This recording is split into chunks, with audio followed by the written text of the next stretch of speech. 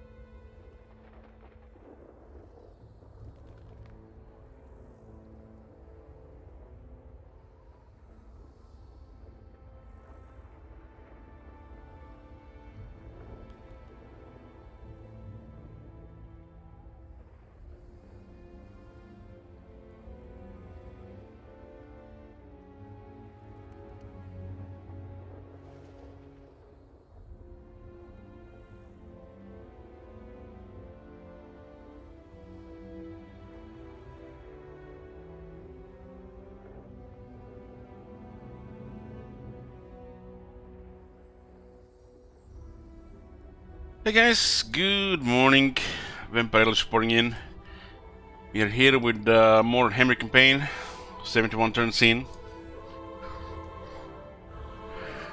Early game just finished, so we'll see what's going on after that.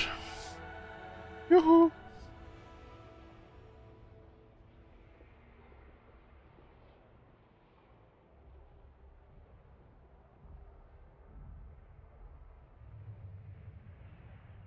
Hello Elish, my favorite world content creator, how is your day? Well, just woke up, played a game of Gwent, checked the mail in WoW, get some breakfast and get a coffee for me.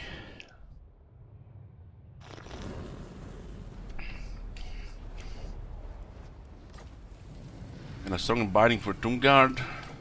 What does a Tomb Guard even look like right now? We have a rank 9 halberds here. 92 armor. It's currently event still, I think. Yeah, 7 more turns. 79 melee defense. And this health pretty much is much higher because of Realm Souls and the Restless Dead. This is 2 Restless Dead, 4, and this is 6.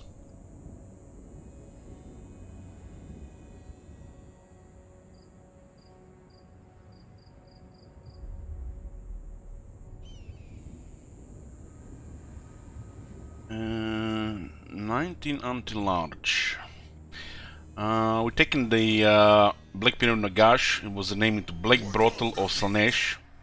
I don't know if I would go in a place called Black Brothel. Doesn't matter whose it is. This is what we control right now.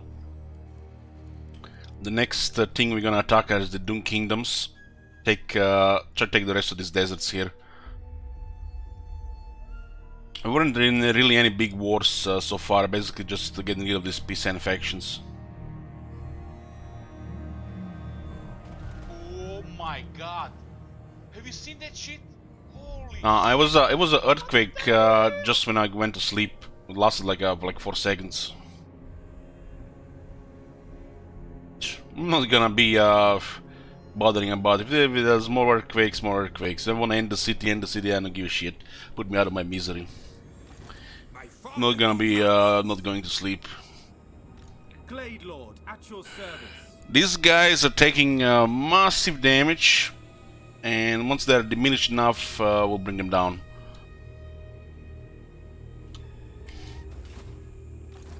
I serve King and Patriarch. Hey, John Flip. Yoo-hoo. Lord of the Glade. Okay. Cetra is unavailable for 2 turns.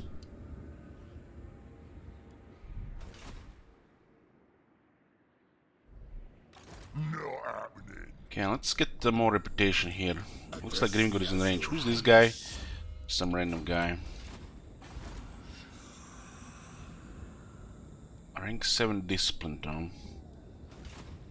Tomb King. Discipline is nice to have. We'll get this discipline guy. My will be done. His will be done. The King Digdag Bro. Yoo-hoo! Speaking of Digdag Bro, hey there. I got coffee too.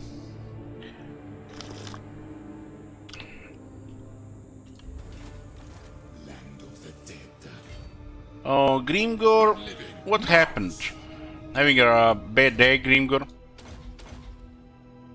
This one will be leading one of the armies as we get more armies. Sunscorched Cons is no brain for the first battle skill. The second battle skill has some options depending what role the army will be in. This one is disciplined, The extra shop could go here, so we'll get the shop to battle skill.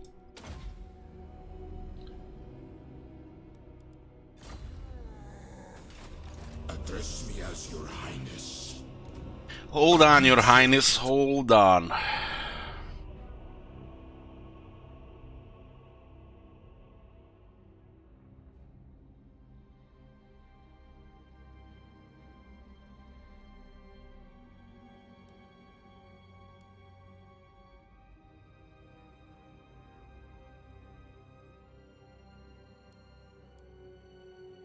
This one is in the chariot army right now. And the Incantation of Vengeance, the Syrian Incantation of Vengeance is not, it's always a good option in the next area. When do we get the next casket? 7 turns, this is gonna be the casket number 4.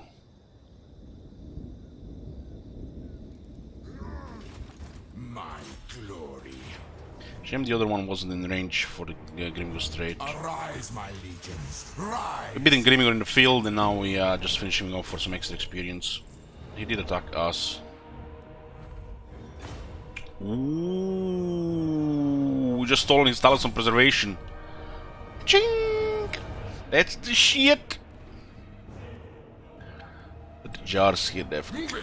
Find my heart. Well, this was like what, second battle against Grimgor when we got his Talisman. Getting an item on Tomb Kings is a big deal. Because they have a low chance of finding magic items. They have no wizards either. For scouting. This is the Chariot King, so we go with Petra the Great Father. Leadership and melee defense for Tomb Guard and Chariots. And also 2 more recruiter ranks for Tomb Princes faction wide. Rank 6 here. Okay, that's fine. Where is Cetra? We gotta. So what's the situation with crafting items? Card obsidian. We're missing exotic animals. Card obsidian wine. Yeah, this one pretty much you have to play a longer campaign to get this one. And missing marble for the amulet.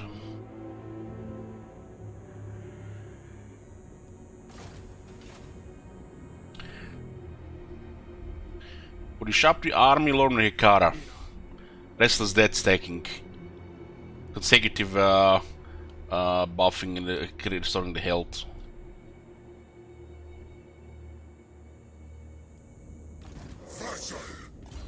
I don't care about other lores here.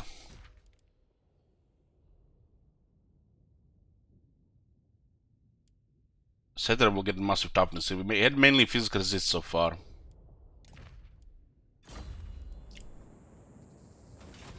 My dynasty reigns supreme. The wizard is already on a Sphinx, so Dawnstone is gonna give him a lot more toughness.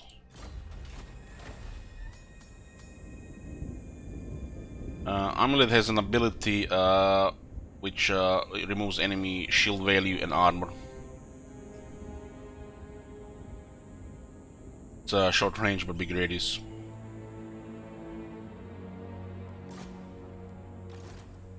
You put that before a chariot charges and the unit will just melt.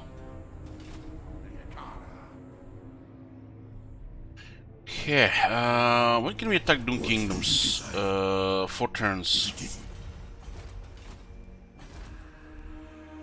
The land of the dead. Open the casket of souls. Let's see their capital, how big it is. If they build any of the pyramids, it's a shame because we're gonna have to destroy them to get a city.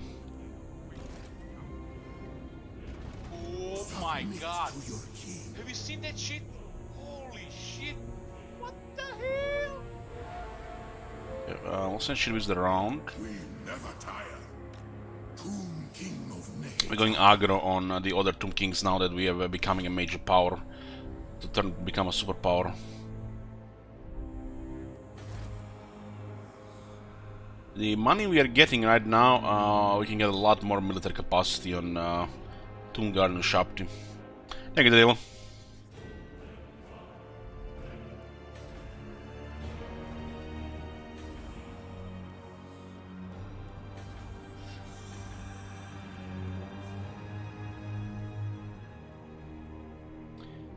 I think these 3 settlements are fine. Although this one doesn't have a resource. So, yeah, we'll just fortify it. It's not really, would be silly to risk it, this location. There's gonna be an army here if it comes to any war, so Quine will be protected.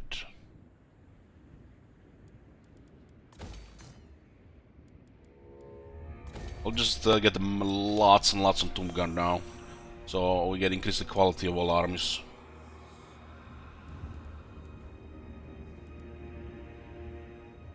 Royal Burial Chamber. We need 3 necrotects here. We have to shuffle a couple of necrotects around. As in, they should be only equipped when we need them. It's 2 necrotects. We have about 7 necrotects. Most of the necrotects you're gonna get is in the Atlan Mountains and in the Channel Valley, because they get when the characters level up in mountains. And that's gonna be enough necrotects for the rest of the campaign. We did got already enough of them in the Atlan Mountains. We don't want to pay the full price for that building, and that building is extremely expensive. So we're gonna lower it if we can. What greatness comes? It looks like they're taking Morkheim now. They might be coming more here. We do have military access with Quick, so we can go in his territory as well. Get some troops here. We need 10 Royal Barracks, so we can drop the global recruitment on the Tumgan Hekara warriors and the skeleton archers to 1 turn. 10 of these, and we're fine from that point on. Quan is here. We have to go through other settlements to get there. 10 of these, and all the global recruitment of these units drops by 1 turn. You only have 10 of these, so it drops on the skeleton and skeleton spearmen warriors. We just want to drop it on the archers, Nikara warriors, and the Tomb Guard, so we can just globally recruit them anywhere with no downtime. Do not challenge me. Move. We'll follow this Nicolander guy, and they're gonna be taking attrition here.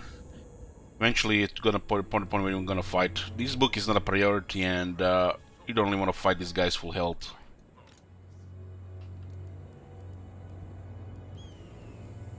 The Shapti army is getting up. Hero situation, we're gonna get another trustworthy Tomb Prince. Find my harem. And we can unlock even more heroes now.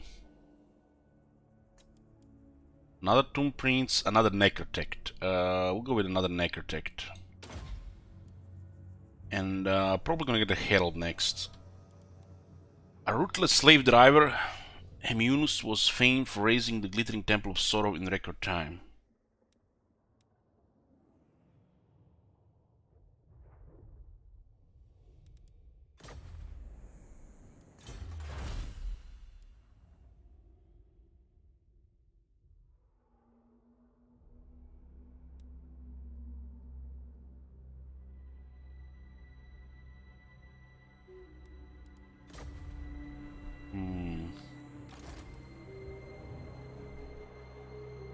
Doom Kingdoms, who they're fighting even?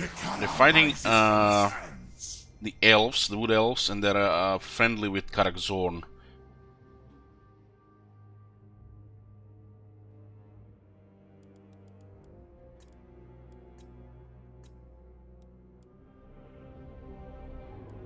Our main trade partner is Clan Morse. They're big enough to get all our trade goods. We have a limited trade goods anyways as Tomb Kings.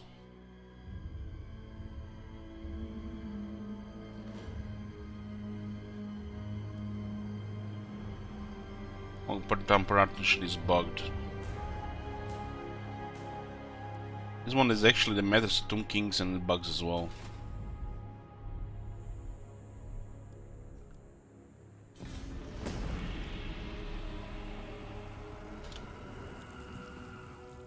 Clan Morris is not having a great time right now. They have been losing settlements to the dwarves. Dwarves have reached a point where they have probably all the higher tier stuff.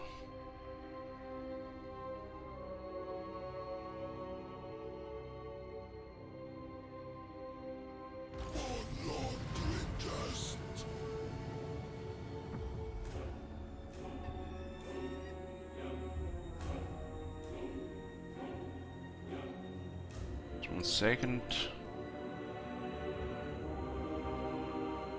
Cetra is desiccated.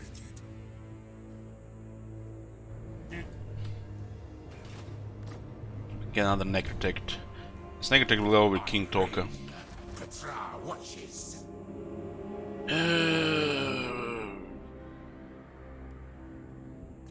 Let's cycle some of them.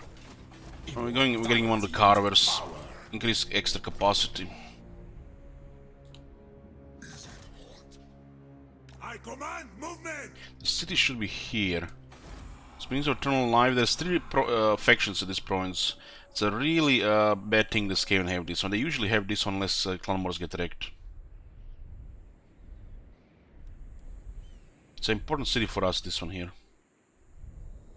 Especially above the short campaign. Priest king of greatest dynasty. Okay, Machu Picchu, we can get this for 2500 instead of 7500.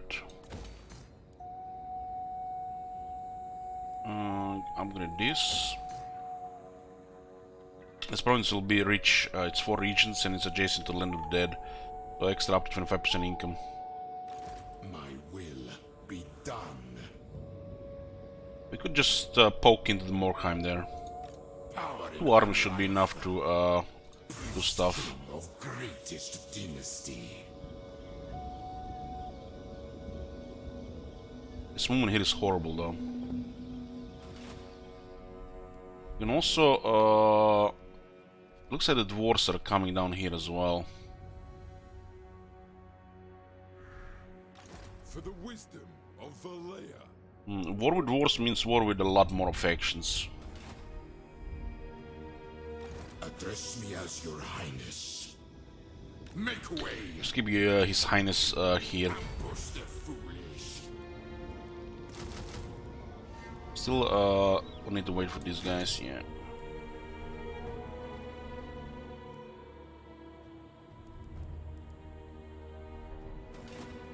Yeah, I have extra shop available again.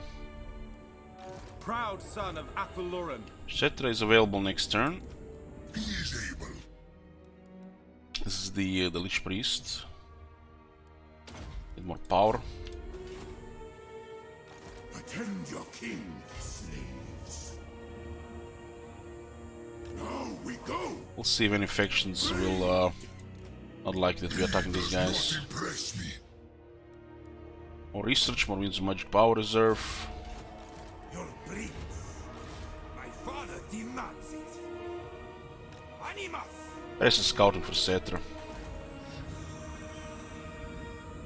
Bolt on Nagash 7400. We could have queued it for less if we kept this other Necrotect in here. Doom prince of the heck. My great works. Land of the dead. This is hitting tier 5 next turn. Priest king of greatest dynasty.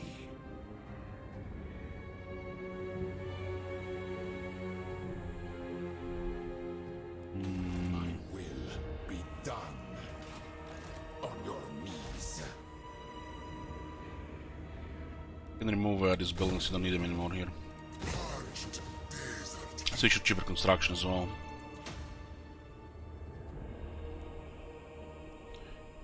Probably best to remove the chariot building, but if the chariot king army gets destroyed, we won't be able to get the chariot, so we have to keep the chariot building somewhere. Arlington could be a good location to keep the chariot building. This kind of chariot building is wasted to be in Khemri, since there are options for tier 5 stuff. There is also the Great Pyramid of Cetra. We just need 1 chariot building, just 1, in case we lose chariots, so we can get the chariots back. With the chariot king and Cetra's skill, you only really need just 1 of these buildings. The only benefit of building more is to get more Screaming Skull catapults, but getting tier 3 here to just get additional catapult is not worth it. If there were 2, that would be worth it. So we'll get rid of the chariot building in the capital and build the chariot building in Arlington. It's close to Land of Dead, so we can either use it global to recruit, or we can recruit in Lovrenets, and between Arlington and Lovrenets, like in the border here, we can get whatever we need. This is a good distance here for recruitment. There is a slot available here. Instead of another royal barracks, I'll just get a chariot building here.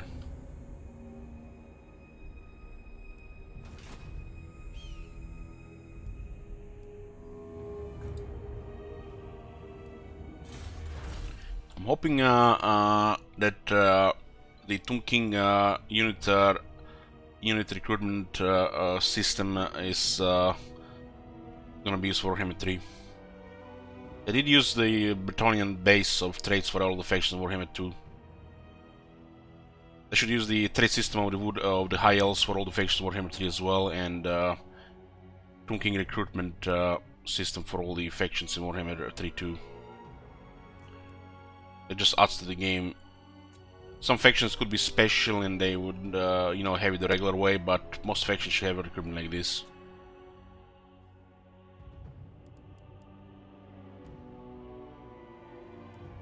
Herald of Joff, Frenzy for the Ushabti. Let's get it first. The Ushabti of Joff's messengers fought with legendary zeal even as the odds against them grew. So we keep that Herald, which is a follower on the Ushabti King, and every Ushabti in the army gets Frenzy. This Ushabti army is on a lore that still is building up, and Ushabti need experience, so we need some easy battles to get things going. We're still missing a couple of things. We don't even have the technology yet.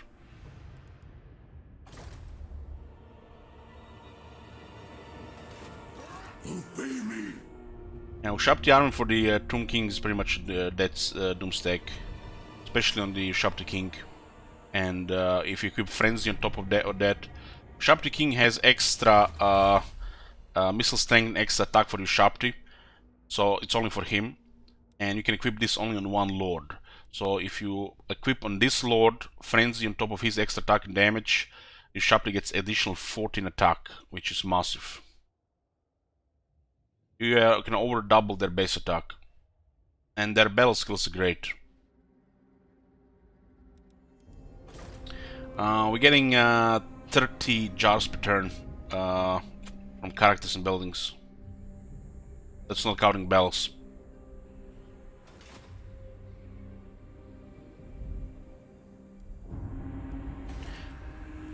Depending on what rate we expand, we should be able to build everything with this money.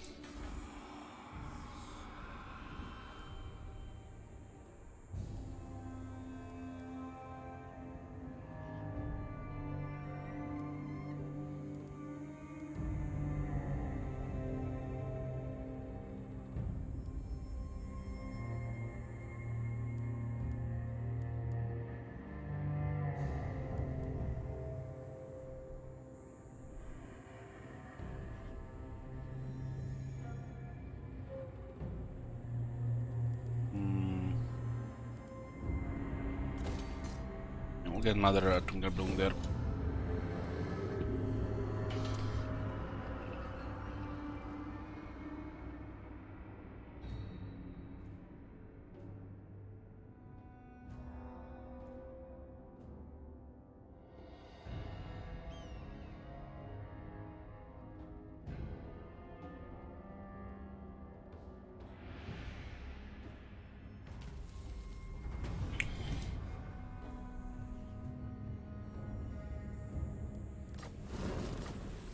Herald of Joff. My dynasty. So this will grant the whole army to Frenzy for the Ushabti. So every Ushabti in the army gets Frenzy on top of extra 6 attack from the Lord itself. And then you get another 5 attack, 5 defense, 8 attack, 8 defense. And weapon strength, magic resistance. on top of their experience.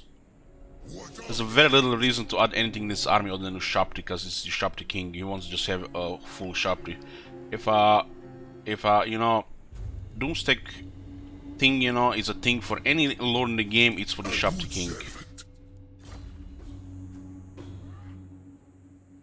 We recruited 2 Bone Giants because we didn't had all the Ushapti available while we were recruiting, queuing them. It's a waste to disband them. We can just send them to another army.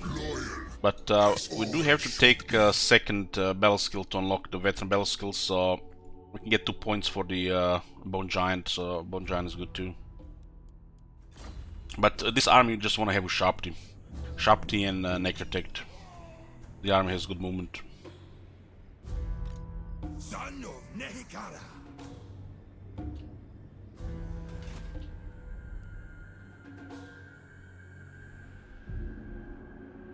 See, father, I command. So Kasabar is not fortified. Legions, move. There's a pyramid there, hopefully we keep it. We are sneaking to attack Kasabar when the peace treaty expires. How many turns is that? Welcome. 2 turns, okay. We'll be make a surprise attack on Kasabar, and then we'll dismantle the rest of the faction. Son of Nehikara. Highborn. King of kings.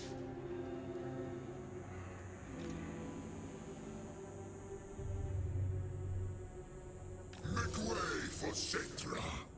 I'll attack this army as well, not Glade diminished. Lord, at your service. We're in no rush for ending him here. Well, we just missed the construction costs, huh? It doesn't matter if we build it now or I guess 4. As we should have kept the setter to build that there. Now it's 1500 more costly. We'll wait for Geheb anyways for that. 10 turns. We do the Great Incantation to Horde and Incantation to Geheb. Well, make sure that there's one right every 5 turns. Only slaves worry about heat. Land of the We're becoming very scared now. We are reach rank 6.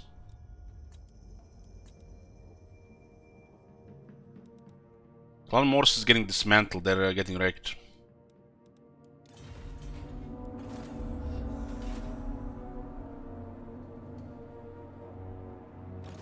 Undying Prince.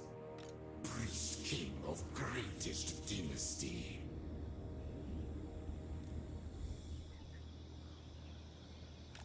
Submit.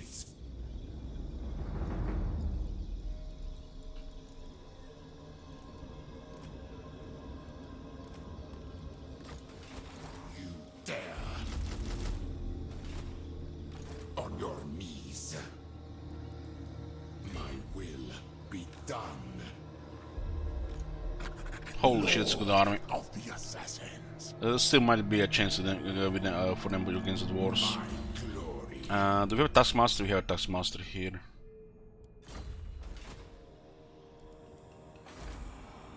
Okay, Arlington gets the chariot building.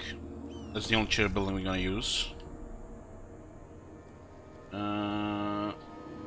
This is the Ushapti building.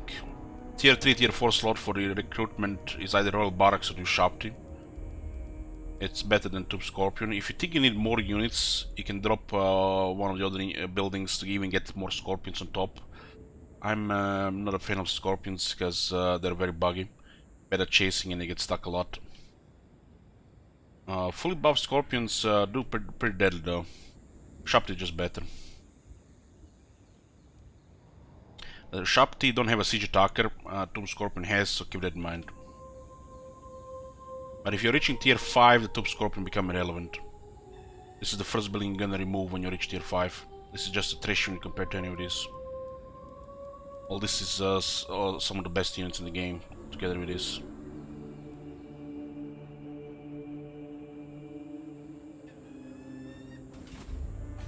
It's still doesn't matter. We're reaching tier 5, and Tomb Scorpions are becoming history.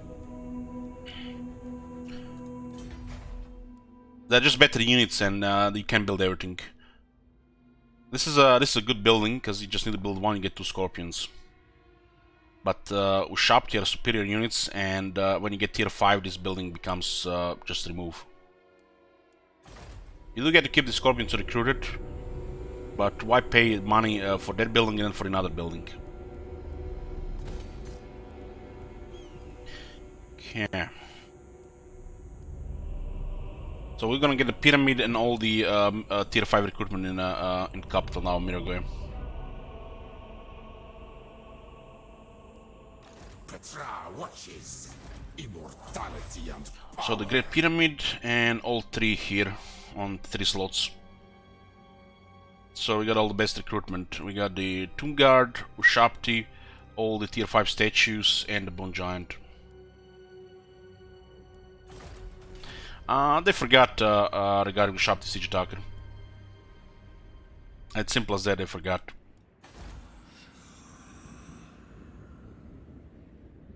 The Necrotects are pretty much gonna be adding extra hero titans. So it's every army that has a Lich Priest gets a hero titan. Some of the armies might get 2.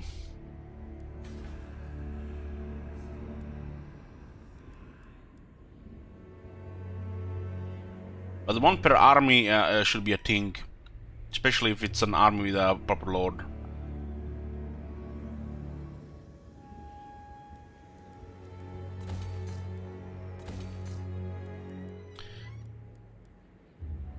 Just have to be careful we don't expand too fast, because we won't be able to keep up with construction.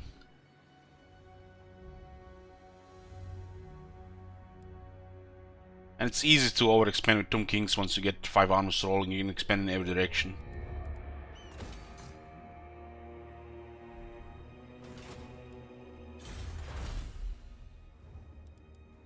Clothed in the Divine, trinkets and ritual masks bearing Petra's sigil are bestowed upon your stone guardians, making them fight all the harder. 5 attack, 5 defense, 10% weapon strength, and little time reduction for the sharp units. This is all on a single technology. This is 2 technologies in 1. And then you compare to this to the technologies of the Vampire Counts, and you cry. Or the Warriors of Chaos. This is 2 technologies in a single technology. Where is a technology like this for the Crypt Horrors? Hex Raids. They get bare bones, 1 buff, not even 2 lines of text.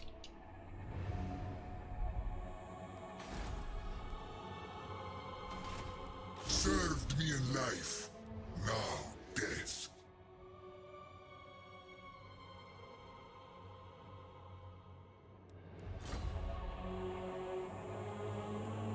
He will serve.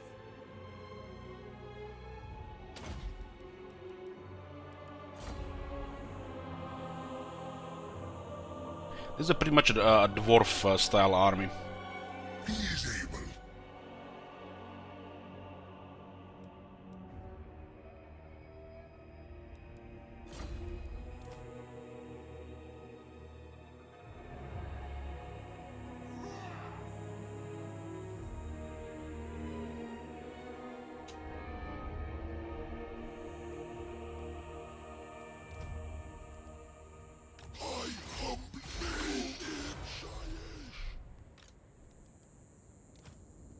I move, slave in Shaish. Address me as your highness. See, Father, I command My will be done. the greatest. Okay. We're gonna make a move on this army here, and we're making a move on Doom Kingdoms. We are also building up at the same time because it's becoming 23 settlements. We'll be taking as much of the desert as we can. I'm not sure what's gonna be happening with Clan Morse and the dwarves, but I feel like war with the dwarves might happen.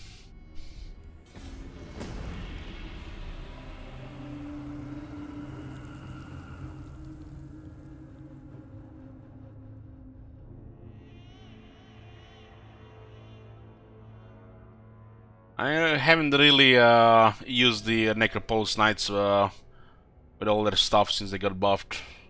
But they have a shitty building, so it's a shitty unit. Simple as that. That's how the campaign works. It's like, let's not fool anybody. Shitty building, shitty unit.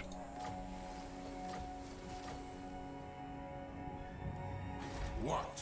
This building is garbage. So the units are garbage. That's how the campaign works. Nekara rises from the sands. I deem If we can sneak attack Casa Bar, it's this effect will just melt. next sovereign. Listen. These guys have 2 armies. That's actually a lot of wood elves here. We will see our homeland persist through all the coming ages of the world. They have no resource. This could be a faction for trade agreement.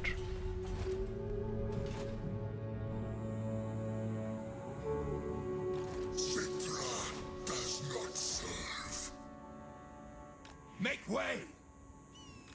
Bow before your king. Speak briefly, then remove your... King of kings.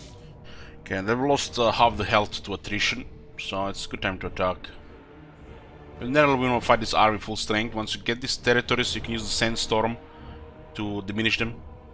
If they have a really good book, you might want to consider attacking them early, but it's not recommended. The books are distraction for most part. Glory for Khemri. Only really go for the books if you're gonna play a bow shot campaign victory. Defeat is impossible.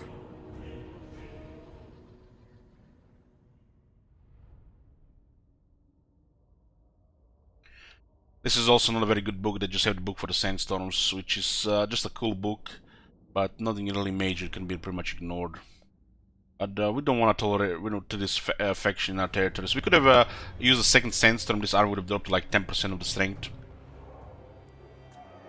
and just click them later on.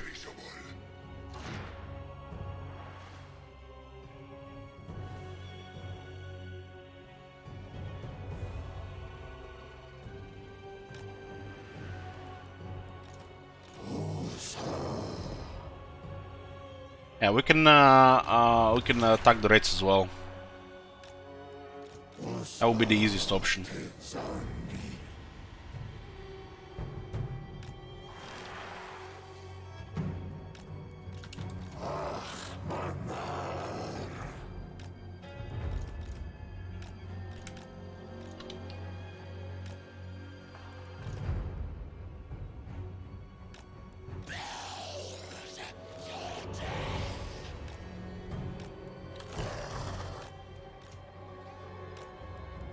Citra the imperishable. The dead do not rest. Citra the imperishable.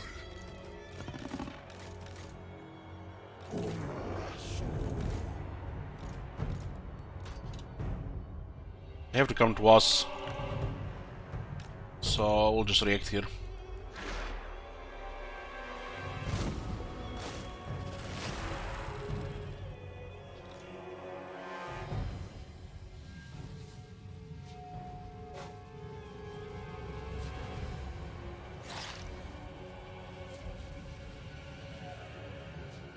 Offense and center is just ridiculous.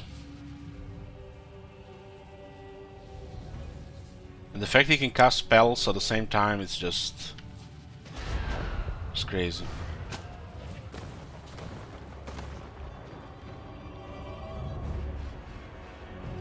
Citra rules.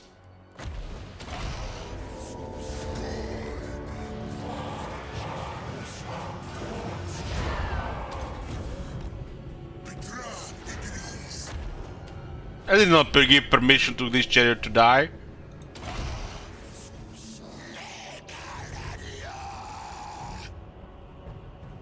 It's bugged.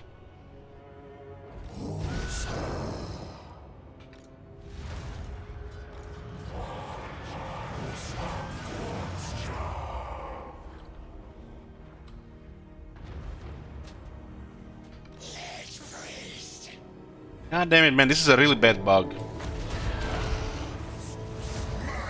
It's not healing. The unit is glitched.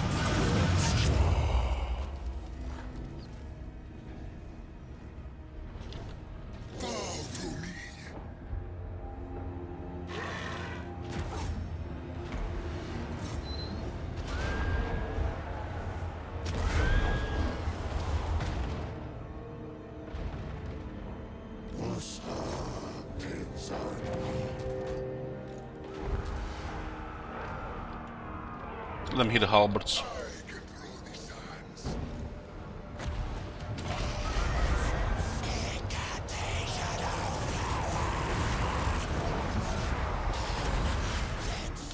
Let's go kill that peasant there.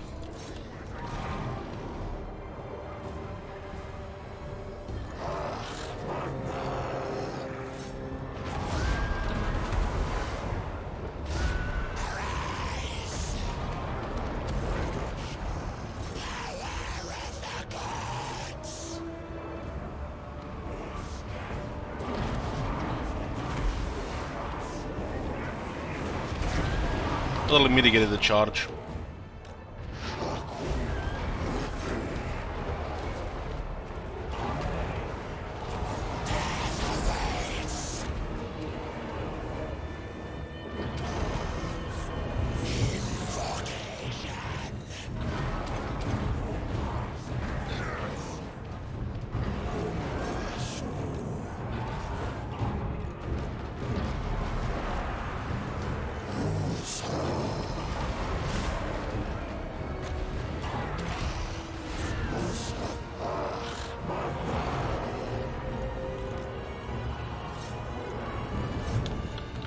Forward! Bring my chariot! Yes! Great king!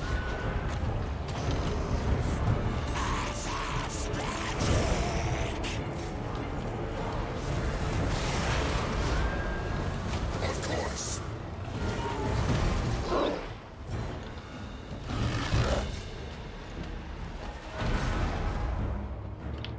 Metrope!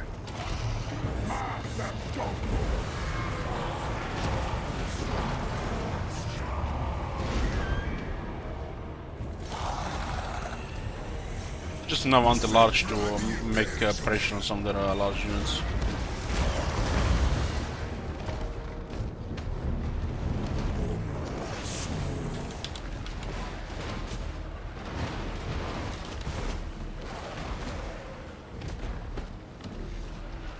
Your king orders done!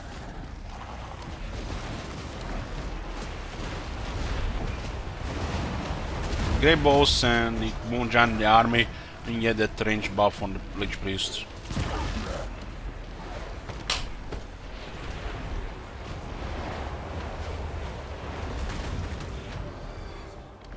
Mightiest of kings!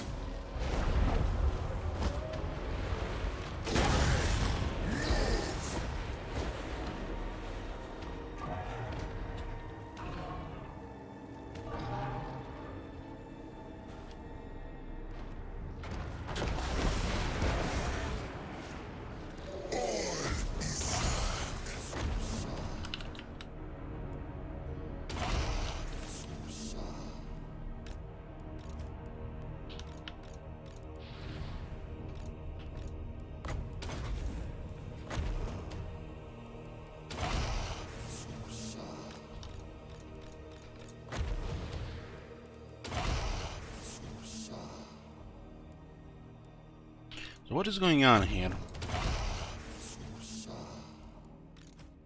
This unit has bugged, is not healing for some reason. Sectra the imperishable! This is a new bug to me. It has something with the graphical glitch.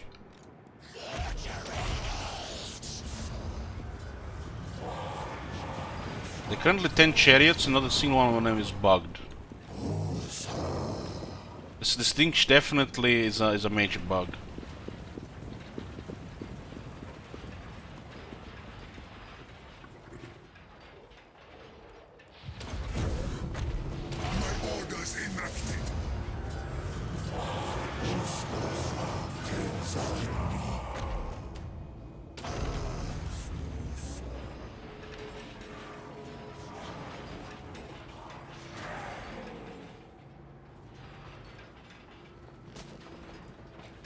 Please, yeah, what the fuck? Look at this.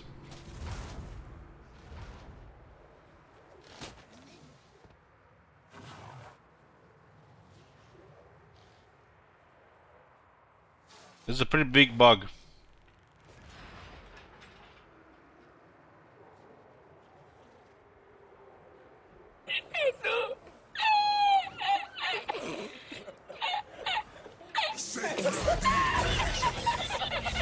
They're not healing anymore at that point.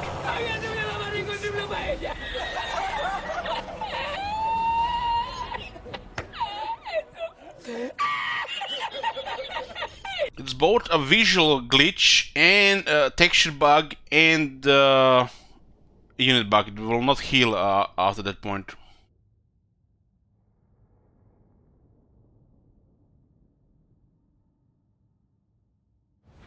I don't remember this being an issue in the past. Or at least it was much lower occurrence.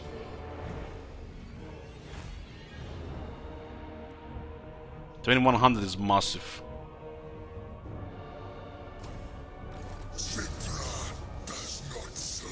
So we have acquired the third book of Nagash. It says here, Nagash then constructed the vast black pyramid to harness and channel the winds of magic. Upon its completion, Nagash felt his powers grow tenfold.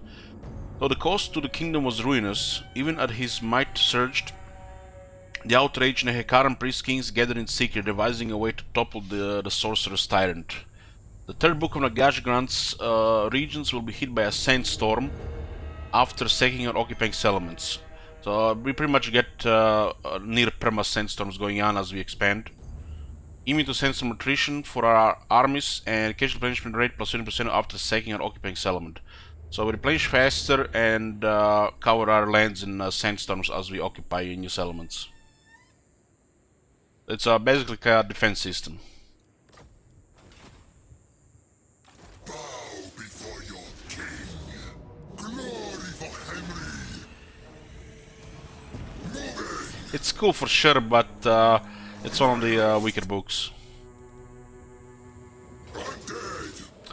It's situational how useful that sandstorm is going to be.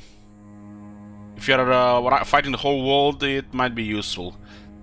But the attrition, you know, is not that high, considering your armies will be moving in every direction.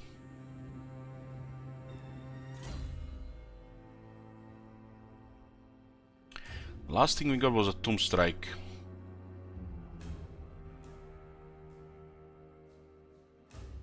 Cedar is already pretty crazy in offense here.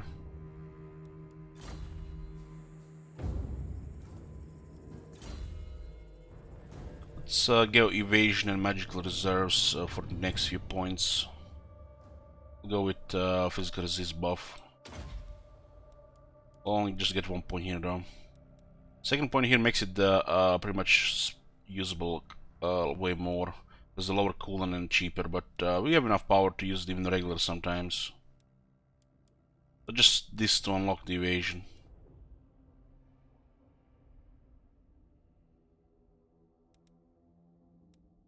I'm thinking actually 2 points in Neru's Incantational Protection might be better than 2 points in the Osirian's Incantational Vengeance, since this one is very cheap for more Restless Dead and more toughness for the army.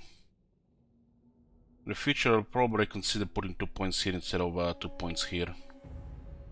This does help with killing the enemy army faster though.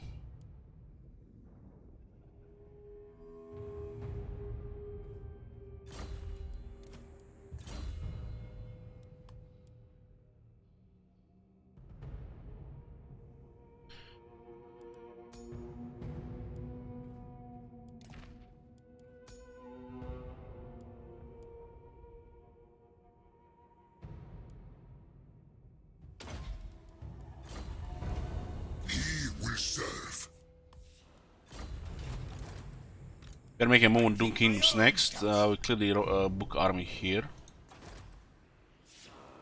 Next book is in Lamia, and it's a good one, very good one.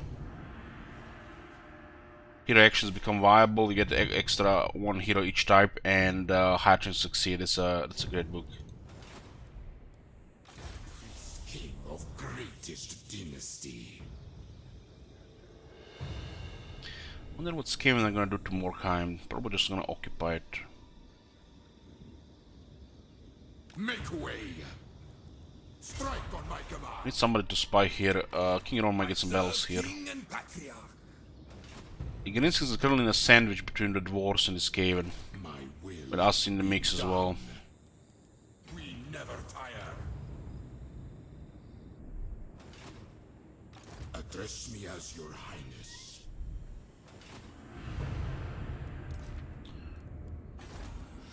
At this point we'll turn on the building upgrade available and see what we have available.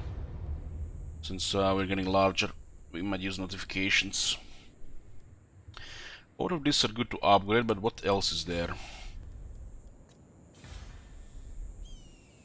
Okay.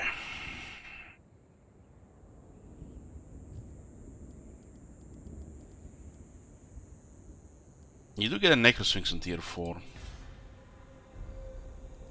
You have all proclamations right now. Infantry chariots. Infrastructure buildings. Just the actual defensive and civilian estate. And construct buildings.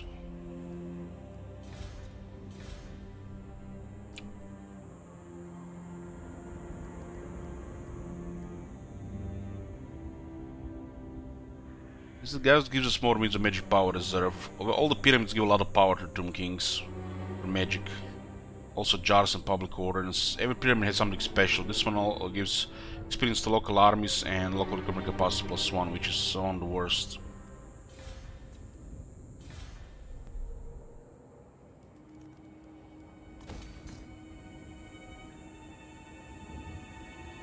Public order value. Public order buildings have lost all value since Cetra has all the bonuses we need, and this is how the new public order system works. We don't really need these buildings anymore.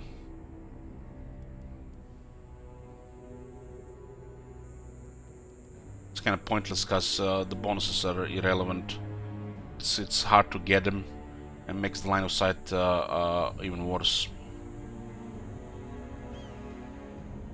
So just taking our slots for the sake of more line of sight.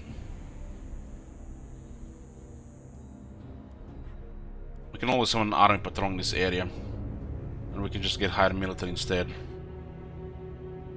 Now we can cover probably most of the armies with quality units, but as we get more armies, we're gonna need more quality units. And this 5 from character. 7 from building.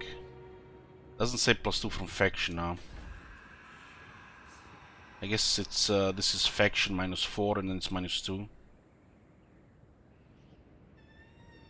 Yeah, this new system is massive oversight, really. The fact that it lowers public order and doesn't provide good bonuses and it's attached to the line of sight, it's just makes you want to ignore parts of the game, and the only thing you don't get is rebellions. So they lower the abuse of rebellion farming, while pretty much diminished a big part of the campaign stuff for the settlements. It makes no sense either. This is almost like it's some kind of balance change for a multiplayer game, because the public order changing and trying to get closer to 0 all the time, it makes no sense. Even in a full build-up cities. If the bonuses were good and not attached to the line of sight, might be actually a thing. This will just look horrible for some factions. So they basically just it exists here to fight the abuse that doesn't benefit the player in any way, other than lower tediousness of rebellions.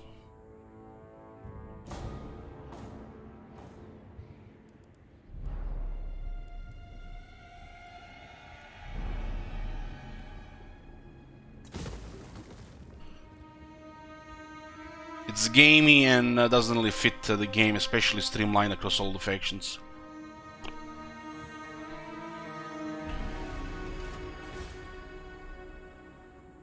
It is a good and a terrible thing at the same time.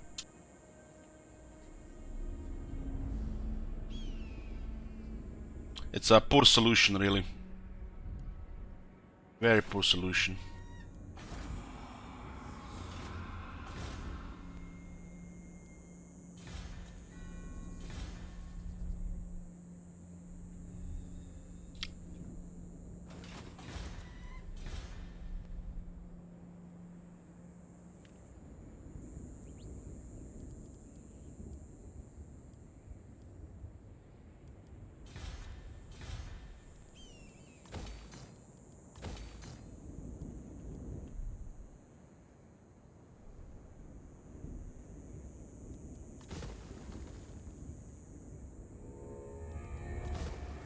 Shadow will be passing through this area, just have to remember.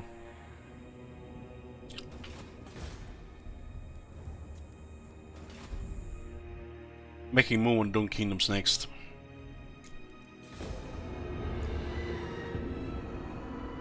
Even Petra gave me his sword.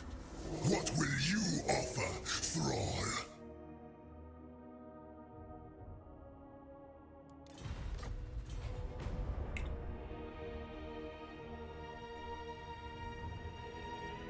The public order penalty that raises with positive, it's the numbers makes no sense.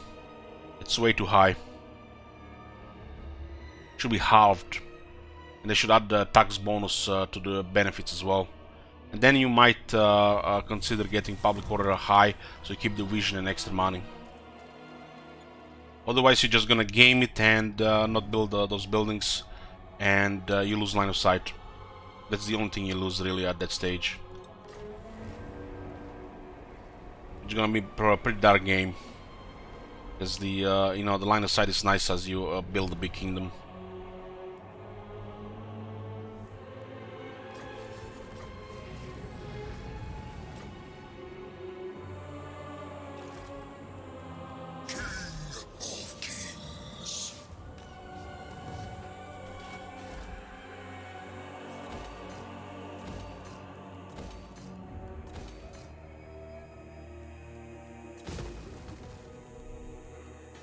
My glory. Arise, legions. Ever watchful. Doom prince of the Hekara. Karak zone has been encountered. Do they have been on one city this whole time? It's really strange. The clan Morse ignored them. Really strange. Looks like clan Morse is getting wrecked by the dwarves. It's perfect time to betray them, attack them, and become good friends with dwarves. Easy game, easy life.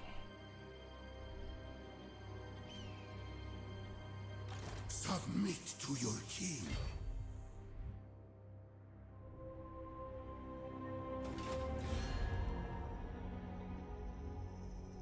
To war! Quick!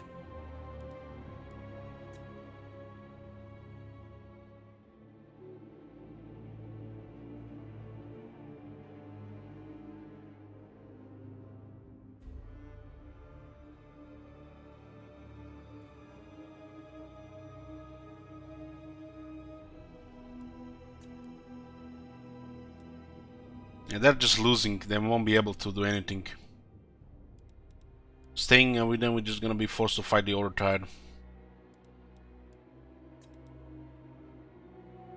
We drop our diplomacy with Clan Morse. We can easily start diplomacy with Karak.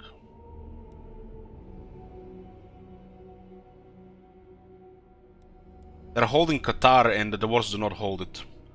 So that's the main reason to attack them. The city here.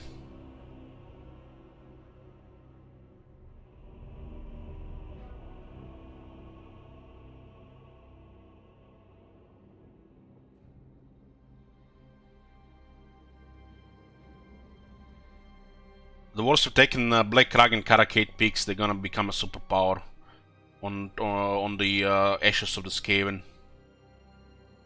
On the ruins of the Skaven, pretty much.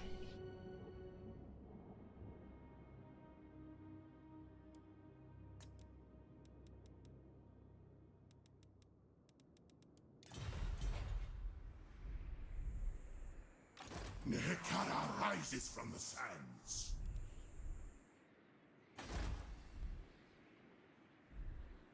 Tomb prince of the Heka. The Lich priests whispered to me that We'll be friendly with this Wood Elves for now. The territory sucks anyways. Glade, we will see our homeland persist through all the There's no coming resource ages of there the either. world. This should be a resource here. But it's, you know, rocket science.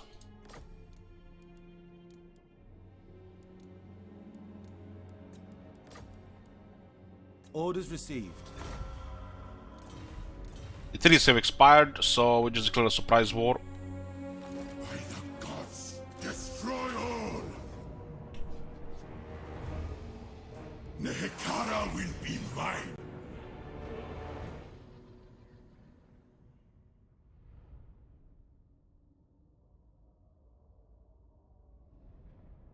You want me to kill the dwarves, Pinocchio? You hate him that much? Tomb King.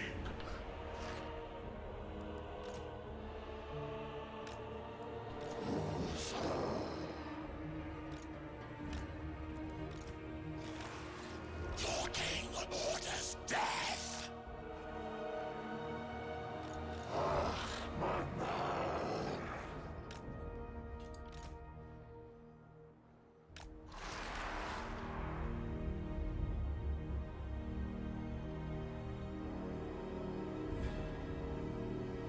Tomb King. Lord of Nehekara.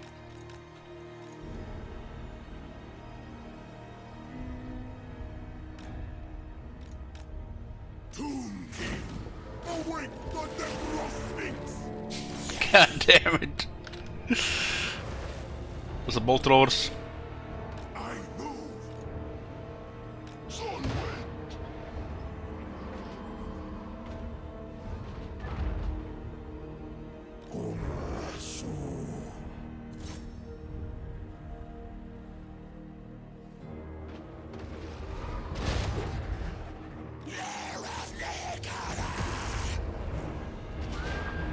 Tomb King. God damn, the Tomb King on Khemri Warswing is so good.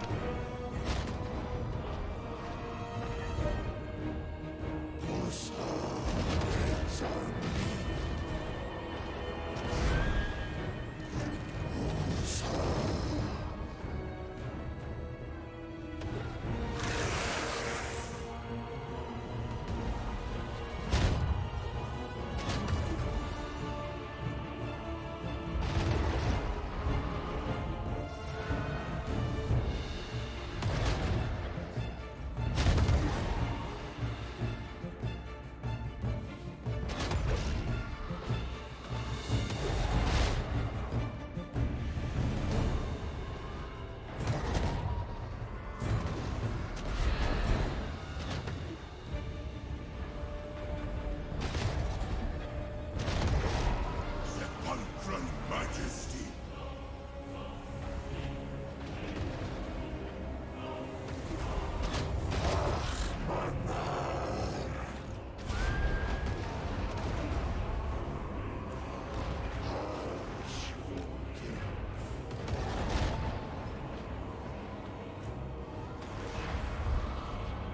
Tomb King.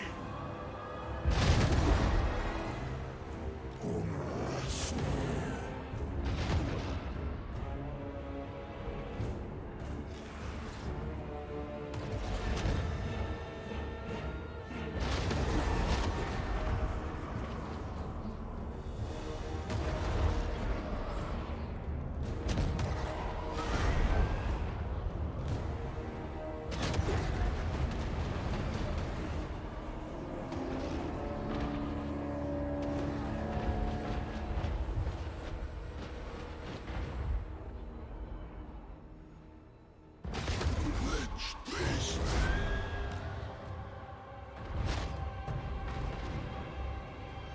Rise, my statues!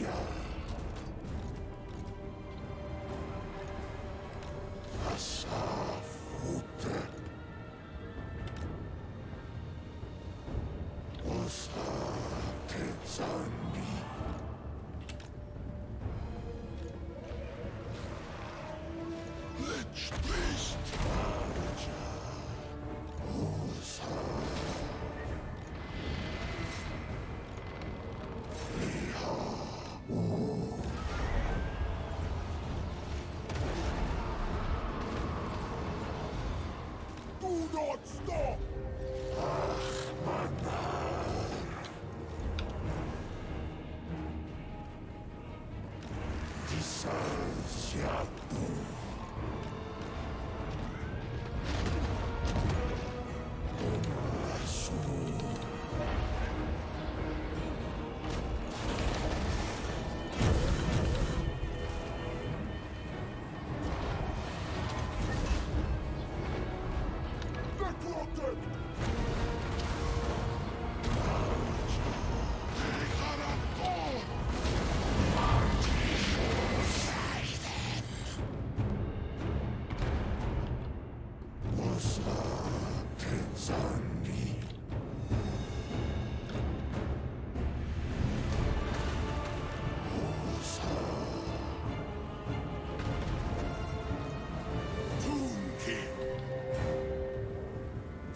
Onward, legions!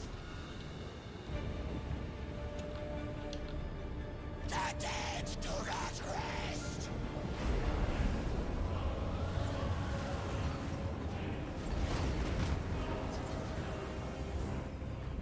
Tomb King!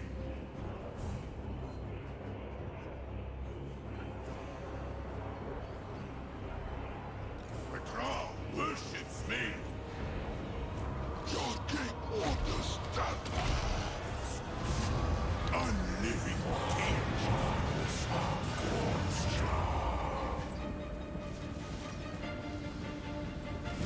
Just love how deadly their archers are compared to the player archers.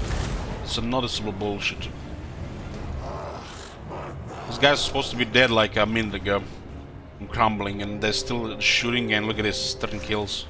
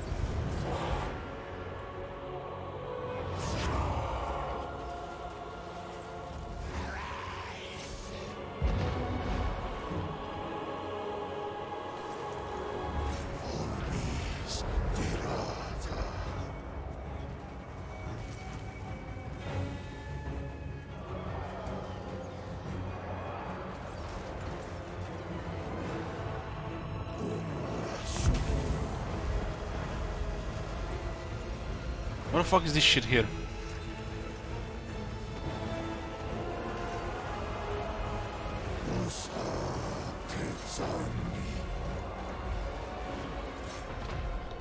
I shall feel power of the gods!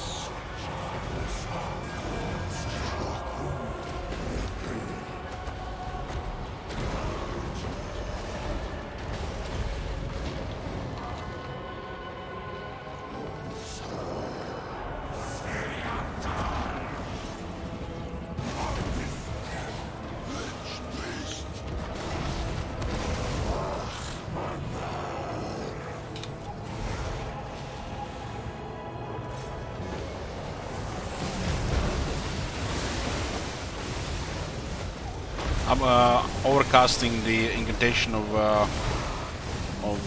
dropping the Crisp Blades on the snakes. It's very good. It's getting good onto large.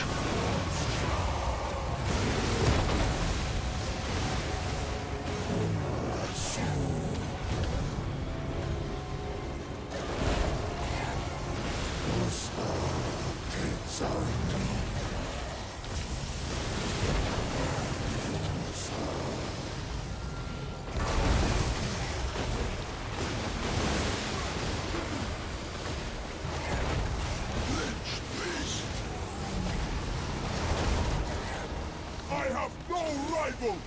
Soul Wind!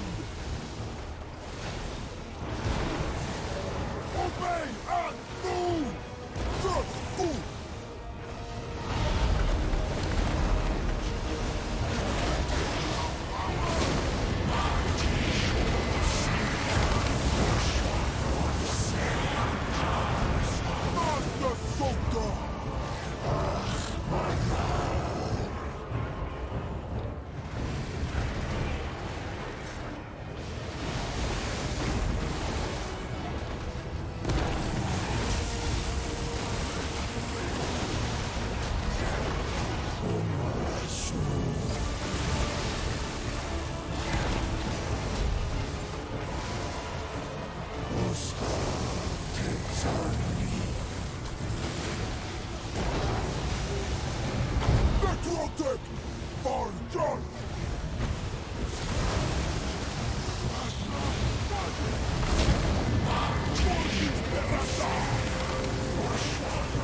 Mira! Over sun!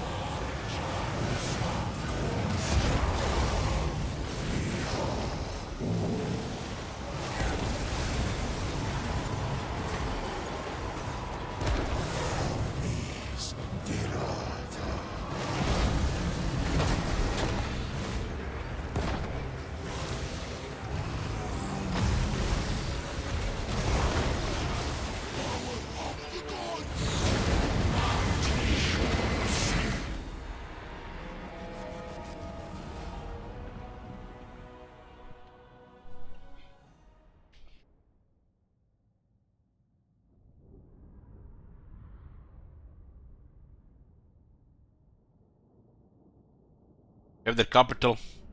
Hopefully we keep the pyramid.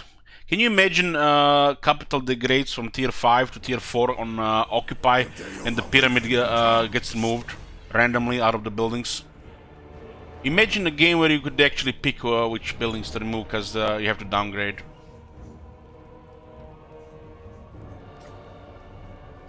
My new city. So this is the book effect, the Storm of Necromancy. Uttering the dark litanies contained with the third book of Nagash has caused a furious swirling sandstorm to come into existence. Now it threatens to consume all in its path. Even the Lich Priest's death magic cannot hold back the savagery of the elements this time. How long does this last again? Doesn't actually say. Maybe it's like 1 or 2 turns. 1 turn.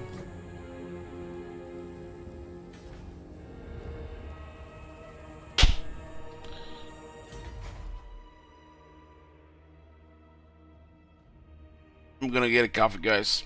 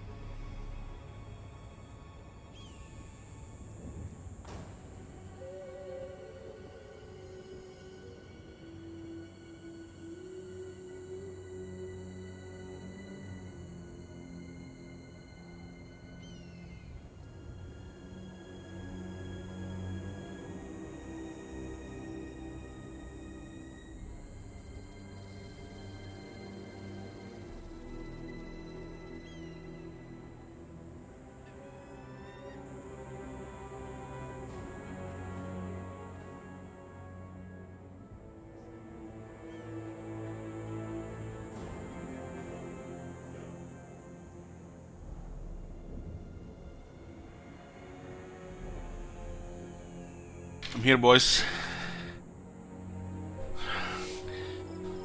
I got a stout, dark and smooth with notes of coffee and chocolate. That's coffee, right?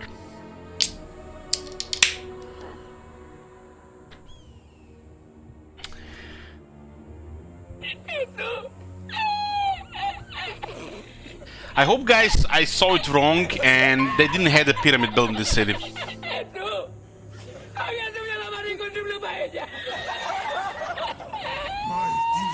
dynasty reigns supreme.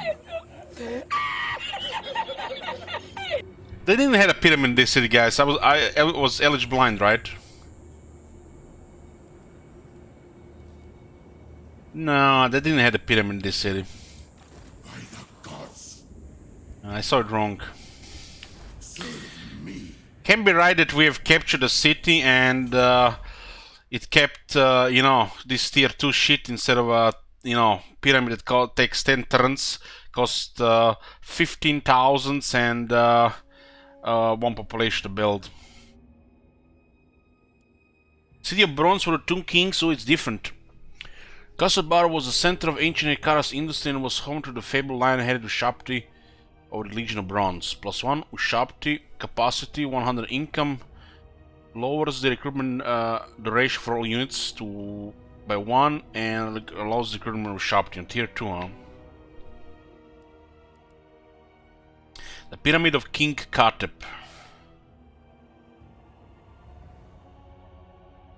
This one is actually good because this lowers the construction time and construction cost of all buildings. This is a good pyramid.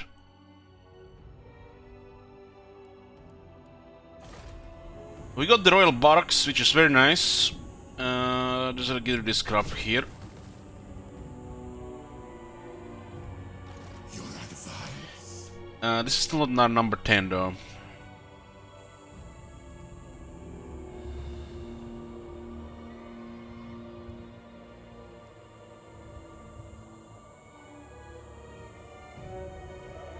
He is able.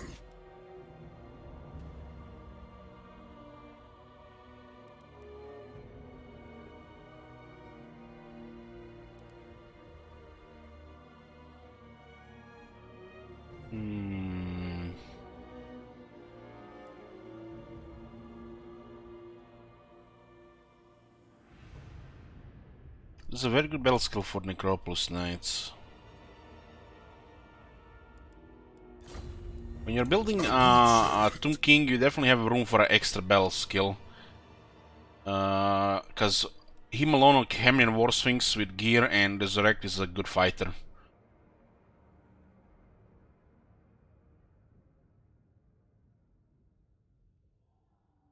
Or you can just go get campaign skills as well, but I'm not that big on the campaign skills on Tomb Kings.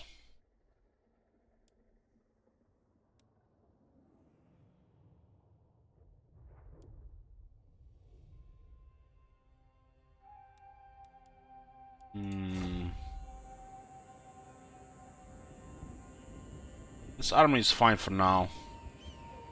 And we don't have the tier 5 stuff unlocked yet. Served me in life. Now death. Can't go wrong with Turn Madness. It's 10 charge and 7 physical resist. No, charge bonuses make for a single entity, but 7% physical resist on a melee expert is great.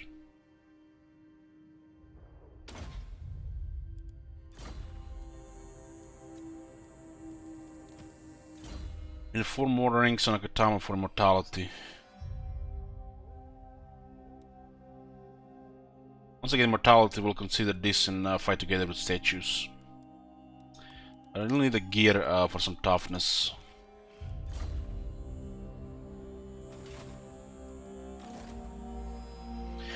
The Necropolis Knights were always usable, fully buffed, but the building is just causing me physical pain, really. The fact that it exists, and building it would just cut my whole body, you know, in several places. You wanna hurt me? I'm not gonna build that shit building. Priest king of greatest dynasty. Summon them. If you use the the incantation occurs by the knights. The knights pretty much can kill any unit. But the building is utter garbage. And I'm not gonna be supporting their start hoarding with building shit buildings. And you shouldn't either. Greatest dynasty. I think we sent Cetra Bow before your king. 16. Should probably send Cetra north now. Start building the Vault of Nagash actually now, since we can lower the construction cost. This thing takes a lot of turn to build, and it's very powerful. Turns return madness or any physical resistance into ward save because of extra magic resistance. Unless the enemy has special properties like removing magic resistance. You could totally get 25% faster construction time here. Pyramid Castle Bar lowers it by another 20%. And you can get 2-tap for around 35%, build the pyramids in a few turns.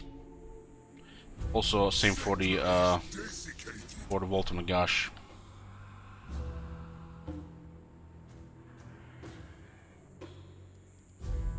We'll get extra growth here, because this is only one tier 5.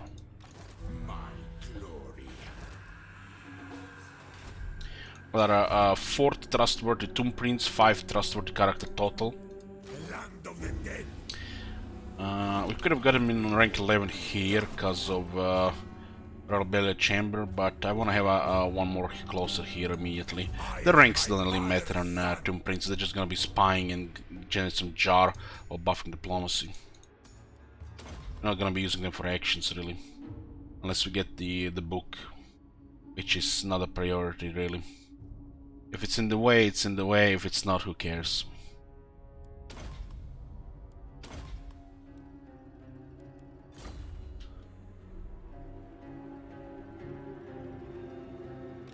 The land of the dead. Attend your king, slave. There is one prince What, father? and one lich priest available for rename if somebody wants a name. Legions rise.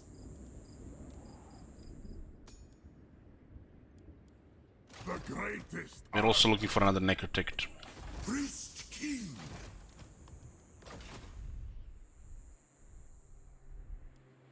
Address me as your highness.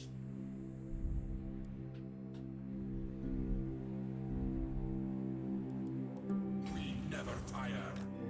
Send the Sharp King south. Let's get the Herald of Mahrak for Cetra.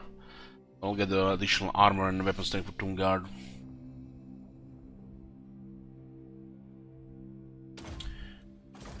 So, Khemri is here, our capital, which can then called Miragoy, graveyard in Zagreb, or cemetery. We have one province here, 2, 3. I think we will need to go here, or here, or here to get a campaigner.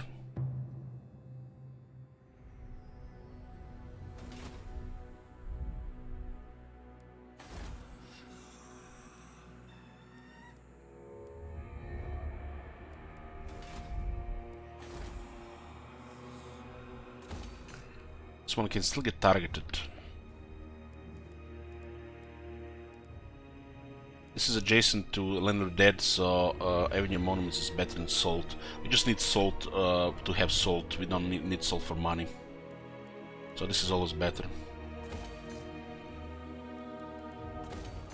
We get also income buffs on top of that.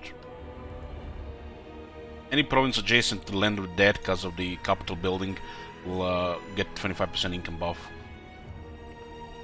And we have also a commandment for more income as well. Address me as your highness. Land of the dead. Advance! Arcane winds under control. Arise, my legions. Rise! Let's see what we got here. Magic resistance, magic resistance, magic resistance, banner, let's go! Fucking crap. Take it all. All shall perish. Doesn't say how long does this last. Is it like 1 turn, 2 turns? Maybe just 1 turn and it stacks out turn after turn. The cultists of Syrian Seeds of Corruption here. Greatness comes. It should be on every one on every king, since also Lord's Wound recover time. The armies are somewhat expendable, but we don't want to lose any army until everybody's immortal in the army. So a little bit of luck required. This is the Chariot King. We sent to get veteran chariots. Dune Rider gives armor, attack, and physical resistance to the chariots. This is pretty much the only army other than Seta that will have some chariots, unless you have some extra slots for chariots, and we need like fill some damage dealers in other armies. For this you only need 1 chariot building. The king himself increases the capacity on the chariots, and the Cetra increases capacity on the chariots. So you just want 1 chariot building and not build any more. Unless you really like the artillery and you want to get more Scream Skull catapults. Servants. He will serve. Do we need a point of replenishment here? It feels like it's fine in the city. We do get the replenishment buff. 10 turns? The fuck? Was this always 10 turns? I think it was always 10 turns.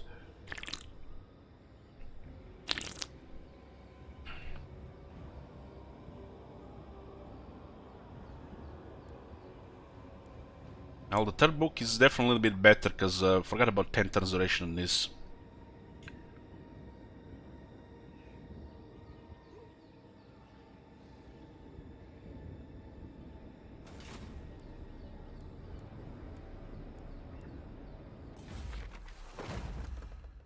So it's 5 turns every time you occupy a settlement. Find my harem. So we don't need replenish troops here. Just go for Arcane Conduit first. All these spells you unlock here are usable, so you kind of want to get all of them. I reign.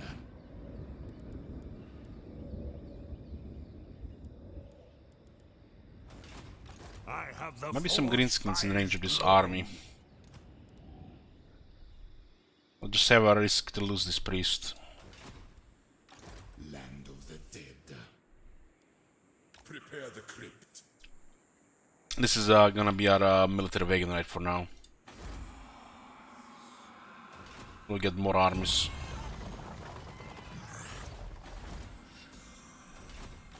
Do not challenge me.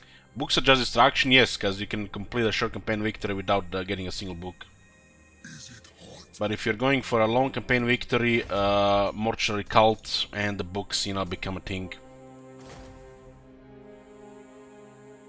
You can finish a campaign in like 60 turns with the Tomb Kings without getting a single book. If you go for a book, you lose 5 turns there at least. So they're just fucking distraction, yeah. I serve king and patriarch.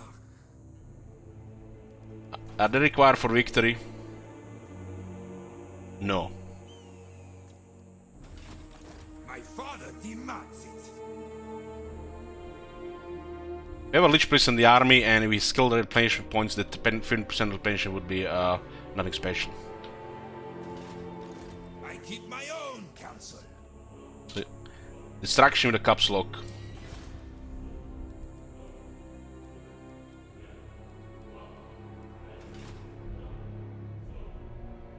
If you would require books for victory, which would make more sense, you would focus on books more.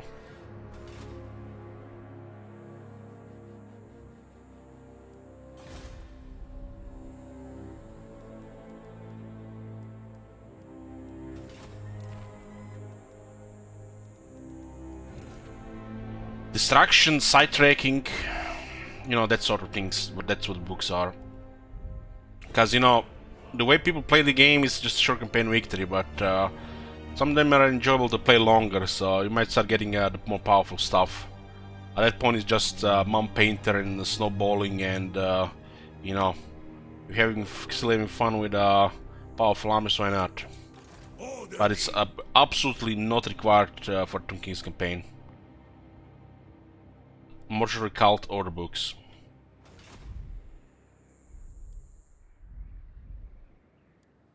Arise, legions. They only become a thing if you go for a long campaign. Oh my god. Have you seen that shit? Books are random at the start of the campaign. What the hell? So they're always the same books, but where they're located is randomized. Hey, Nethog.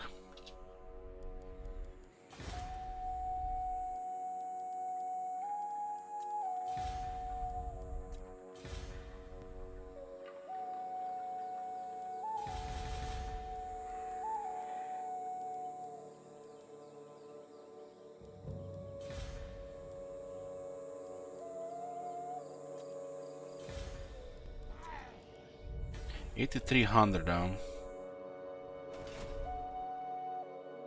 Do not betray your king. Dares.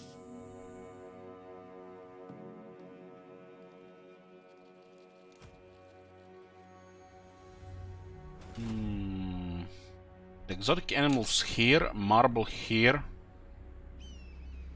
There is scarred obsidian here.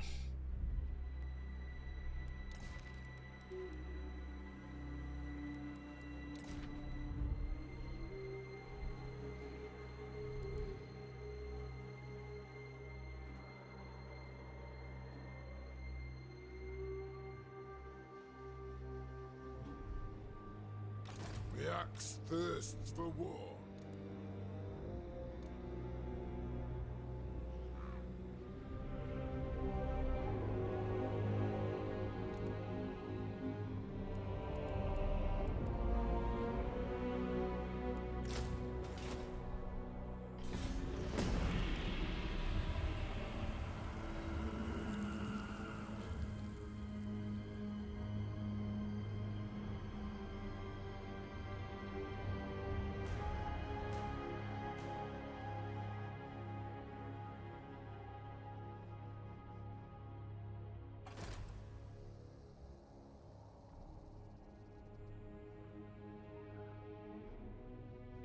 Looks like their armies are on the move.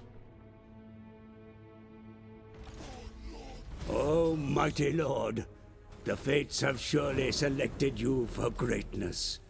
Thanks to my guidance, your tremendous power grows, as if driven by some divine power. Your enemies tremble before you.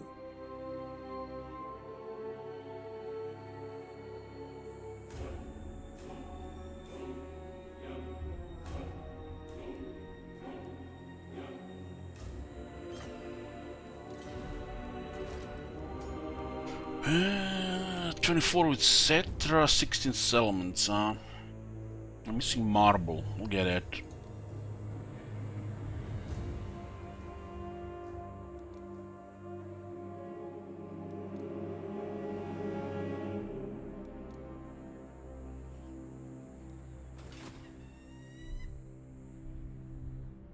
Looks like all their armies are moving towards the city there. They lost the capital, and this army might be too much for them to deal, since it's also not in range. Impress me. Going for easy is better than going for hard. Sometimes these moves from the AI can look like a suicide or could be looking like a good play, but it's entirely random.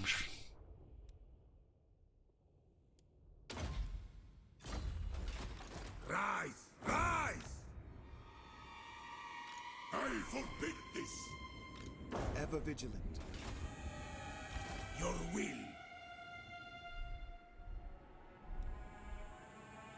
Legions, move! You have been granted access to the halls of Athelloren.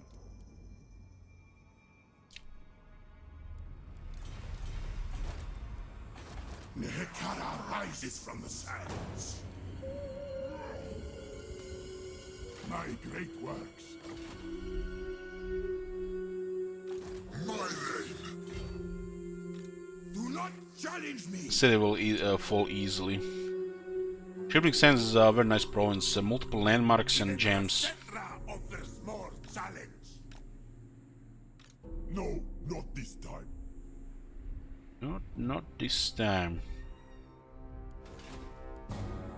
King of Kings. I have Tomb Swarm. Imperishable. There was one follower which activates only with Tomb Kings. Which one was it?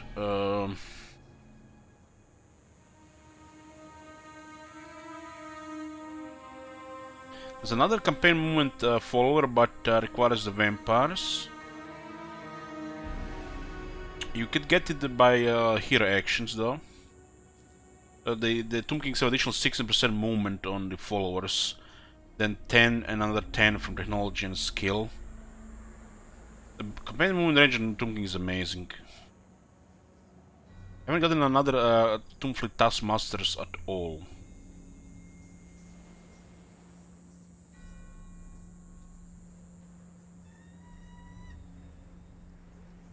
Some of these have questionable chances really to proc. Only slaves worry about heat. So to get a dog-headed sharpty for cheaper rights, we need to lose or draw battles against the Tomb Kings, or complete the battles as defender against Tomb Kings. You can pretty much make free rights if you get those. Those are very inconvenient. So not really worth it, but if you have like a couple of them, it adds up.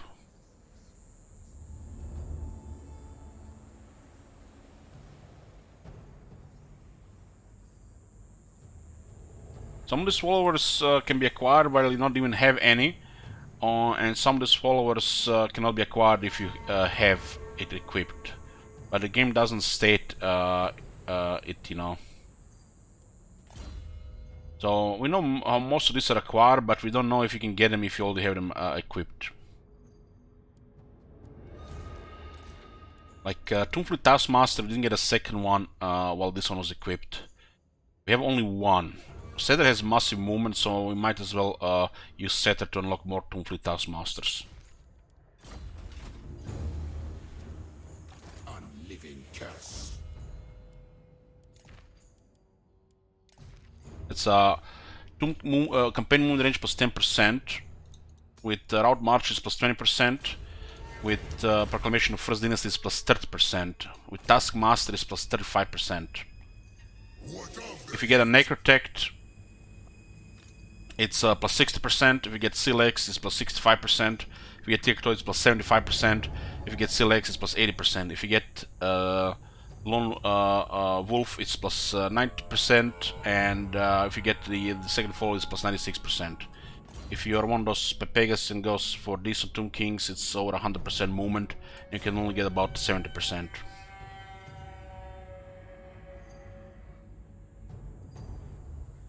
And there is the post-battle options. Basically, the march stance becomes pointless after a certain point.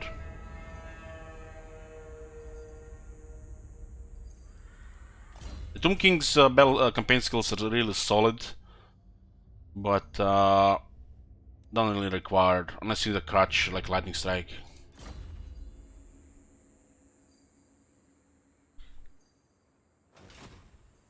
My will be done. Because, you know, getting renowned and feared and affection that has no upkeeps. It's a little bit, you know, just like what? I had some lords in the past with the campaign skills and like them telling you situational Lightning Strike and nothing else. Since there is no upkeep to reduce, the second half don't make no sense in Tomb Kings.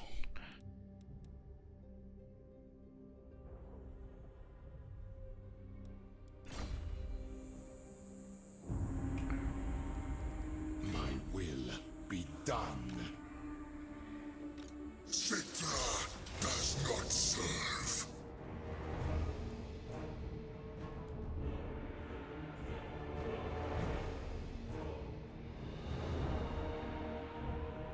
The Banner of Eternal Flame is best on the Kepra Guard and the Skeleton Chariots here. But sometimes you want to put it on our range units. These are basically our snipers.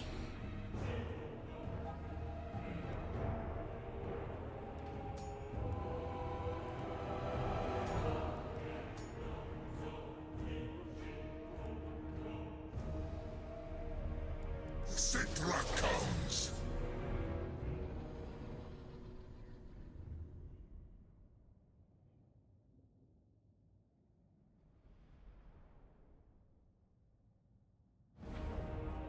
It doesn't activate this turn, Mr. Wonderboy. So we don't have to put immediately. Takes one turn to activate. This is a battle where the enemy is utterly hopeless for them. We're just going with a long line of Tomb Guard here. Heck, even our chariots can dominate their units.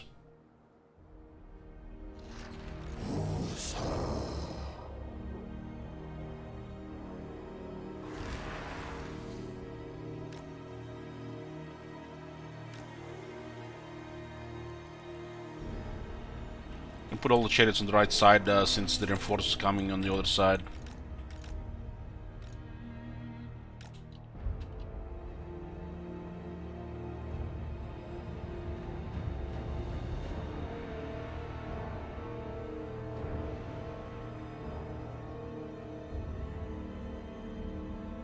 Now the Tomb Kings have low values from the battle loot, so in their case it's not really important. Heck, you benefit more from a higher chance of stealing enemy magic items than anything else. But on other factions, any factions that has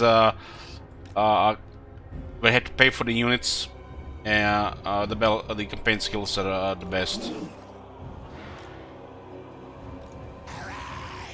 So it's like the Skaven battles campaign skills are an example of ridiculous battles campaign skills.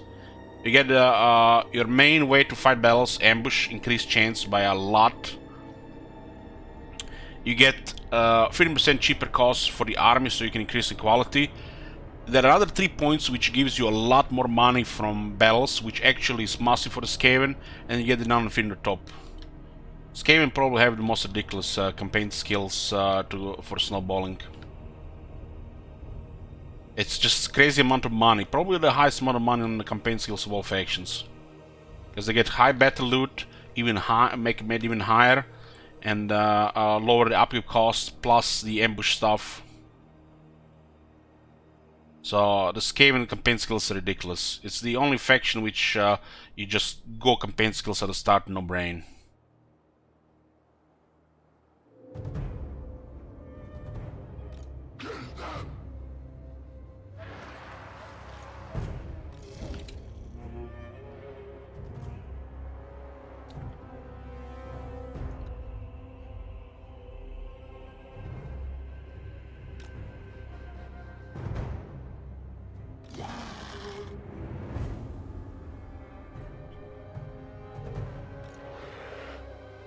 You can play with any skills you want, but don't be fooling yourself, you know, that some of the skills are not just stronger than the others.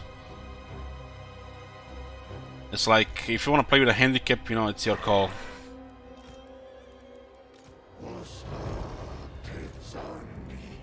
It's like the same people that started with the High King instead of White Dwarf.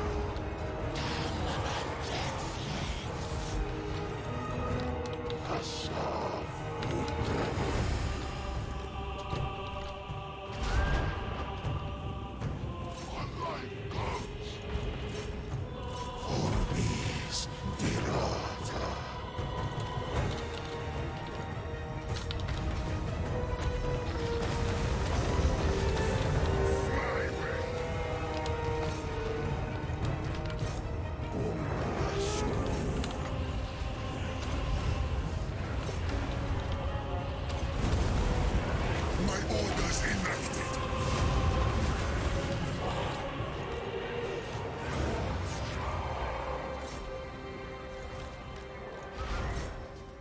Cetra the imperishable. Asaf's magic.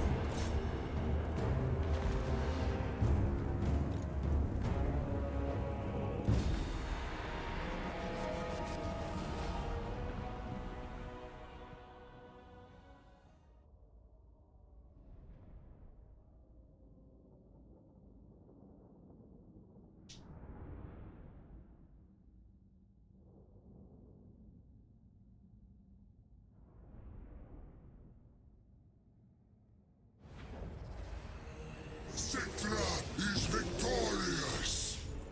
And we get another. If we get this option here, we might get another complete the Taskmaster.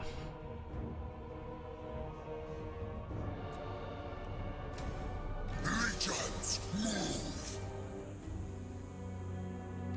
Nothing. Cetra the imperishable.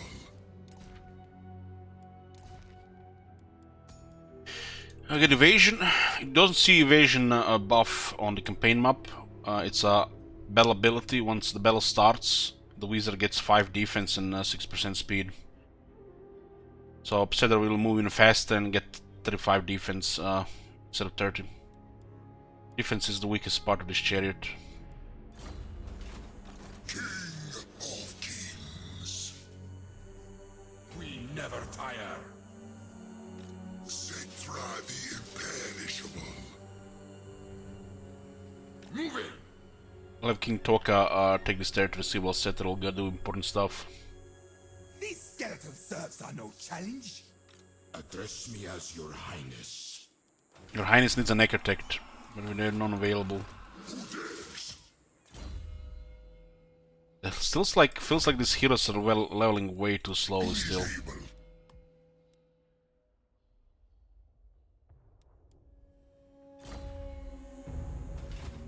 I rule everything. Slay for Cetra. King of battle. It's nice having extra speed on stuff like Bone Giants and Tomb Guard. 34 speed. Because of the veteran skill. Oh my god. Have you seen that shit? They're the slowest chosen yeah, on the base, but their veteran battle skill gives them speed and Setter gives the speed to the whole army. So they become actually above average speed. And that's Zerg. Cetra the imperishable. So they do have a Screaming Skull Scatapult, which will be sniping with caskets. Regarding large, I guess we can shoot also Shapti with our Shapti. The Bone Giant might not be a good angle to shoot anything here. Maybe that Missile Chariot. Put the Kepler Guard in the center. Otherwise they're gonna send their large units on them immediately.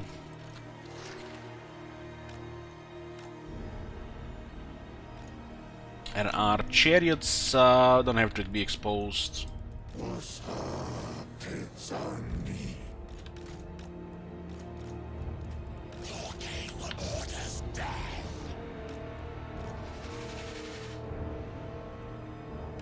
Await the necrosphinx! God damn it.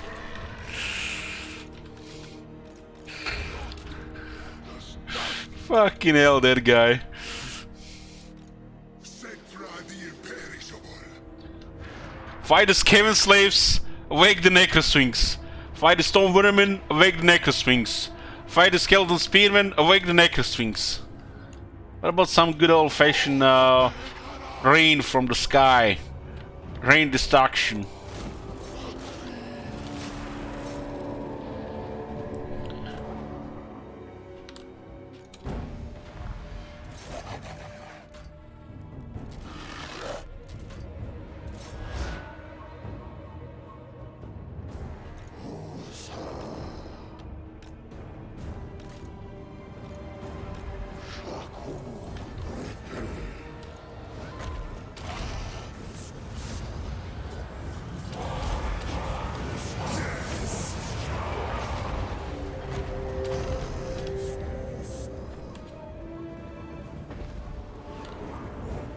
Cetra the imperishable!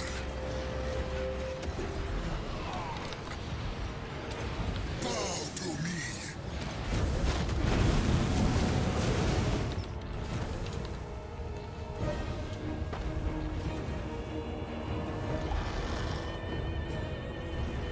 Mortuary cult!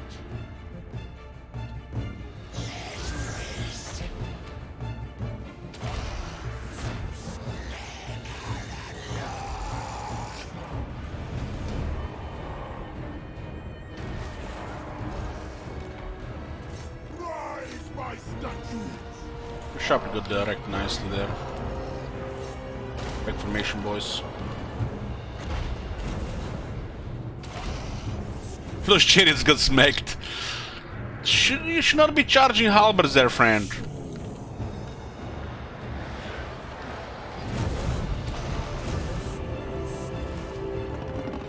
Hussar!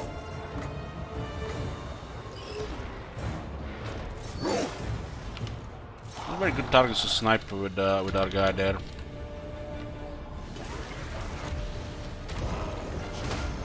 Those caskets still haven't brought down the Extreme Skull Cut up till now.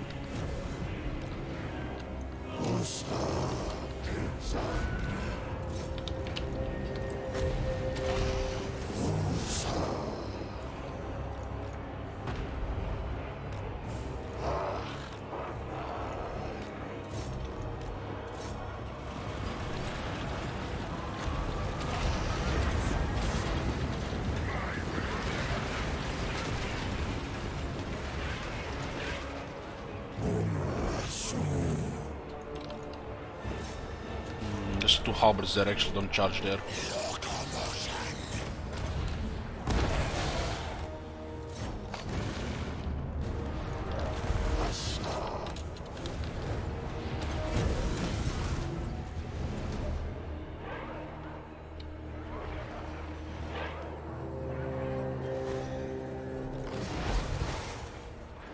I don't have to shoot there at all.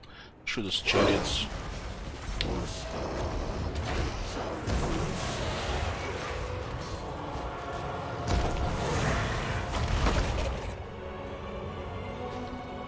Cetra the imperishable! King of Khemri!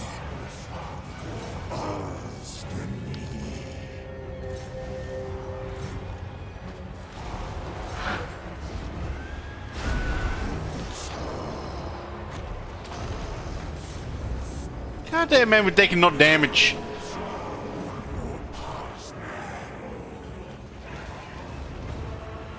I didn't get a tier 1 Realm of Souls. I get a Legion of Tomb in the army.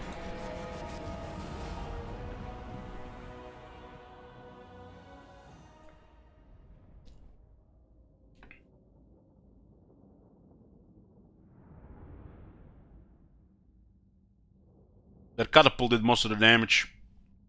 Because we have a lot of infantry. Artillery is very strong against infantry. Way too accurate. Citra is victorious. We can get nearly full replenishment, bind souls, but we try to get more taskmasters. Highborn of Khemri as a low public order, you know. Legions, move.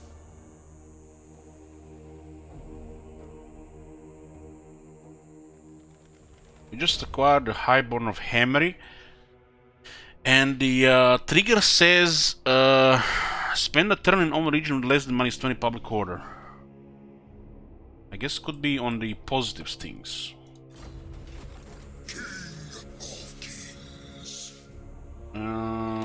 Cetra is done with his peasants, we going north.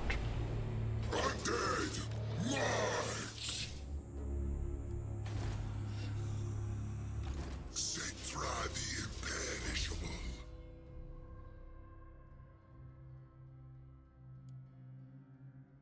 These things get more useful once we get immortality, so we can use him more on his chariot. With gear, he can fight together with constructs.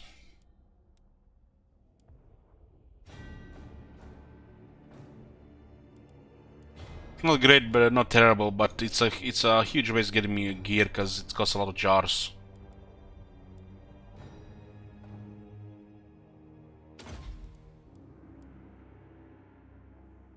You can still easily destroy some range units like skeleton archers or the quarrelers. There's the chariot. The dead. Find my harem.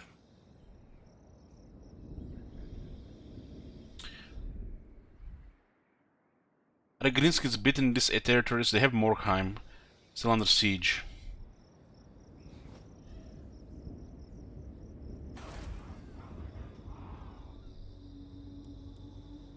Khemri Warswings and Settlers Army, no name. Find my harem. Power in unlife.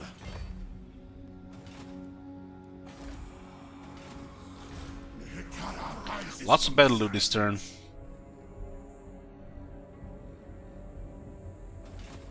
Hekara rises from the sands. This pyramid is actually very important.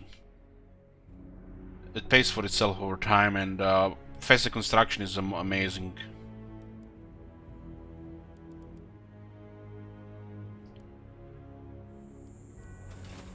Obey me. We'll queue it next turn. I have risen.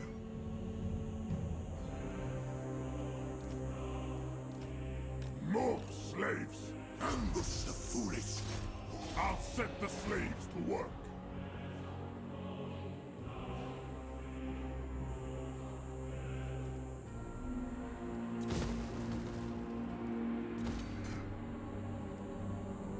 Watching.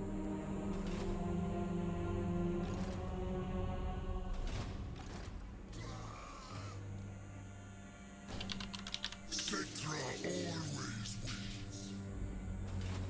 My faith in you will. Yeah, we're taking Doom Kingdom's territories, then we'll bring down Numas. We'll be taking all these territories for ourselves. There are powerful landmarks here and resources. We find ourselves in regal We can attack them in 10 turns without any penalties. Just enough time to take down the Doom Kingdoms. Only thing we're not gonna have is Qatar, and it's kinda an important city for us, but this can control it. That's why, you know, turning against this Skaven makes the most sense, and be friendly with wars.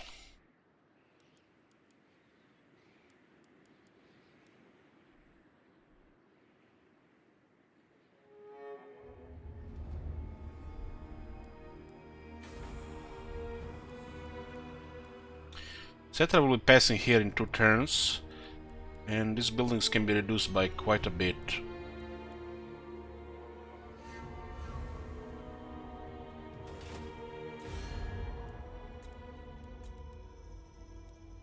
We has 26 settlements. Onward! Grimgor is now in the north, unless he has a roaming army around.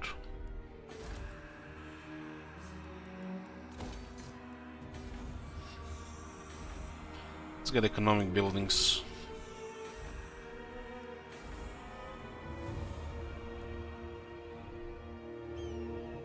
This province is making nice money.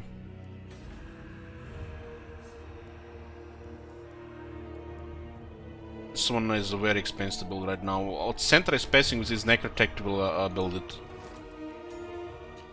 Cetra has also, I think, Architect, Engineer. That's 17% cheaper with the Necrotech if you have Architect. You're gonna be getting all the statue buildings and the pyramid.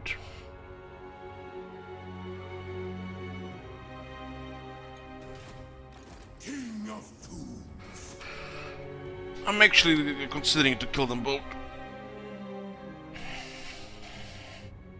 Greatest of kings, victory. I deign to move.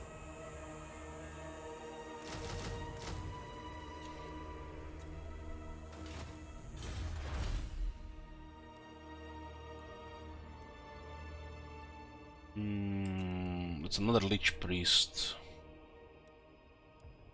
So the big buffs, we are just unlocking these units.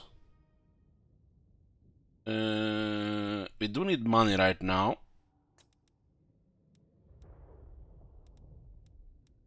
These are the worst unit technologies here. The proclamation is good. Should probably get the proclamation for recruit ranks next. Cheaper income, growth, public core buildings, and more income from the income buildings. The unit technologies are good here for the artillery. And this guy is good enough to recruit because of extra power. Extra ranks with Lich Priests. Go with a 5th dynasty next. King Sedep usurped the throne of Khemri, restoring the priesthood and the necropolis. From then on, Nekar began to flourish once more.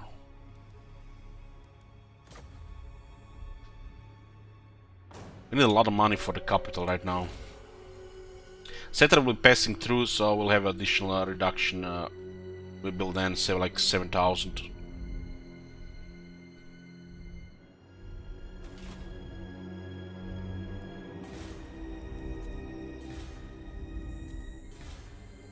Screw that, we'll just memorize stuff. Try to memorize stuff. Have to have priorities right now.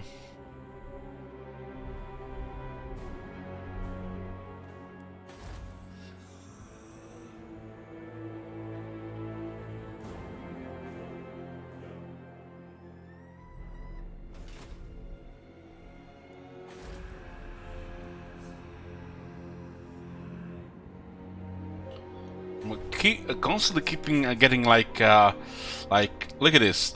This is Western Badlands. It's Akrond, one of the richest cities of the dwarves. Stone mine tower, okay. Then there is a mine here and mines here.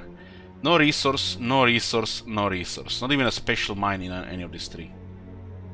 It's like not bothering anybody.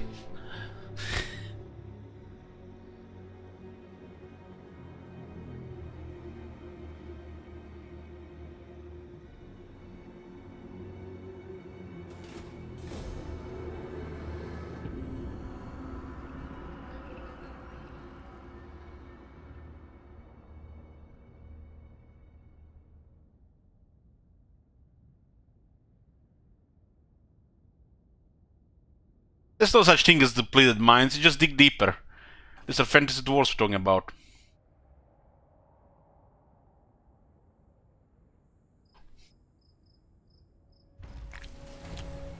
I don't think these mines run dry, they run infested with Skaven or goblins.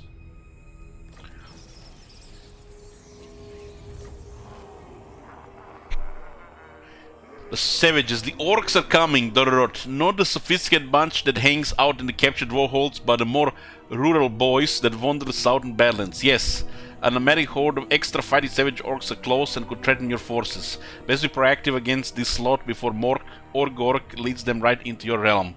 Oh no, the savage orcs. I rule everything. Vassal. This is currently our march stance, and this is currently our regular stance. And this is without the Taskmaster for 10% more movement.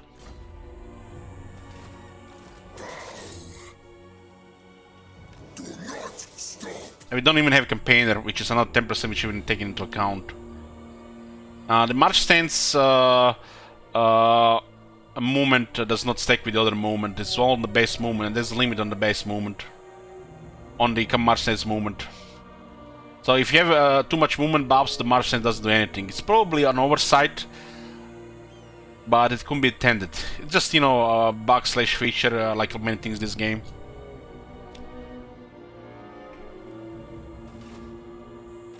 My father demands it. So their only army is currently here, and they're actually recruiting a second one. This guy got the scout, that's why they fled the Antuk. My will be done. Yeah, this is gonna be perfect here. My will be done.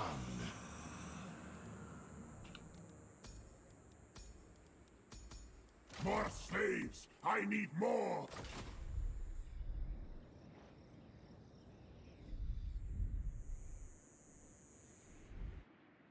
What the fuck is this thing on the right side? These skeletal We actually had the things open on for some reason. See, father, I command. Numos is not fortified either. I think the best thing that will fit the Tomb Kings due to their high demand for military buildings is that their core cities are unique. Like Khemri, which means this thing is part of the core city. You can just increase the price a little bit. So all these units and these bonuses go in the core city as it gets upgraded. So you have another building slot for something else, and will help the AI Tomb Kings massively. Since the actual building is quite crappy, especially on tier 2 and tier 3, and you need so many things before that. And the only faction that suffers with the split between these two buildings is the AI Tomb Kings. So I think every Tomb King provincial city should be like attached garrison from the garrison building and not separate, like a special city. These skeleton serfs are no challenge. For clan honor.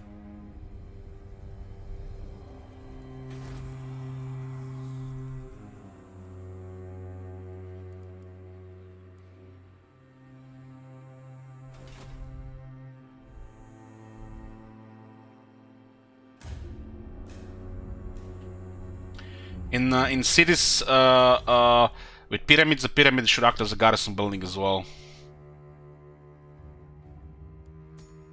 And this building here should be for extra garrison instead of the walls building.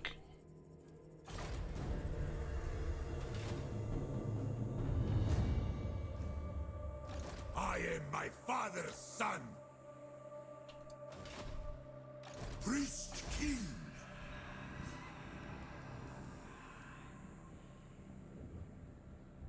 This pyramid is important. Cheaper construction faction-wide and faster construction faction-wide. This 5% will add up a lot, because we have builds all the time. Basically pays for this pyramid. Every pyramid generates canopic jars, gives public order locally, public order in adjacent provinces, and wisdom magic power reserved to all armies. And it has something special. This one is special for construction cost and construction time reduction.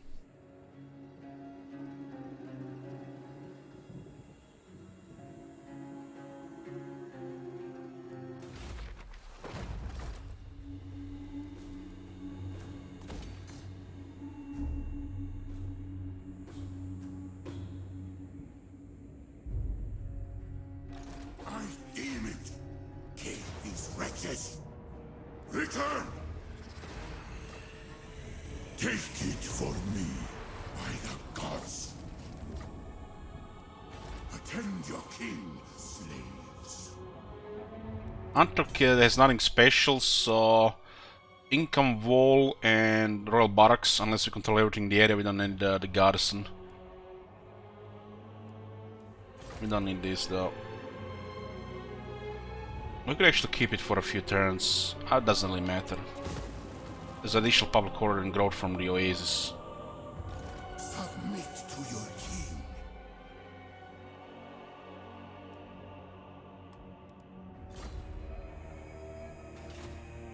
Your will. My will be done. To war for Nehekara! Take it from me. Priest king of greatest dynasty. He is able. We need one more rank for the Geheb, the god of earth. Going for ancient stone and resurrect. But we'll get this first.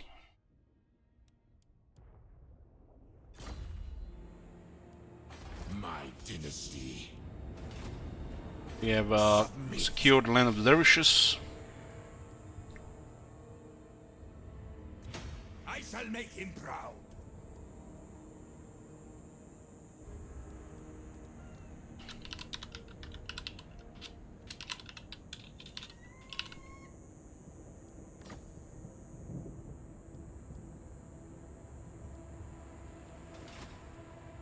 Address me as your highness.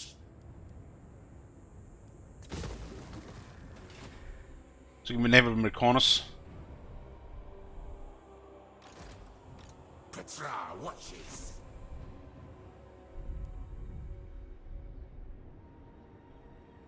For the wisdom of Valea. Unliving, march! What the rank is Roman 11?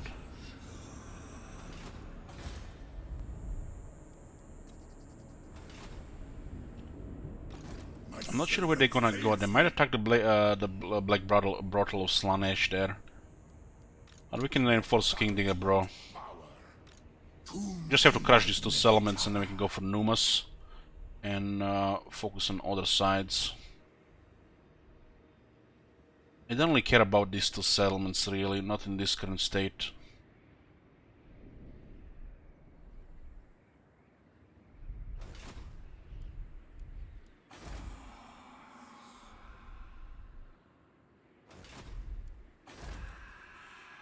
What of the heat?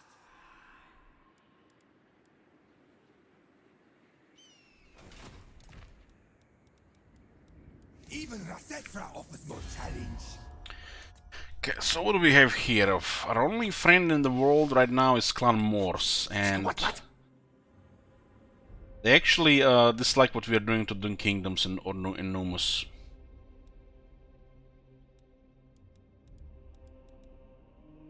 Great power penalties reach -50.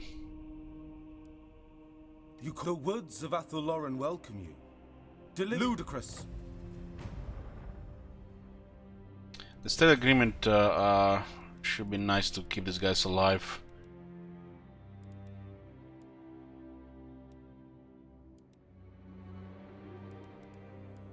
We are fighting Dun Kingdom, so they're gonna like us, at least for the duration of the war. We can invite them to more wars later. Why do you care about Dun Kings and Numas? Because they were friendly with them, they had all the priorities.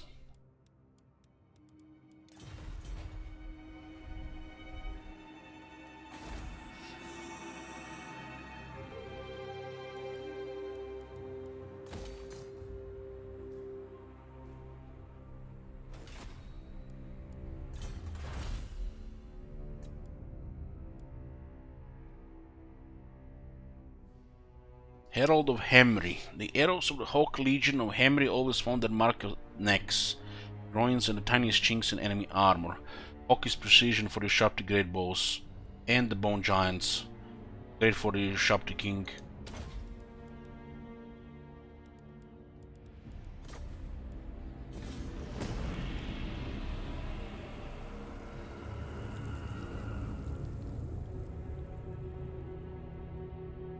Yoo-hoo!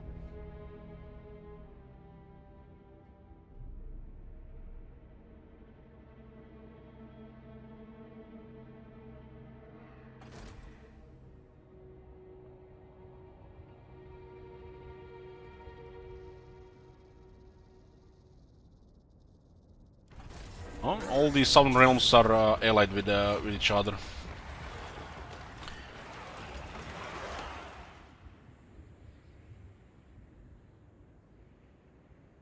$2,500 is nice. It's a good event. Arise, legions. Herald of Khemri.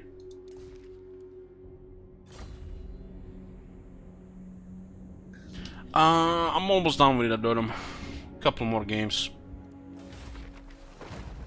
We'll get a grand invitation to Hot and get another casket and more experience.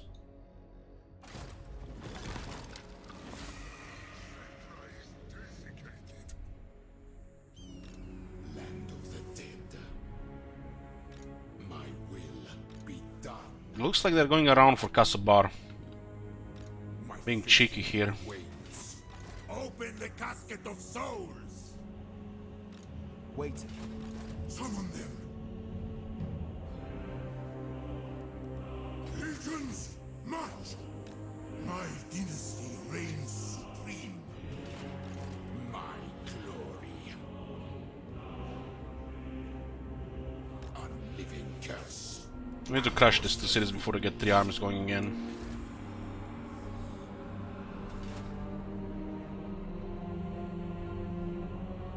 Bow before your king.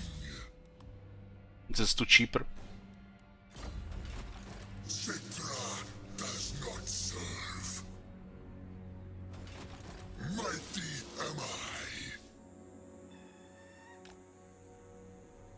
We have to cum a few buildings here. We got Mirror at level 5, tier 5, capital.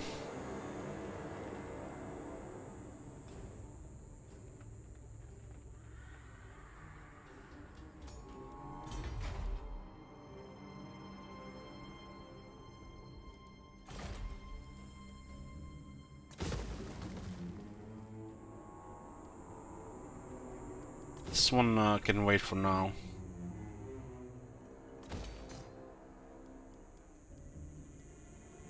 $6,300 is a 60% of cost. We can queue the rest next turn. You dare. Greatness comes.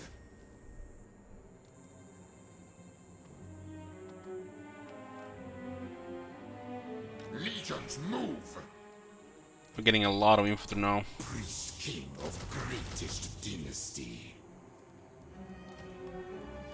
On your knees.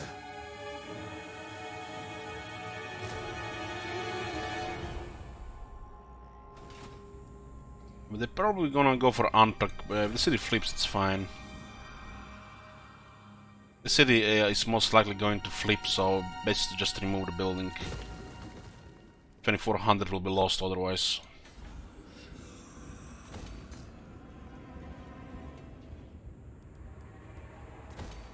This one doesn't have to be fortified.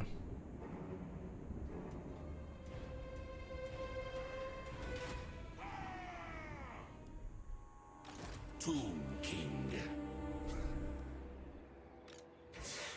Machines and that. What could dead things want need from Mimi?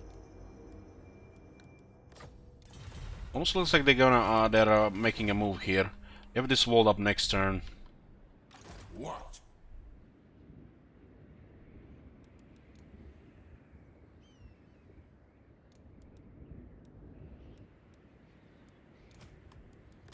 I reign.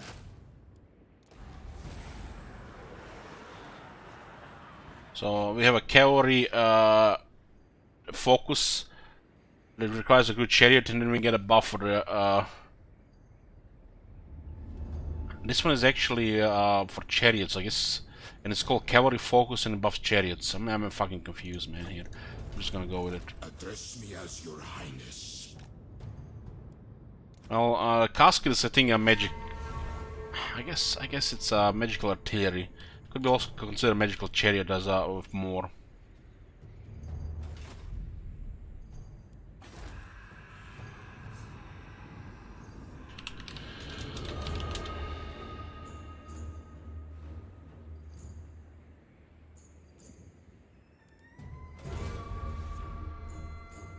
Clan Vulcan is making a move on this settlement. It's like they shifted priorities all of a sudden. Let's see the distance for the campaigner. This boss is actually very strong for the Chariot King. Servants.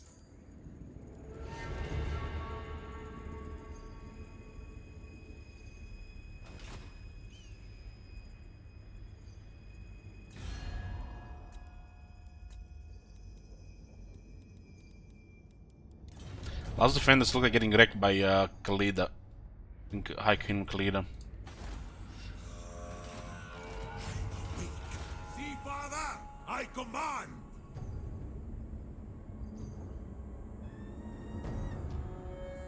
Move! Tomb King of Nehekara.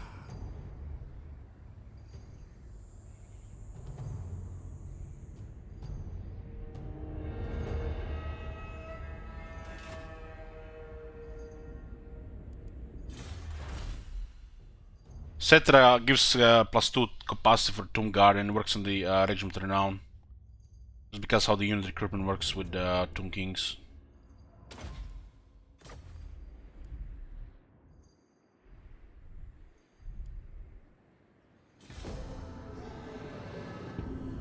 I get enough money to get both tier 5 buildings there. We can just cancel something. We get all the tier 5 recruitment buildings.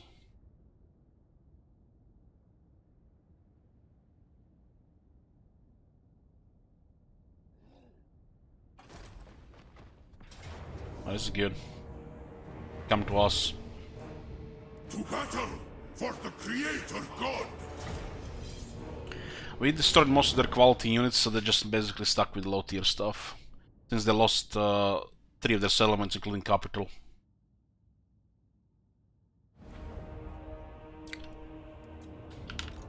They vex me.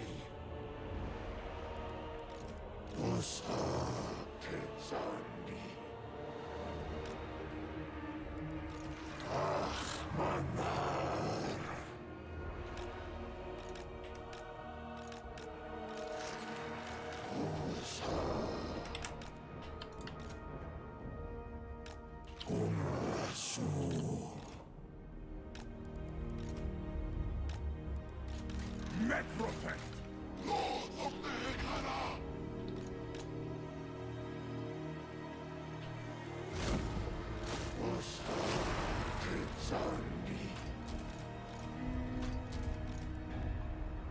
At once.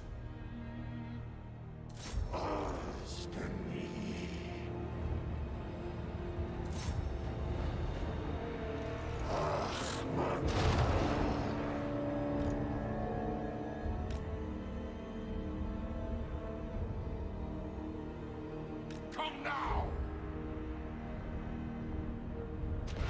Necropet!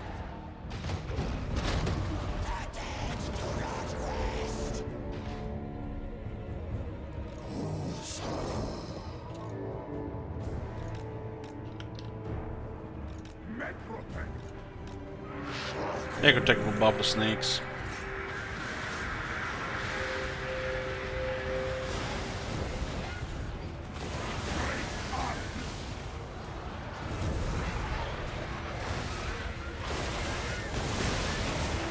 Nice damage. You can't hit him really.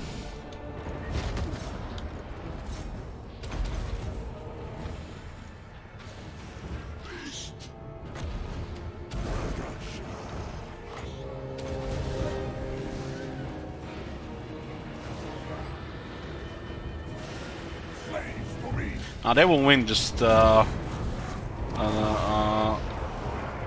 need to get some of the attacks going. Some of those attack animations are weird.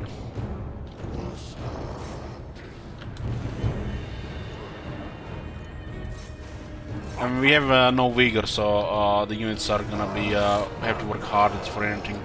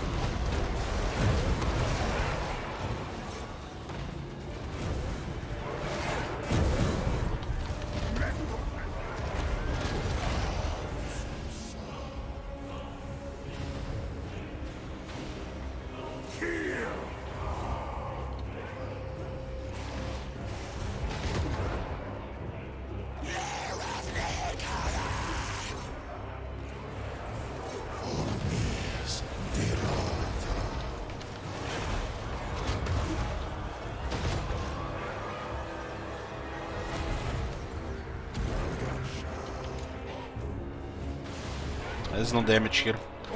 No vigor, no attack. They literally can't hit that unit.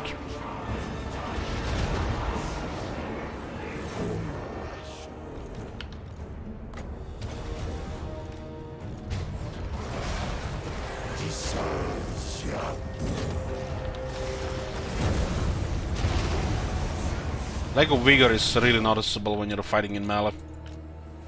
Well, for the range, doesn't mean shit. The Lord is getting mellowed by the archers.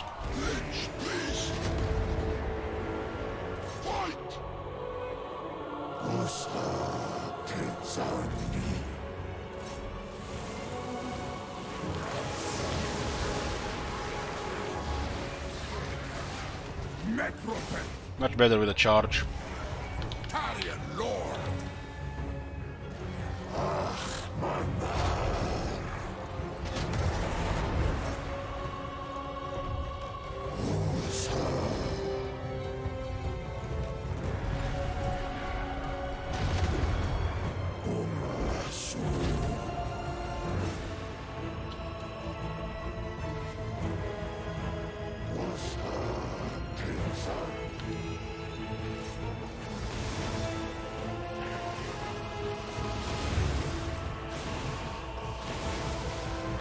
They only need way more attack.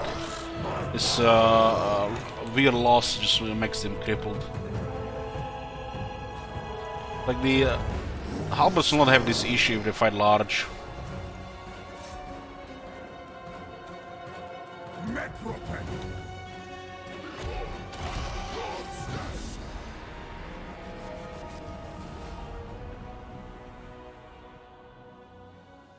They were not losing to the skeleton spearmen, they were just getting slowly winning. It's a tier 4 unit as well, not tier 5.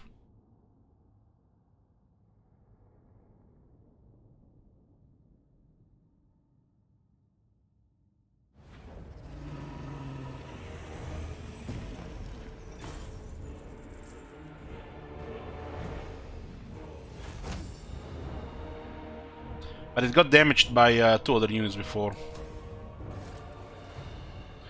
The tier 5 cavalry is the halberds Necropolis Knights. The building has 5 tiers. Honestly, this should start on tier 1 and they should just drop this whole by 1 tier and half the prices. 1,000, 2,000, 5,000 and like 8,000. They should just drop all this by 1 tier. Half the prices. These are tier units at best. Well, this is not worth for tier 3. Too basic. Oh, we got a second Tomb Fleet Taskmaster.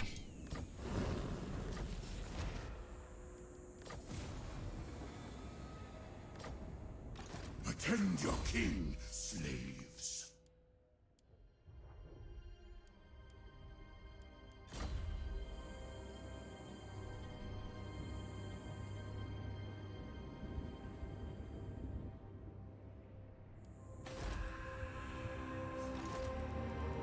Hekara rises from the sands.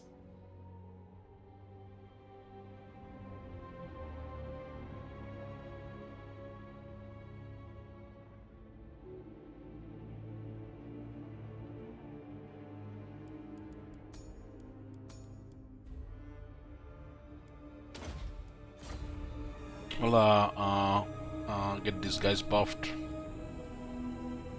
We can also use the Venom Knights of Asuf.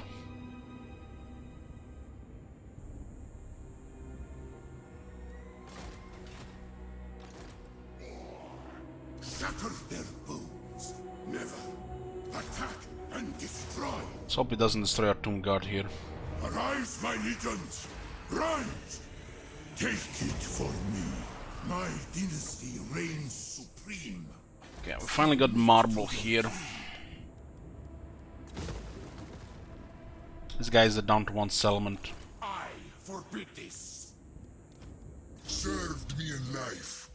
Now This will give weapon strength and speed to the Necropolis Knights.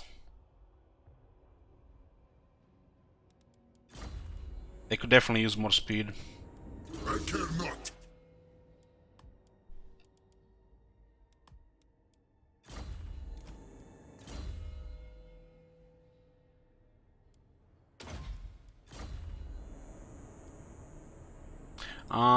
We'll get a one, it's not critical. They're usually always close to the battle line and put them in the spot where they can cast. But they'll get a horse, yeah.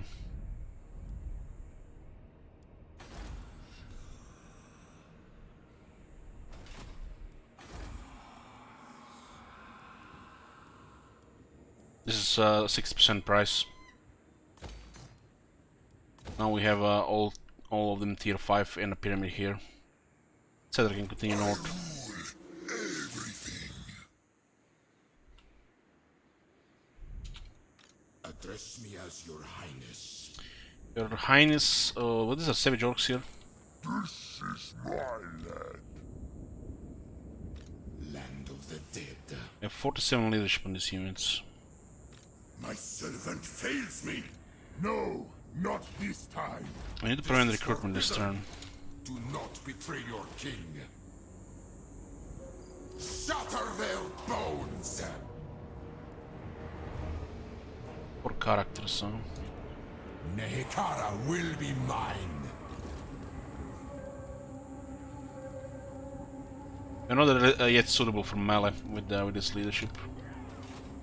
Sirs, attend. What? Yeah.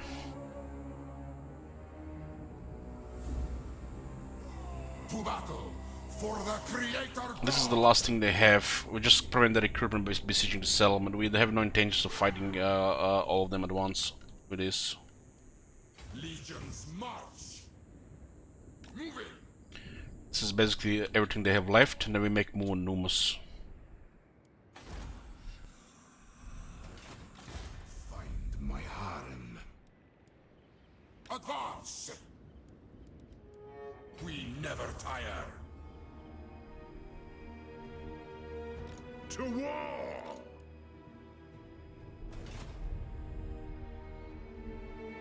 Welcome to the halls of Athelloren.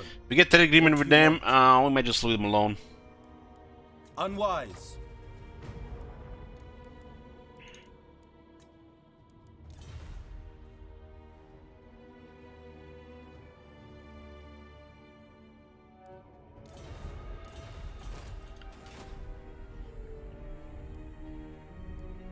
I am my father's son. This way. I serve king and patriarch.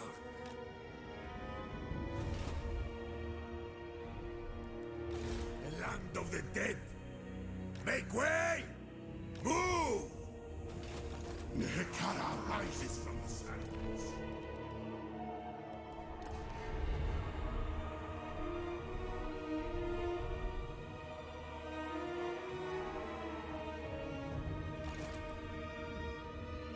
Servants. More slaves.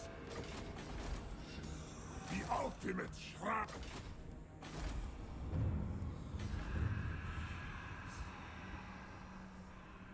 Agar has a pyramid, we're gonna have to destroy it to occupy the city. This is a crappy pyramid as well, almost as bad as Cetra's one.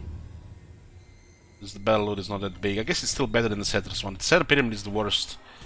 This is the worst pyramid. Yeah, devs! The Great Pyramid of Cetra is poop! Ever since the changes to the garrison experience from the effects, this build is garbage. 200 experience with the local armies. Why the fuck would I even stay in the region to get experience when I can just kill people? The garrisons don't work for that. So you basically get local recruitment capacity +1. The trade one at least give you some money. This one doesn't give you anything, Mr. Wonderboy. This should be a 200 experience faction wide.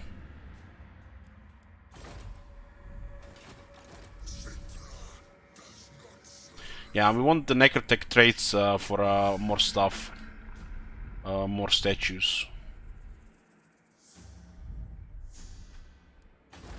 Your misunderstanding, Kenobi, as usual.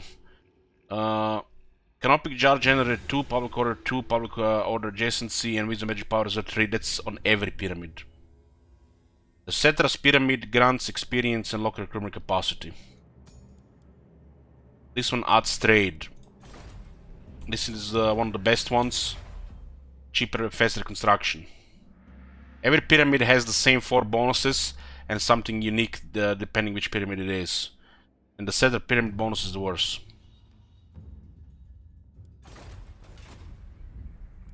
Like the pyramid in Bagar gives you income for post-battle loot plus 10%. And yes, the reason why we build this pyramid is because of the pyramid bonus, not because it's the Cetra's pyramid. And you need it for the objective.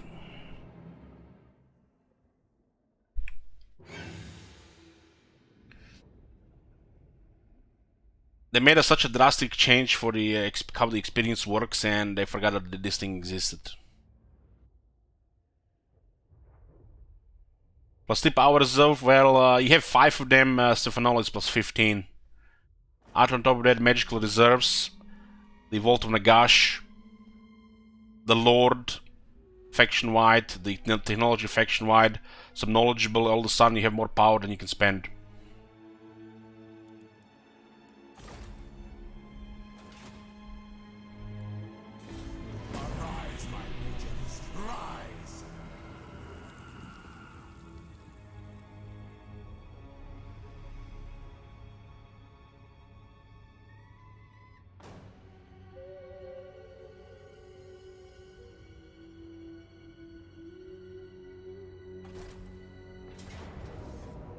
Interrupt the recruitment. Retreat. They're coming. Oh, nice. This is without the garrison, so it's manageable. Our Shapri is still not yet choppers in melee with his leadership, especially against 4 characters. Now the garrison is fine. Would have been several casualties if we attacked the settlement with the garrison as well.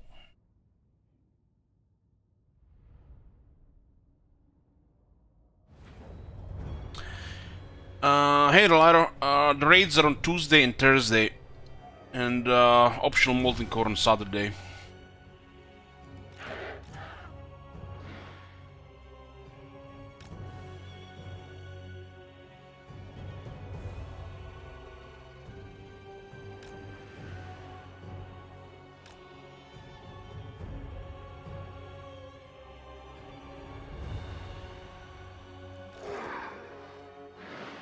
$200 experience is not even a big deal, even if it's faction-wide.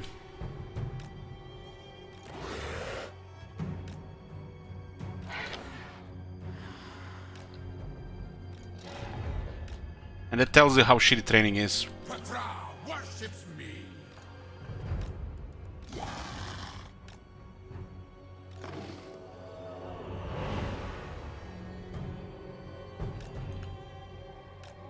Tomb King.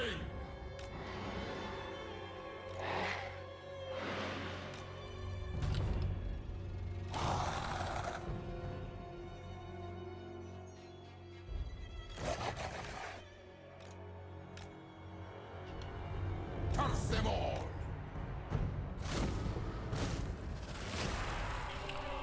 This is Rushapti King. We'll have all Shapti. We didn't have all of them available. It's probably 50-50 range and melee. There's a big difference in toughness between a range and a melee one, so you want to mix them up. Unless you intend to fight always a single army.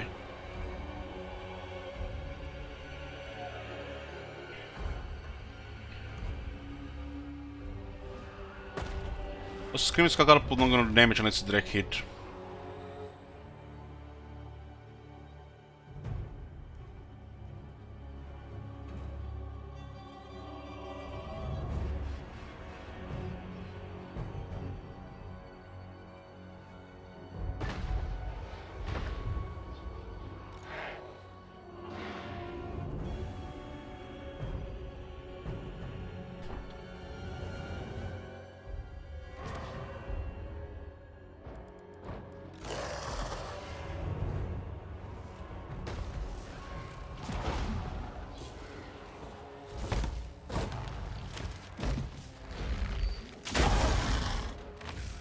jailer should be faster.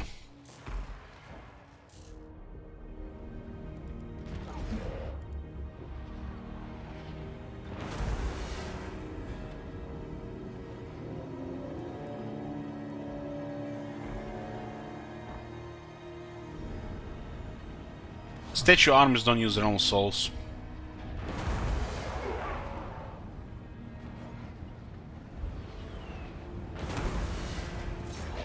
Albert's a little bit problematic, so we should focus them.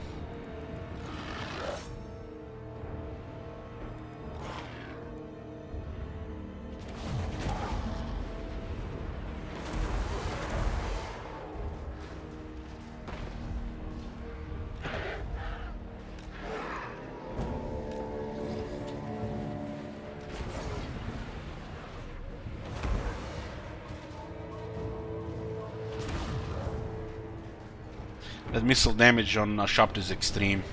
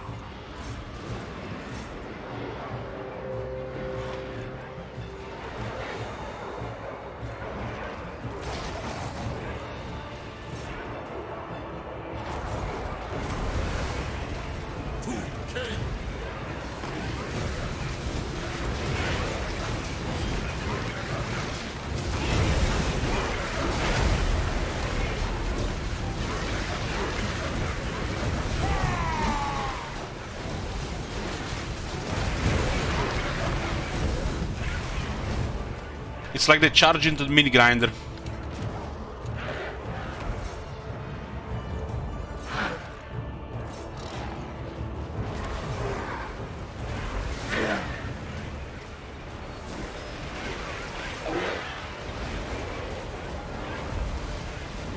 Sharp, you have 23 base melee attack, but in this Lord's army they more than double, which not makes them anti-infantry but anti-everything.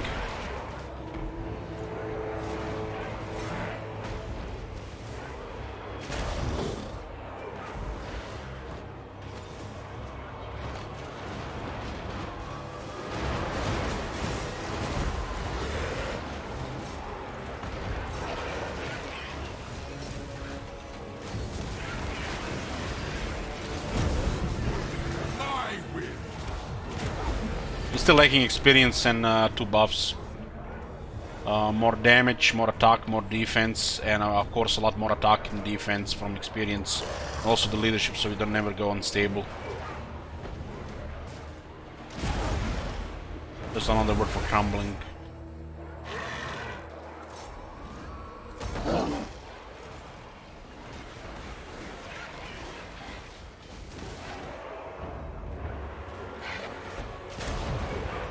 They have a couple of lords here, so they're gonna be a little bit tougher. Resurrect is very good on the Sharp once we get it. We also have will be done for extra attack and defense.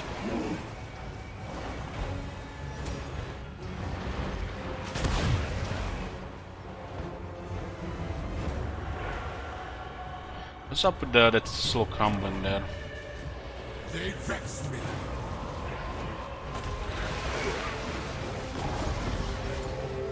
Those lords are not even getting hit.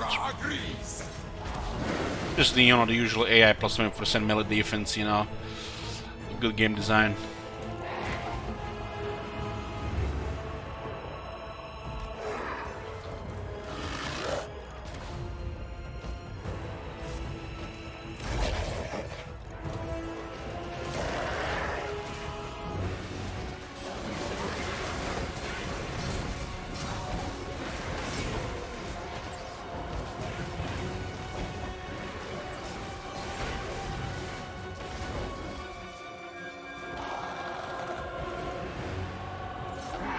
Are you fucking serious? The guy crumbled to the last.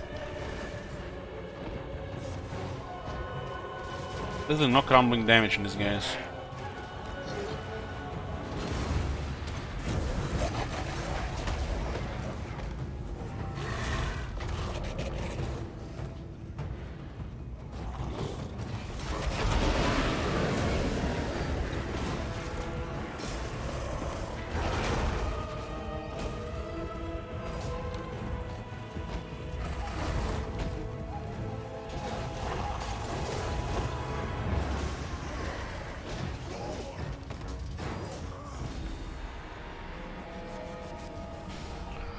One necrotech for you shop the army, so you get more movement.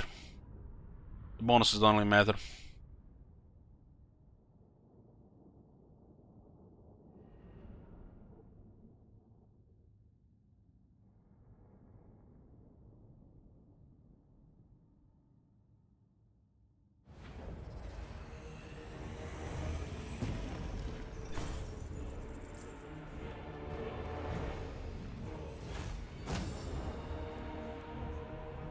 When we get the rank 10, we can get the Gehip, the God Word.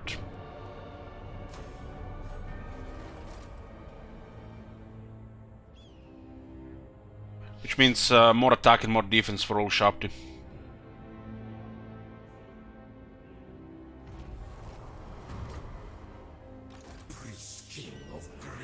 So our Shopti are currently 53-52. That's without the King buff, which is situational. And we're gonna get another 5 attack and 5 defense for all these Shopti.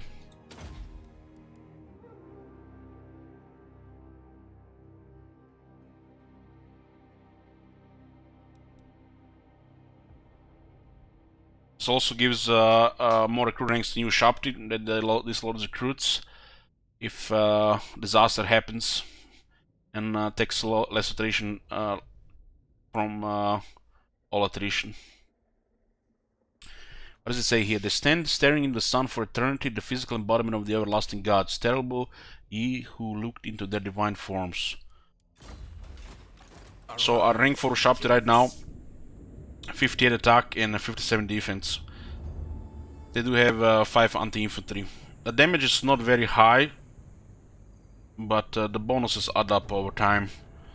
They will smack most infantry, and the bows will kill anything large on the approach or weaken them enough so the melee ones just kill them. Why no caster is because we don't have one available right now. It's not critical for this army, but it's preferable we have one per army, right? The ultimate shrine. Land of the dead.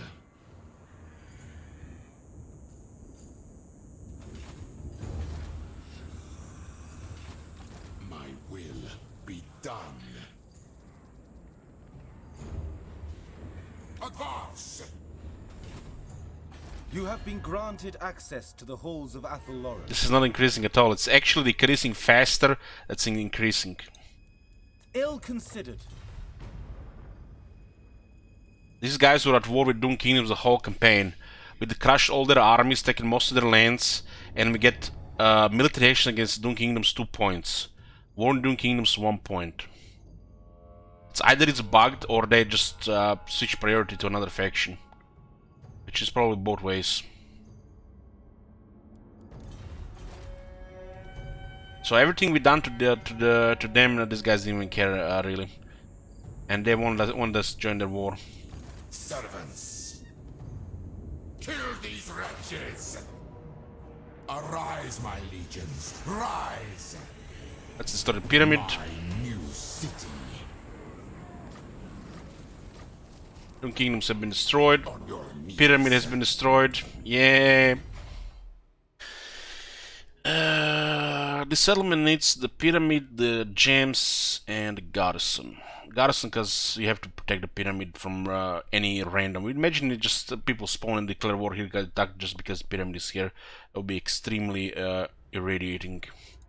Almost lose the rest of my hair on my head. So I'll remove everything here. Submit. Tomb King, address me as your highness. Ushapti get massive bonuses in this army, so it should be just Ushapti, with the exception of heroes.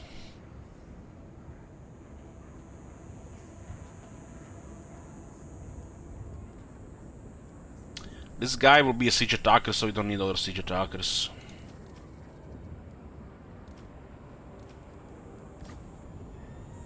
Priest King of greatest dynasty.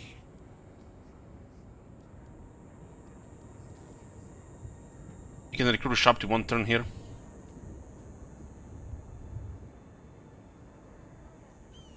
Actually very nice.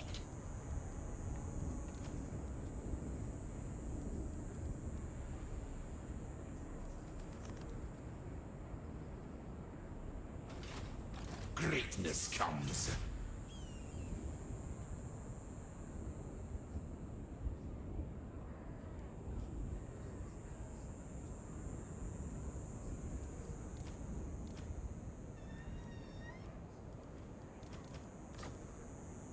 My will be done. Find my harem. I reign. Rank 4 Ushapti instead of lower rank.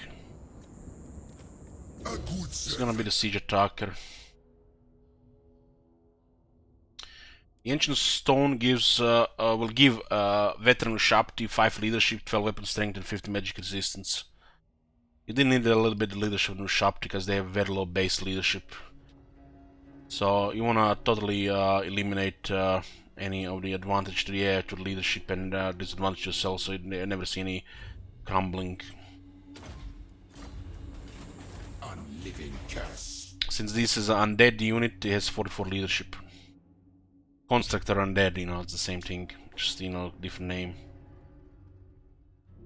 You want about 80 leadership in this unit, which they will get with everything. So they fight to the death without any crumbling effect.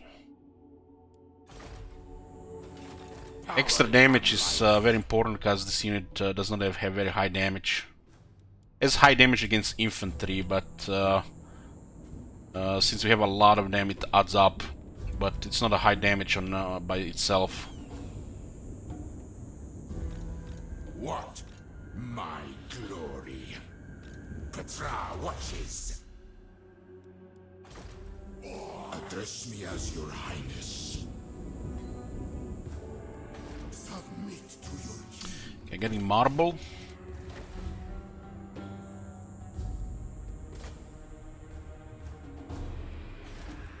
Doom kingdoms are gone. So this is our territories right now. All in yellow. We'll be bringing down Numas. And then we can poke in the east or go just north. You just have to get a more clear picture of what is going on in the east. You have been granted access to the halls of Athelloren.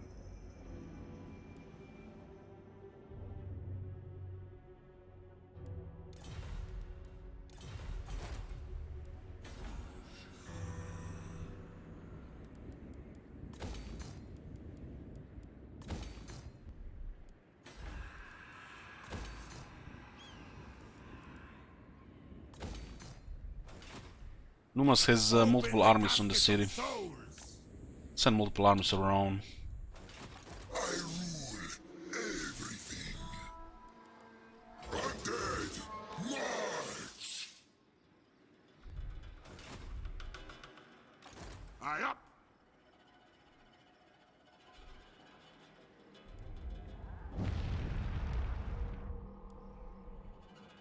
Dwarves have most of the military around this area. My father demands it. Find my harem. Unliving, march!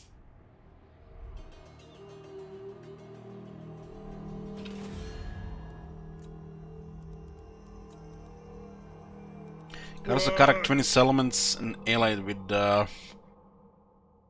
Border Princess Ostermark and Zubar.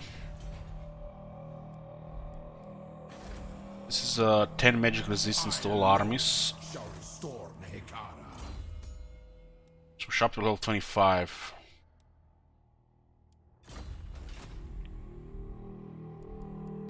I am my father's son. Legions, move! Priest King. Welcome to my kingdom. Offer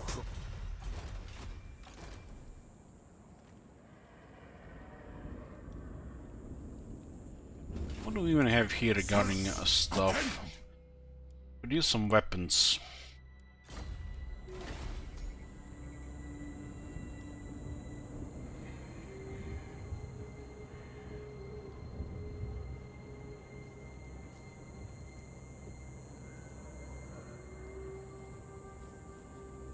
There's definitely some poor options.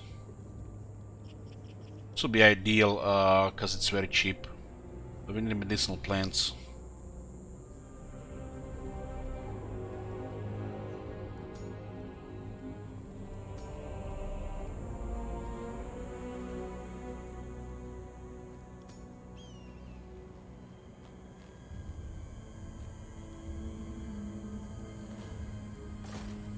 All the good stuff requires expansion in the faraway lands.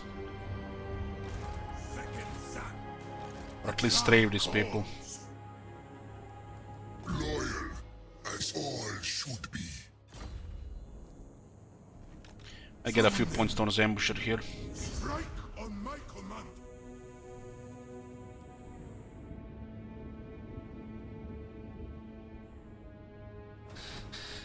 Jesus, Marconis, this is like a whole new level from you.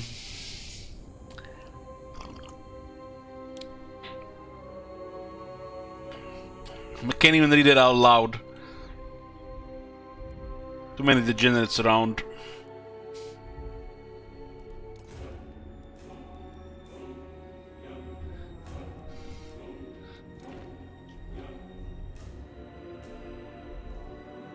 Citra does not serve.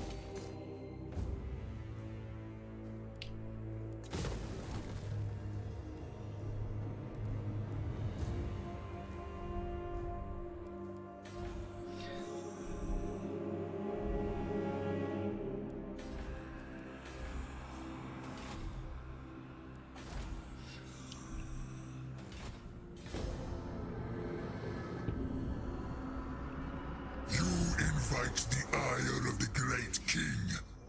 Unwise and fatal my for God. you. Have you seen that shit? Holy shit. What did Marconis say? I'm not reading that shit out loud. Somebody whisper you, think fuck. It looks like he's slowly losing to Khalida.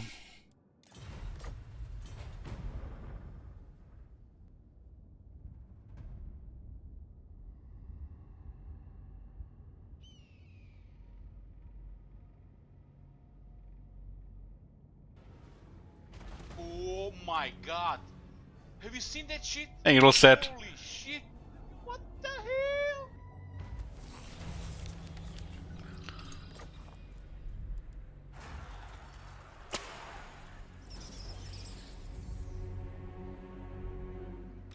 My father demands it. It looks like dwarves are just rolling here. It is time. Clamors have been losing for the last 3 turns. Lord, welcome to the halls of Athelloren. What do you want?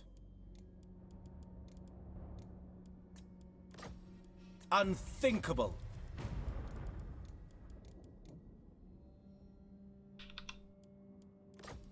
Wise indeed. Maybe this one will not be bugged and we actually get value out of it.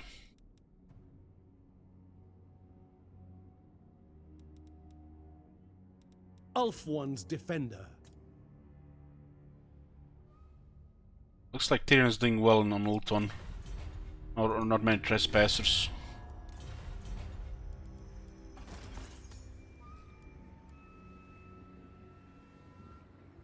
Ooh, we got wine all of a sudden. Who else had wine?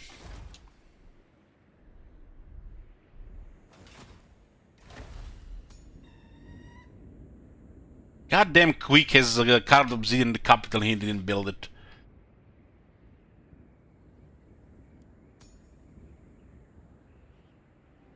Get Armor of Dawn. Armor of Eternity.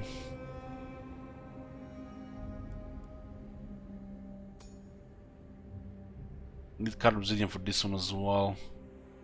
Card obsidian is now what we need the most.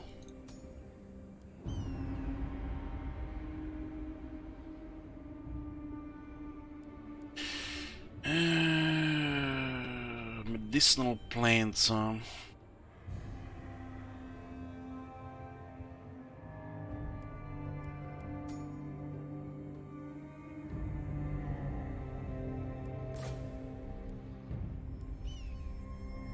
The card obsidian in Iron Rock. I'm not sure if it works for Tomb Kings though.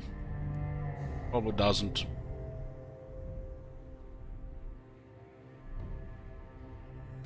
Son of Nehikara. Setra the imperishable.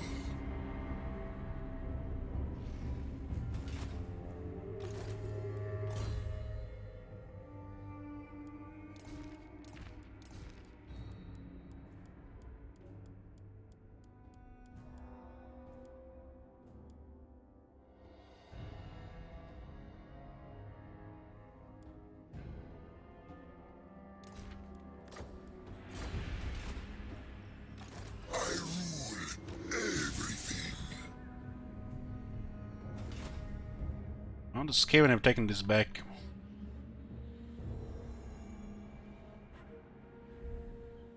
My dynasty. Land of the dead. Legions march! We kind of need more spice in these territories. There's no line of sight at all.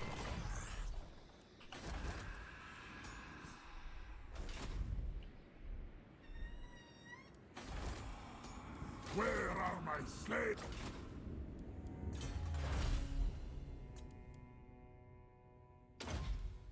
There's another Tomb Prince here.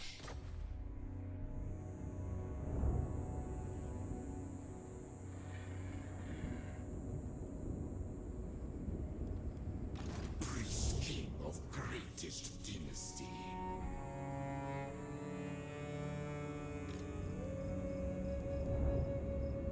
You dare! Move in! Find my harem. Immortality. Silent. My will be done. Land of the dead.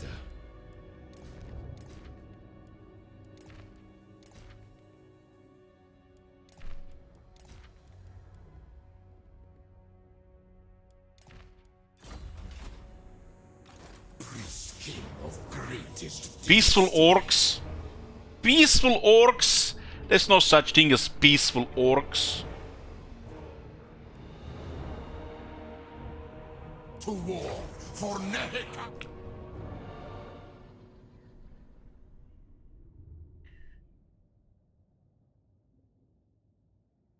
We get 2 bells here, which is nice. We need a lot of experience in some of these armies. At border is very nice quality. Should ignore the left side, just focus on the right side here. Left side will lose some vigor to get there in position.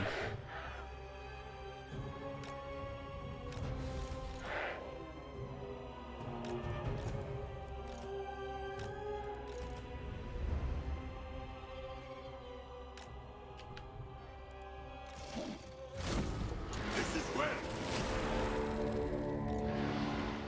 Tomb King. I move.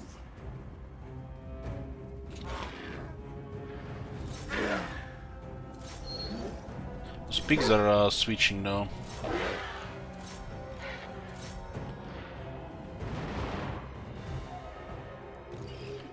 Switching again as well.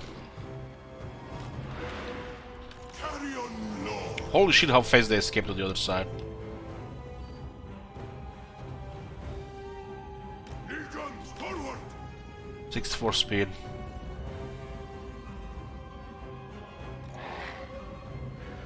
I'm gonna shoot the biggins.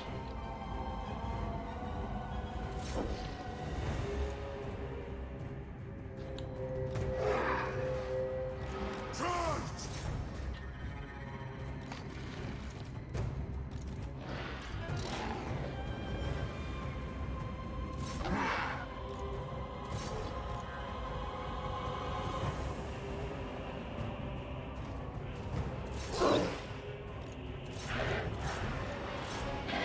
I don't know how we barely made contact here. My will be done. Pigs are the biggest problem because they can do a lot of damage on contact.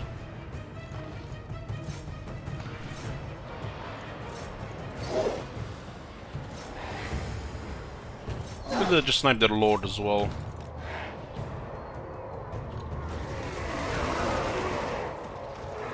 Oh, this one got hit hard. Need more pigs more of a sharp to cover those pigs on the right side.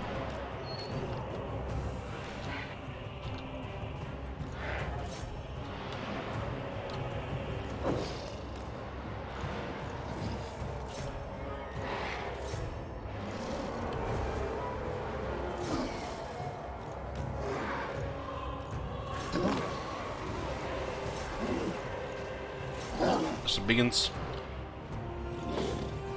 Our biggins to disengage with the rest of them. Oh my god. Have you seen that shit? Shit.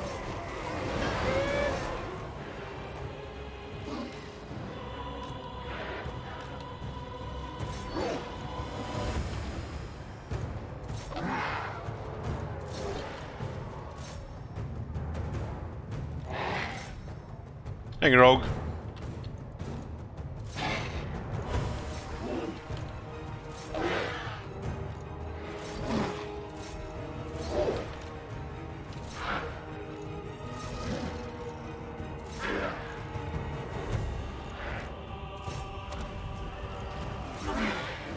Onward, legions.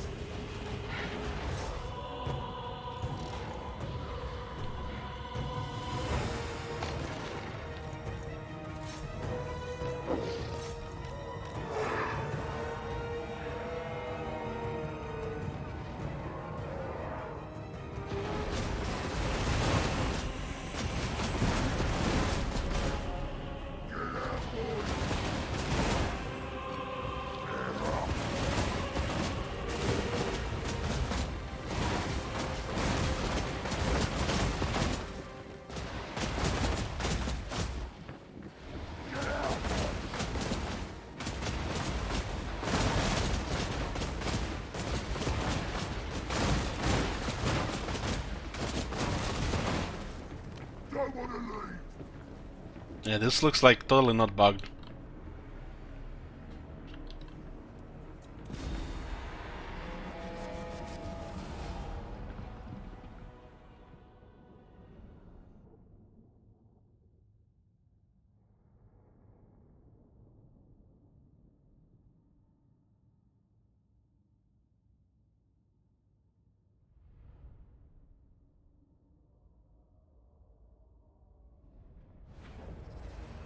I alone shall restore Nehekara.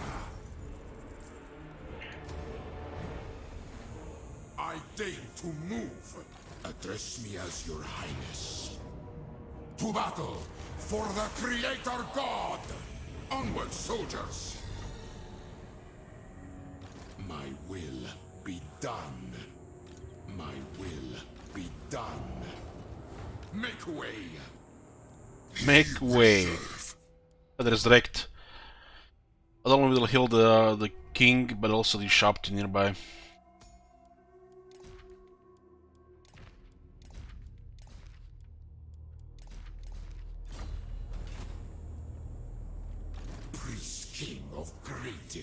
making a move on Numas next.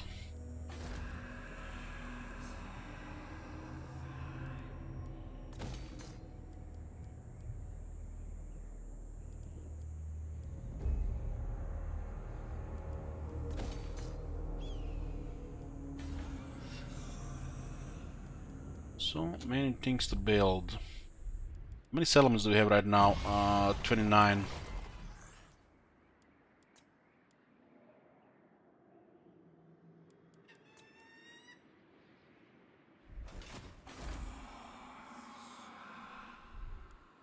Economy priority first.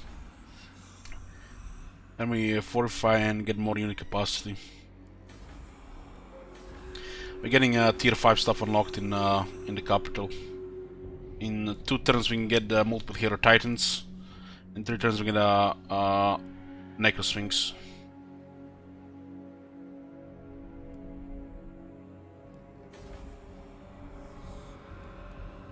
Thoughts on the Kesabar landmark? Not really special, but it's nice seeing how things like this exist.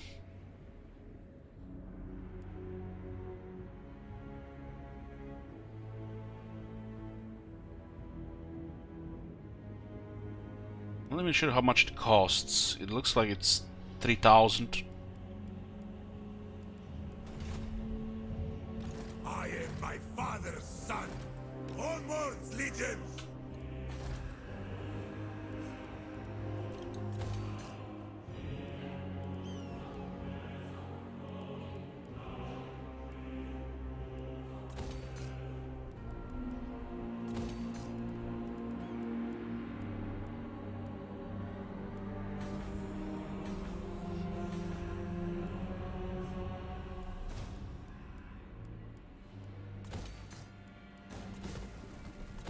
We have 10 barracks yet.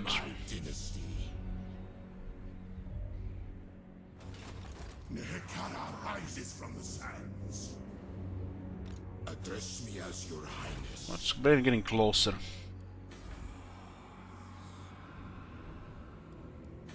Got a Vault of Nagash in 14 turns. And a Pyramid of King Khatep in 6 turns. Get a Pyramid of Setter in 7.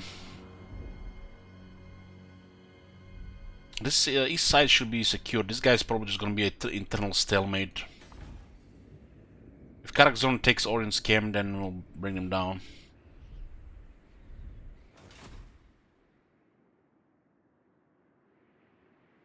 We have King Roman Cetrain getting into the Dwarf lands for a preemptive strike. Challenge me. Moving. This is just sad that we have no way of taking this settlement without war. This is really sad. Numas has a pyramid. Oh, probably gonna raise it. We're probably gonna get destroyed when we capture the city, right?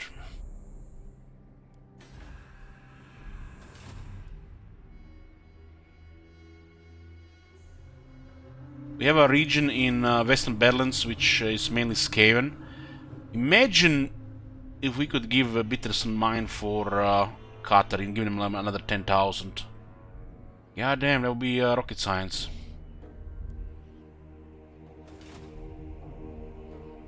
See, father, It's impossible to make a rebellion since the changes to the public order. And they'll just bring an army when it's near the rebellion.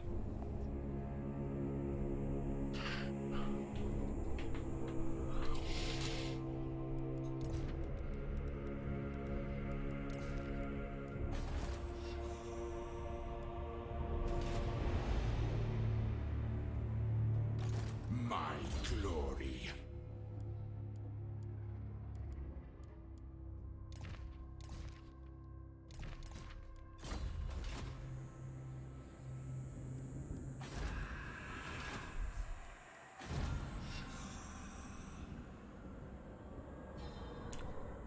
That feature is impossible to implement despite the fact that it is in Norm 1. I guess the modders are miracle workers.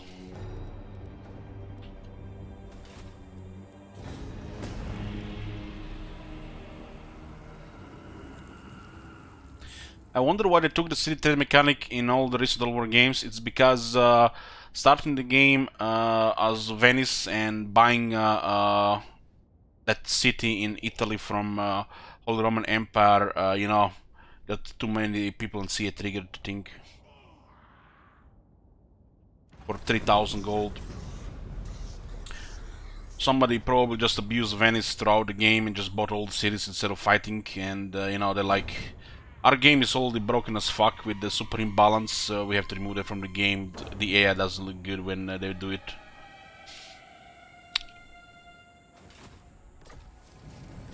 This feature does not exist for the AI, this feature should exist for the player. To actually have some diplomatic options and not just bullshit. When it comes to settlement trading, it should always be a settlement for a settlement. And sweeten the deal with something. So they could do it in a way where if Quick has all of Western Balance except Bitterston Mine, you could offer Bitterston Mine with some money and he would be willing to accept it if he likes you. And if you have it has a minor settlement in a province, so you have the rest, it should be the same thing. And it should always be a settlement for a settlement, not you know, money for the settlement and just keep buying settlements.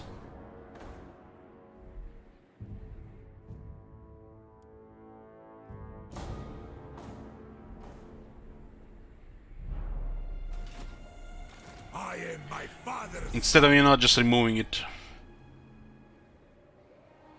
Move!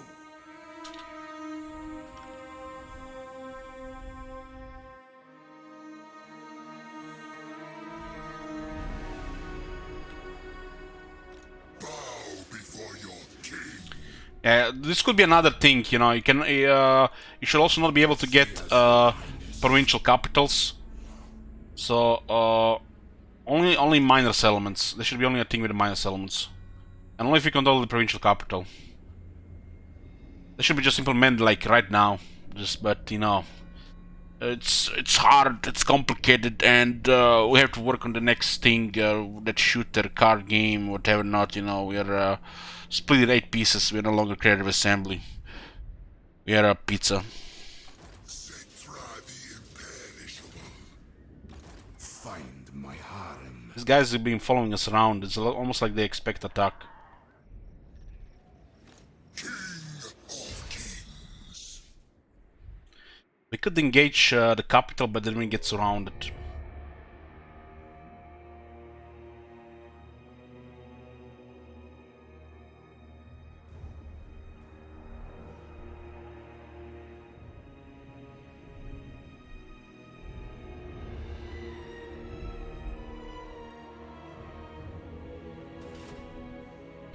Let's help Quick against the High King.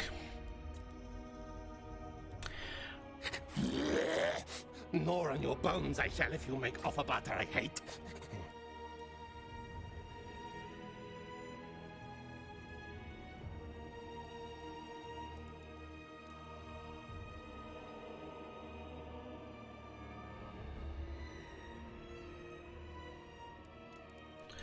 Creepstream Diablo Immortal. They must have paid him tens of thousands of dollars to play that crap. It's basically Diablo 3 just on phones.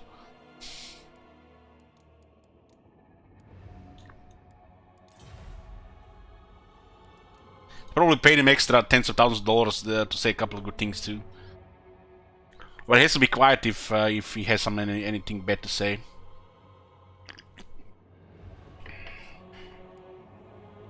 Don't you have a phone, Elich? I have Shoot Wizard, I don't need the phone.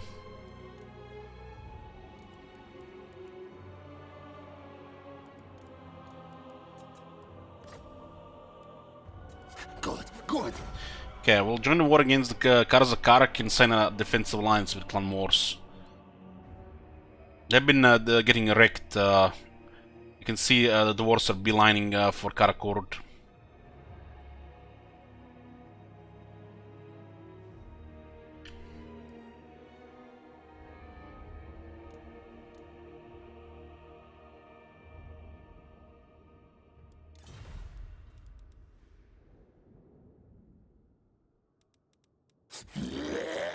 Nor on your bones I shall if you make offer butter I hate.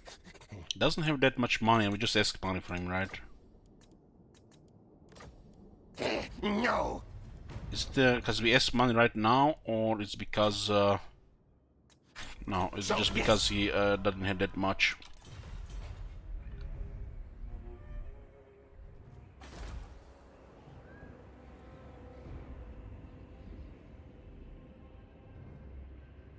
There's no way he loses this settlement. The only way we take the settlement if we get the settlement if we attack it ourselves. We could let the dwarves take it, but that would be like 20 turns loss of initiative probably.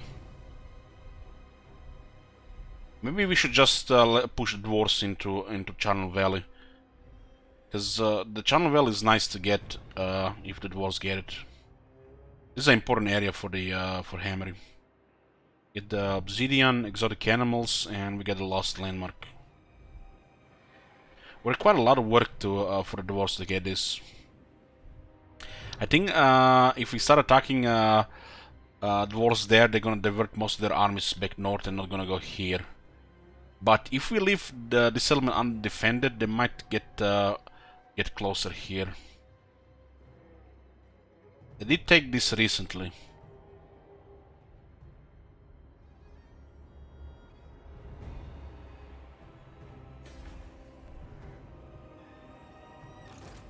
Priest king of greatest dynasty. We could bait them on undefended Numas. That does make a lot of sense. Willing son! What is unthinkable? Find my harem. Whereas again, why declare war on dwarves and not just for John York? I want to fight some dwarves with the Tomb Kings. Attacking the Clan Morse here would just be easy, and then just ally with the dwarves and get a long campaign victory. Like in 20 turns.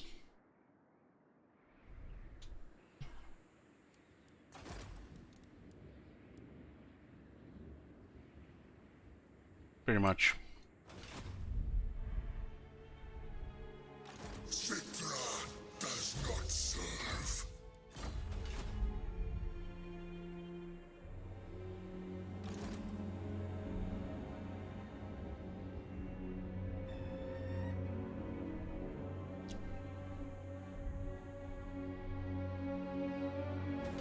The woods of Athelloren welcome you. Deliver your message. Have all the trees we want with Bowman and Warrior. Only the trade agreement that doesn't bug.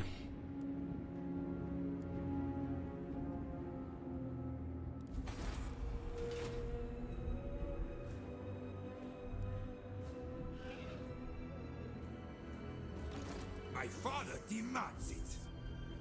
Begone!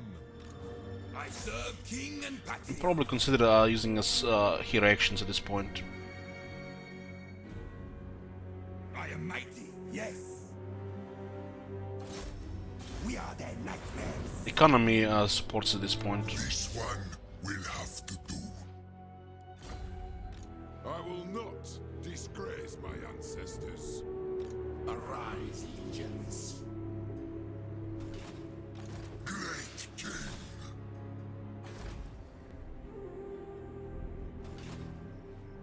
I rule everything. King of battle. I demand tribute. For the 13.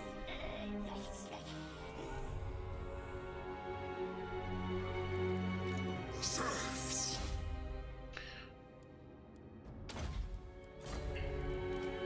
Served me in life. Okay, it's gonna give us a lot of power now in the army. A lot. Tyrion.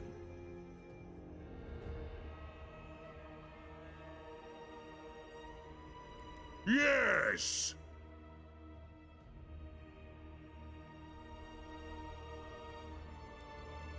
What you want?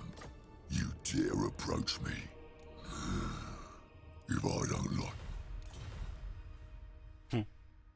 Gameskins are getting smacked. Who seeks me? You dabbled in sorcery and now you pay the eternal price. Fools. We hit the massive great power penalty.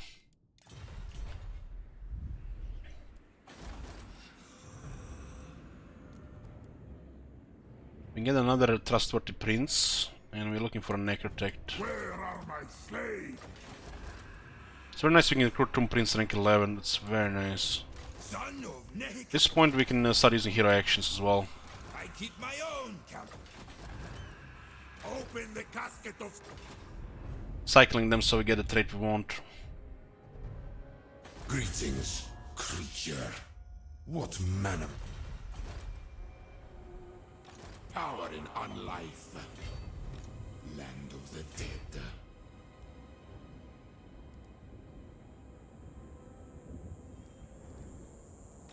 Obey me!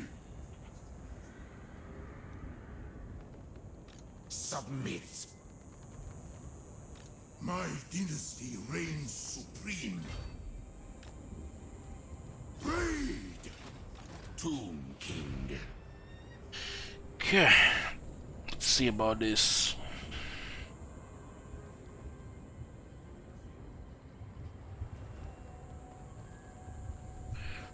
I kinda wanna keep 8 Tomb Guard, although the Khemri and War Swings on the Lord counts like 2 at least. Necropolis Knights can also patch it up. Bone Giants can go melee too. They only need 5 skeleton archers though. 4 is fine.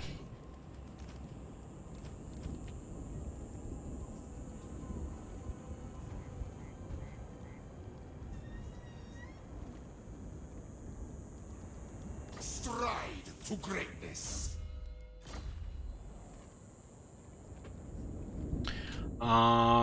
When we captured Southernburg, it had a keller building, so we recruited the unit of Necropolis Knights. My will be done. Address me as your highness. Entomb them. Address me as your highness. From the sands.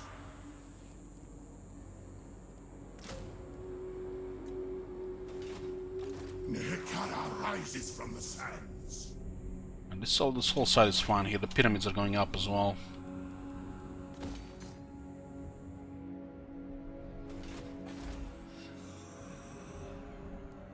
Where do we spend the rest of this one? Tier 4 here? Oh, that's a no-brain.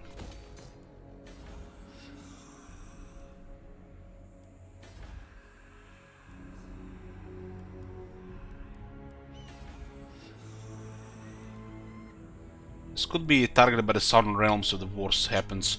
The Southern Realms are strong this campaign. This is one of those campaigns that the Southern Realms dominate. All 3 of them, and they're allied with each other.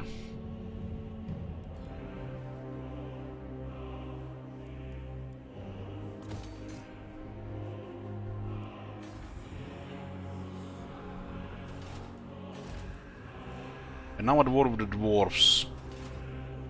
Petra watches. Those sandstorms were actually gonna be a big deal from the book now, from the 3rd book of Nagash. Greatness comes. It's hard to say about the movement here. But I think taking Barakwar makes a lot of sense. There might be some stuff on the other side they could invite stuff as well, but they might not attack immediately. The nation calls. This army is not very good in a siege. Lesser siblings would falter.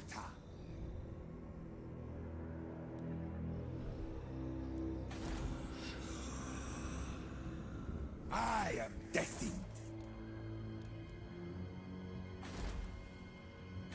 Yeah, but the Southern Realms are doing great. They are the clones of the Empire, so that's no surprise. What? Who calls? Yes? They really have no enemies. Your man gods and dubious masters have no... Looks like we're gonna have to fight them next. The war with them is inevitable because we attack the dwarves.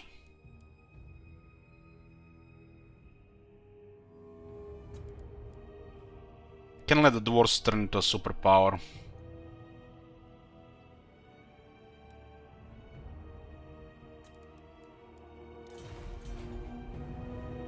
Immortality and power. This is a little bit tough because this army is not good for the sieges. But, we still need 3 more ranks on King Roma, so we need experience.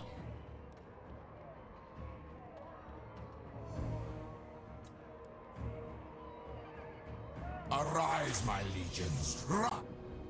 We don't really care if Neikara warriors get killed. But this army, we could lose a casket and the priest.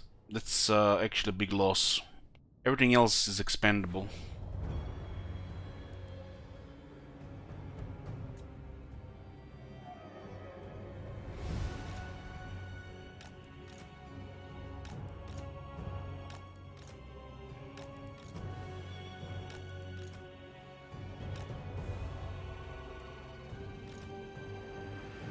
This Paladin fucker gave me wisdom as a rogue. That's pretty much telling you that you should have rolled a human rogue.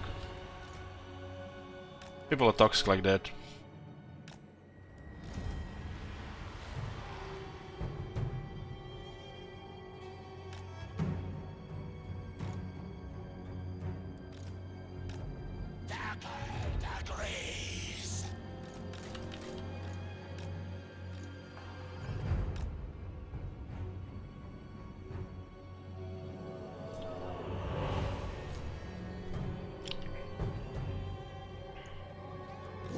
I'll send all the chariots on the other gate, they can cover everything here.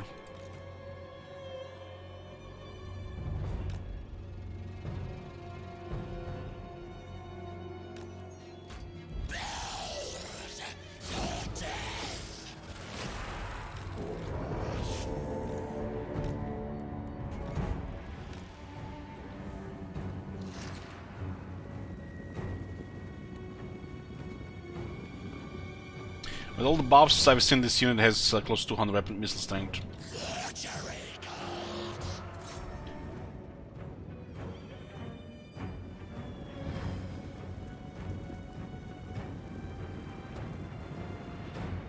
That's the Cherry King, yeah.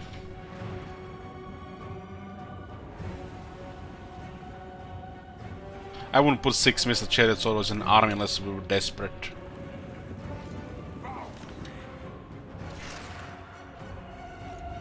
Nice. Fix the fucking game! Every single fight!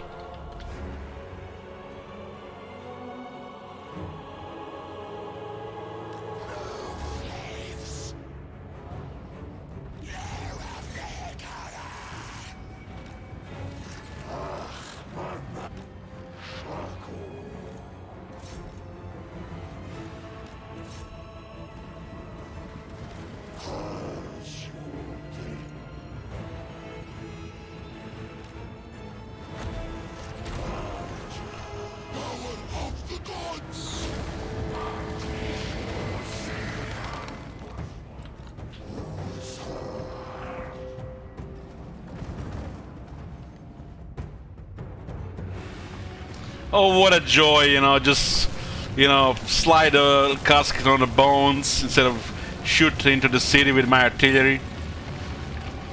Incredible stuff. Look at this. Look how nice it looks like. If only we actually attacked the wall properly. So much effort into this detail and shit, but it doesn't work half the time.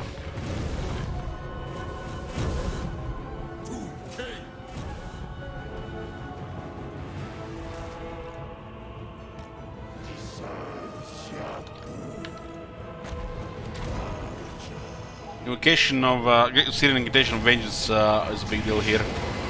Because our infantry gets wrecked by their infantry.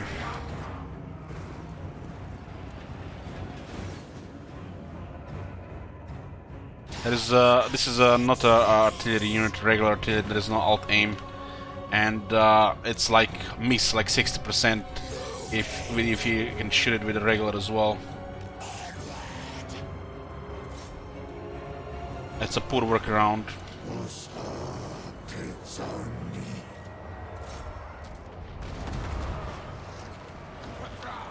ship's speed. Incantation of power!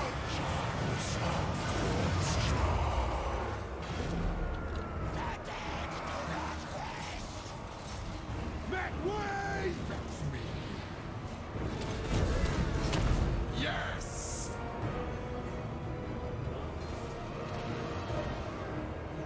10 hitting for 400 on a 100 armor.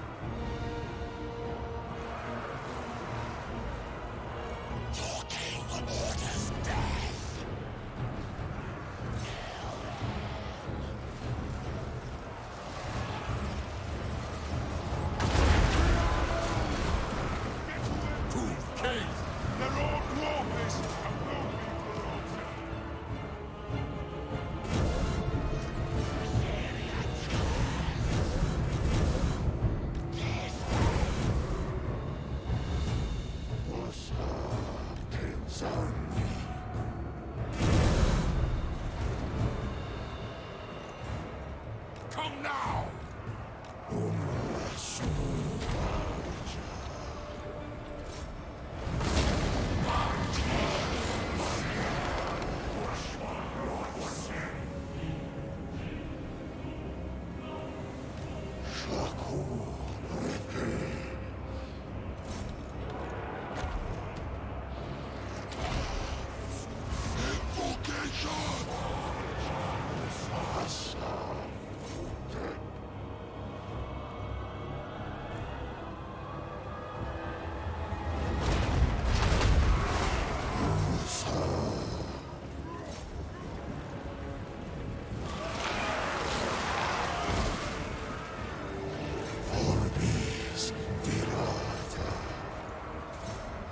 We had all this couple of spearmen through the realm of souls.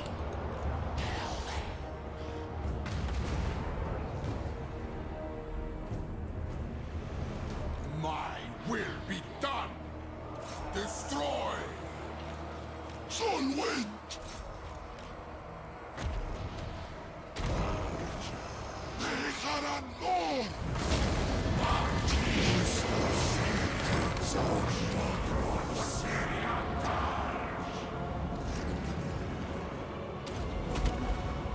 My orders! Asaf's magic!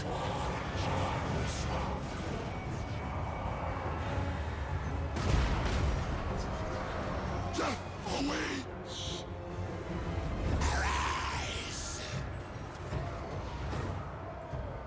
Tomb King!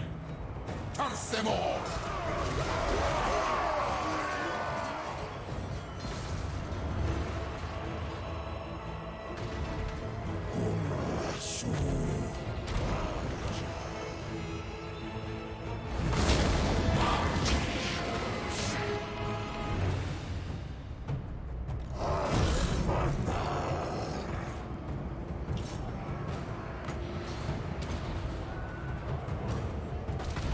Tomb King! Incantation of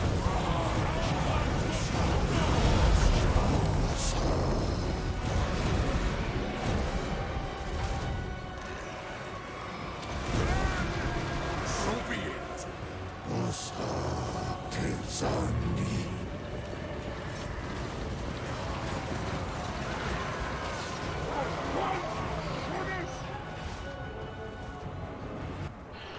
It's on the same as Flag Gnome, it's like Miasma with a longer duration, but more expensive. It's not really balanced with other spells, since it's in a lore which is mainly used for supporting the army. Does good damage because there's nothing else. We're gonna cast it, we'll get some effect out of it. We can this unit, that unit, and the third unit, and all of a sudden your units are winning. Now every time you cast, you trigger map-wide heal.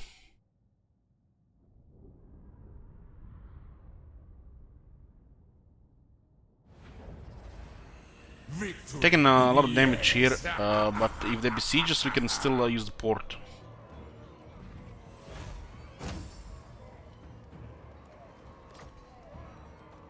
Well, the Restless Dead by itself is nothing, but considering you're gonna trigger the 10 times a battle and sometimes on top of Realm of Souls, it's a massive heal. And it works on statues too. Occupy it in my name. I shall make him proud. The Restless Dead gets triggered way more often than Curse of Undead, because the Nehikara is more spammable than the Lord of the Vampires.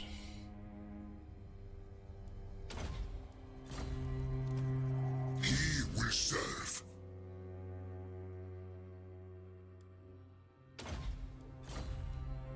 I mean, look at this. The spell costs 2 to cast. Upgraded Nervous Incantation Protection costs 4 to cast.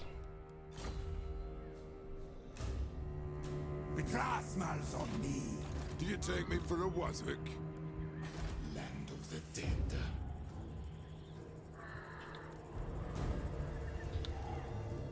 I am mighty.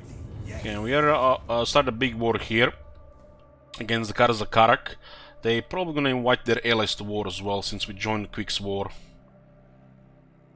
We had to pick a side here and decided to pick a side with Quick.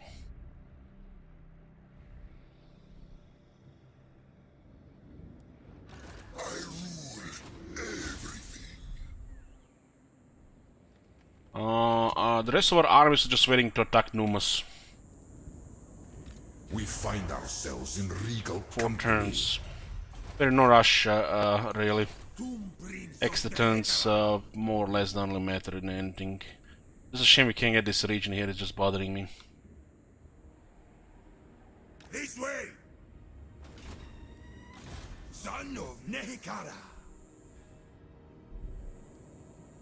Moving!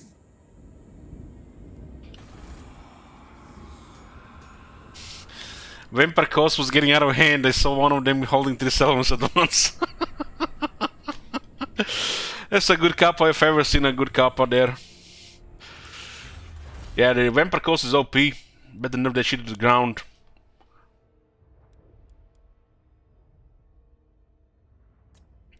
Let's continue with Wisdom of the 5th Dynasty. We're gonna get finally some buffs from the Casket of Souls. They don't. They forgot. They forgot them on the battle skills. The devs. So they get buff from technologies. My will be done.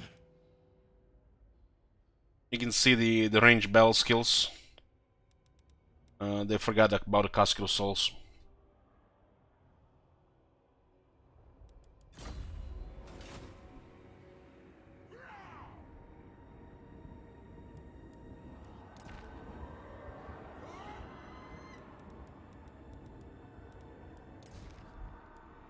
Yeah, Lord of the Deeps is pretty good. It fits the faction well as well.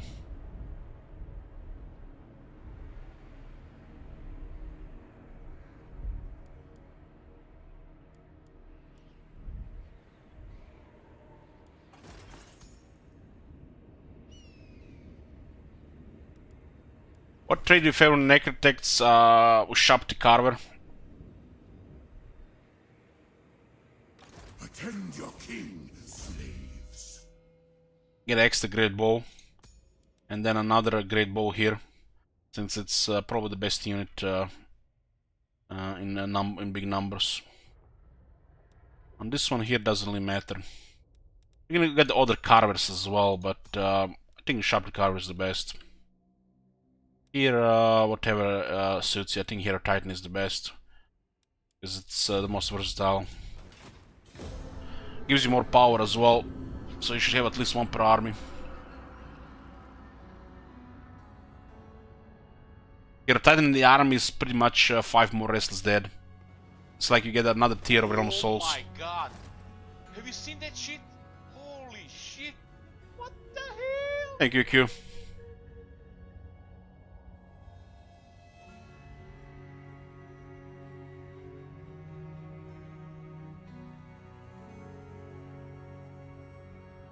Betrayed!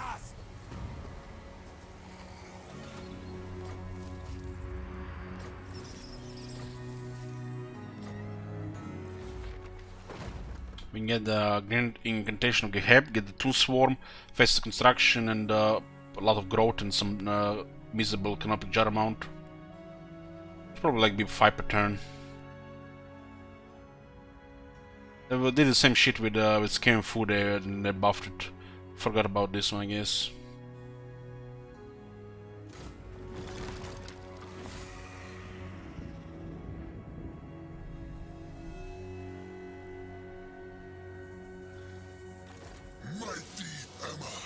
Okay, we'll take a food break here, boys.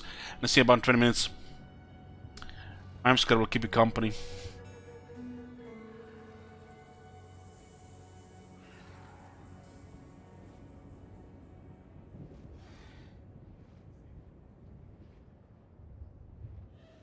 In royalty, and reshape this land which is mine.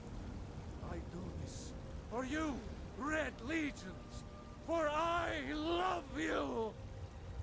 I love, even as man, great Talos cherished us, for he saw in us, in each of us, the future of Skyrim, the future of Tamriel.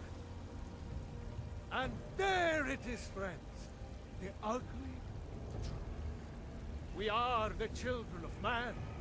Talos is the true god of man. I am mighty, ascended yes. from flesh to rule the realm of spirit. The very idea is inconceivable to our elven overlords, sharing a heaven with man. Ha! They can barely tolerate our presence on Earth. Today, they take away your faith. But what of tomorrow? What then? Do the elves take your homes? Your businesses? Your children? Your very lives? And what does the Empire do? Nothing! Nay, worse than nothing! The Imperial machine enforces the will of the Dalmor against its own people! So rise up, children of the Empire. Rise up, Stormcloaks. Embrace the word of mighty Talos, he who is both man and divine. Trust in me, Whiterun.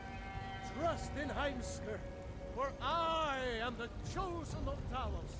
I alone have been anointed by the Ninth to spread his holy word. Talos the mighty, Talos the unerring, Talos the unassailable. To you we give praise. We are but maggots, writhing in the filth of our own corruption, while you have ascended from the dung of mortality, and now walk among the stars. But you were once man, aye, and as man you said, let me show you the power of Talos Stormcrown, born of the North, where my bread is long winter. I shall make him now proud. in royalty and reshape this land which is mine. I do this for you, Red Legions, for I love you. I love, even as man, great Talos, in royalty and reshape this land which is mine. I do this for you, Red Legions, for I love you. I love, even as man, great Talos cherished us, for he saw in us, in each of us, the future of Skyrim, the future of Tamriel. And there it is, friends, the ugly truth. We are the children of man. Talos is the true god of man, ascended from flesh to rule the realm of spirit. The very idea is inconceivable to our elven overlords, sharing the heavens. With man? Ha! They can barely tolerate our presence on Earth. Today, they take away your faith. But what of tomorrow? What then? Do the elves take your homes? Your businesses? Your children? Your very lives? And what does the Empire do? Nothing! Nay, worse than nothing. The Imperial machine enforces the will of the Dalmor against its own people. So rise up, children of the Empire. Rise up, Stormcloaks. Embrace the word of mighty Talos, he who is both man and divine. Let the siblings Trust with in full me, time. Whiterun. Trust in Heimskir, for I am the chosen of Talos.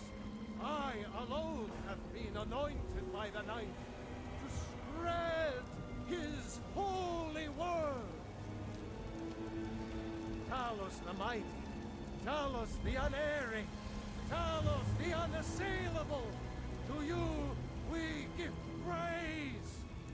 We are but maggots, writhing in the filth of our own corruption, while you have ascended from the dung of mortality, and now walk among the stars. But you were once mad, aye, and as mad you said, let me show you the power of Talos Stormcrown, Horn of the North, where my bread is long winter. I breathe now in royalty and reshape this land which is mine. I do this for you, Red Legions, for I love you. I love, even as man, great Talos, in royalty, and reshape this land which is mine. I am death. I do this for you, Red Legions, for I love you. I love, even as man, great Talos cherished us, for he saw in us, in each of us, the future of Skyrim, the future of Tamriel. And there it is, friends, the ugly truth. We are the children of man. Talos is the true god of man, ascended from flesh to rule the realm of spirit. The very idea is inconceivable to our elven overlords, sharing the heavens. I shall make him proud. With man? Ha! They can barely tolerate our presence on Earth. Today, they take away your faith. But what of tomorrow? What then? Do the elves take your homes? Your businesses? Your children? Your very lives? And what does the Empire do? Nothing! Nay, worse than nothing. The Imperial machine enforces the will of the Dalmor against its own people. So rise up, children of the Empire. Rise up, Stormcloaks. Embrace the word of mighty Talos, he who is both man and divine. Trust in me, Whiterun. Trust in Heimskir, For I am the chosen of Talos. I alone have been anointed by the Ninth to spread his holy word. Talos the mighty, Talos the unerring, Talos the unassailable. To you we give praise. We are but miners, writhing in the filth of our own corruption, while you have ascended from the dung of mortality, and now walk among the stars. But you were once man, aye, and as man you said, let me show you the power of Talos Storm Crown, born of the north, where my bread is long winter. I breathe now in royalty and reshape this land which is mine. I do this for you, Red Legions, for I love you. I love, even as man, great Talos, in royalty and reshape this land which is mine. I do this for you, Red Legions, for I love you. I love, even as man, great Talos. I am mighty, yes. For he saw in us, in each of us, the future of Skyrim, the future of Tamriel. And there it is, friends, the ugly truth. We are the children of man. Talos is the true god of man, ascended from flesh to rule the realm of spirit. The very idea is inconceivable to our elven overlords, sharing the heavens. With man? Ha! They can barely tolerate our presence on Earth. Today, they take away your faith. But what of tomorrow? What then? Do the elves take your homes? Your businesses? Your children? Your very lives? And what does the Empire do? Nothing! Nay, worse than nothing! The Imperial machine enforces the will of the Dalmor against its own people! So rise up, children of the Empire! Rise up, Stormcloaks! Embrace the word of mighty Talos, he who is both man and divine! Trust in me, Whiterun. Trust in Heimskr, for I am the chosen of Talos. I alone have been anointed by the Ninth to spread his holy word. Talos the mighty, Talos the unerring, Talos the unassailable, to you we give praise. We are but maggots, writhing in the filth of our own corruption, while you have ascended from the dung of mortality, and now walk among the stars. But you were once man, aye, and as man you said, let me show you the power of Talos Storm Crown, born of the north, where my bread is long winter. I breathe I shall make him proud. in royalty and reshape this land which is mine. I do this for you, Red Legions, for I love you. I love, even as man, great Talos, in royalty and reshape this land which is mine. I do this for you, Red Legions, for I love you. I love, even as man, great Talos, cherish us. For he saw in us, in each of us, the future of Skyrim, the future of Tamriel. And there it is, friends, the ugly truth. We are the children of man. Talos is the true god of man, ascended from flesh to rule the realm of spirit.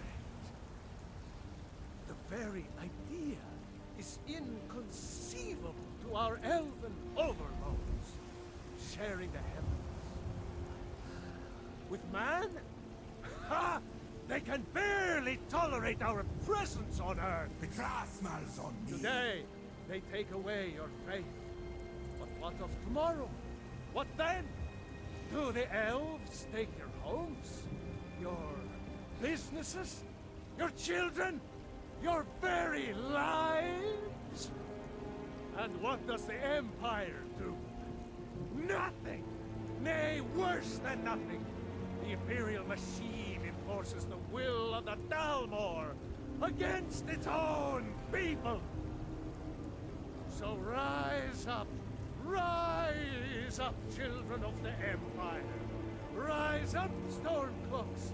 Embrace the word of mighty Talos, he who is both man and divine! Trust in me, Whiterun. Trust in Heimskr, for I am the chosen of Talos. I alone have been anointed by the Night to Lesser spread siblings with Volta. his holy word. Talos the mighty, Talos the unerring, Talos the unassailable.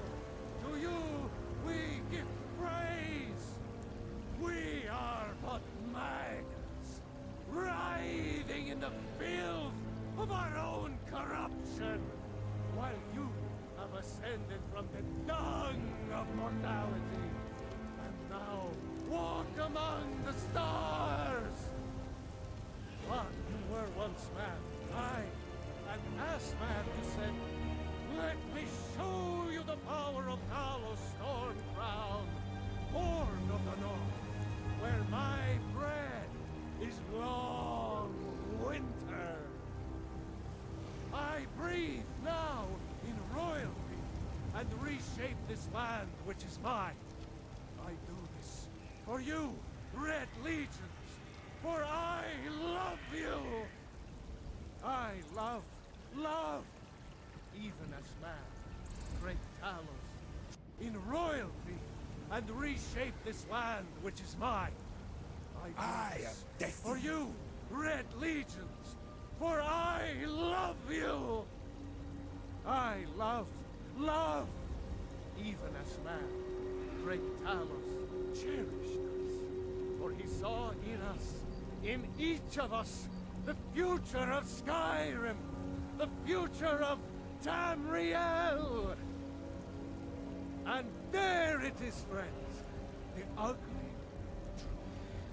We are the children of man. Talos is the true god of man, ascended from flesh to rule the realm of spirit. The very idea is inconceivable to our elven overlords, sharing the heavens. With man? Ha! They can barely tolerate our presence on Earth. Today, they take away your faith. But what of tomorrow? What then? Do the elves take your homes? Your businesses? I am your mighty, children? yes. Your very lives? And what does the Empire do? Nothing! Nay, worse than nothing! The Imperial machine enforces the will of the Dalmor against its own people! So rise up, children of the Empire! Rise up, Stormcloaks! Embrace the word of mighty Talos, he who is both man and divine! Trust in me, Whiterun. trust in Heimskr, for I am the chosen of Talos. I alone have been anointed by the Ninth to spread his holy word. Talos the mighty, Talos the unerring, Talos the unassailable, to you we give praise. We are but maggots, writhing in the filth of our own corruption, while you have ascended from the dung of mortality, and now walk among the stars. You were once man, aye, and as man you said, let me show you the power of Talos Stormcrown, born of the north, where my bread is long winter. I breathe now in royalty and reshape this land which is mine. I do this for you, Red Legions, for I love you. Hey, baby boys. Nice income is over 10,000 now. And we're gonna be getting a lot of bad loot if we fight the dwarf armies.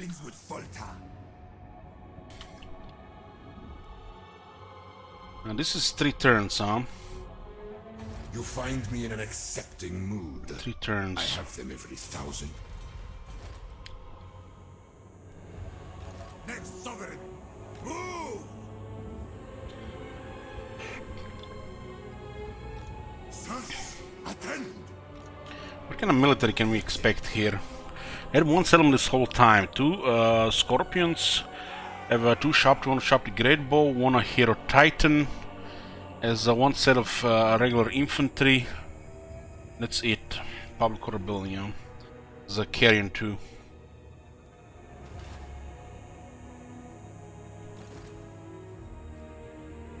Address me as your highness. Need 3 turns to get that great bow there. Done. Awake! Yes, in the Spice Nord. Again, looking for another Tomb Prince. Serpent Cower, don't care. I guess these guys will just be raiding here until you're ready to make a move. The king moves. We do get some money and experience from raiding.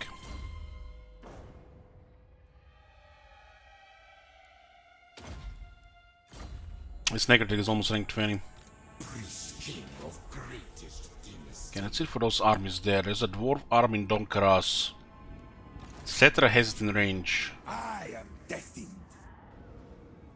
Oh my Hey, god. soldiers. Yoo-hoo. Have you seen that shit? Holy shit. What the hell? The special stance for the Tomb Kings, I mean the Entomb Beneath the Sands.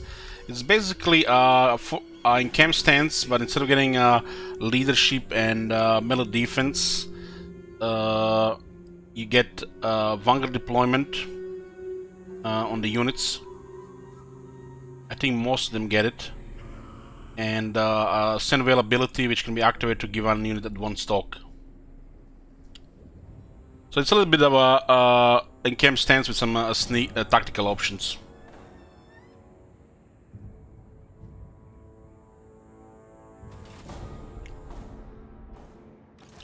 The fact we are on the move here and that fort garrison their army is great here.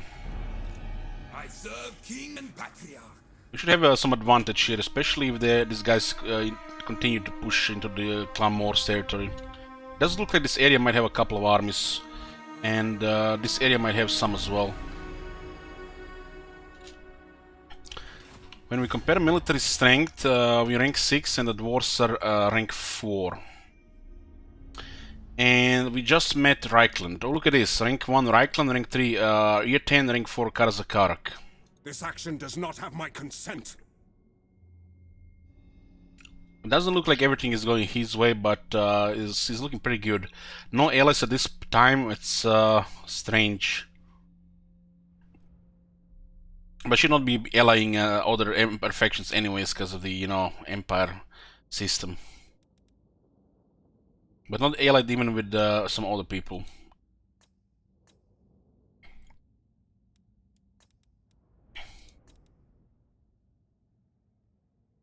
Rank 2 and rank 5 is probably another Empire faction. Or they might be both Dark Elves, hard to say. Setter has a really big movement, and we have to attack these dwarf settlements as they're exposed. This is a big battle.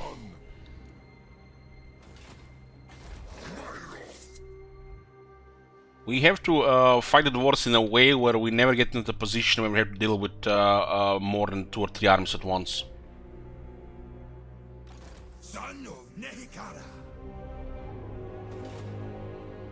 We did attack from a nice position. We surprise attacked in this area here. They did follow around with 1 army. We'll have agents around to see the positions of their other armies, but I'm guessing there are 3 or 4 in this area here focusing on Skaven, since there's a lot of Skaven territories here.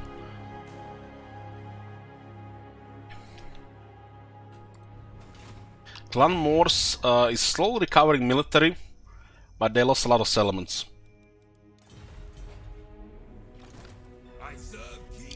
11,000 income per turn. Discuss the raiding. So it looks like a big siege in Dokras.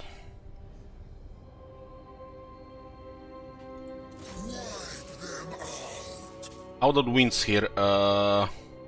Strong, plus 20. That's a lot of dwarves in the city. Our army is good for sieges, except the chariots.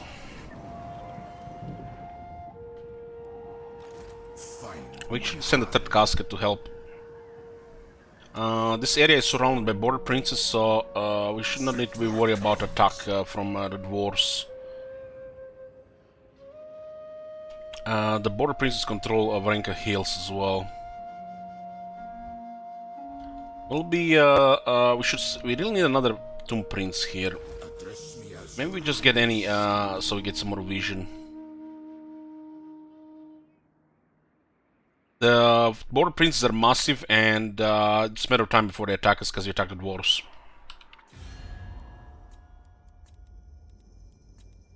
I said Southern Realms, I meant Southern Realms. Yeah, they don't like us. What are we doing to dwarves? Same.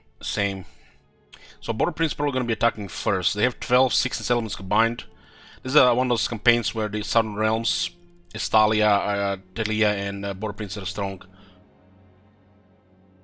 This would have probably just been a massive order tide here between the Southern Realms, Bretonia, Empire, and the dwarves.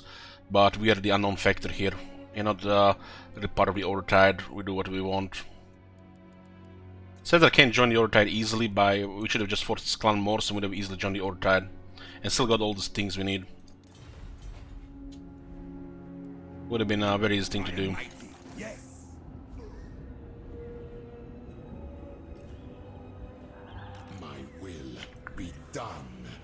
This will be some extra experience for King Roman, and we get another casket to fire. It's gonna be a big siege.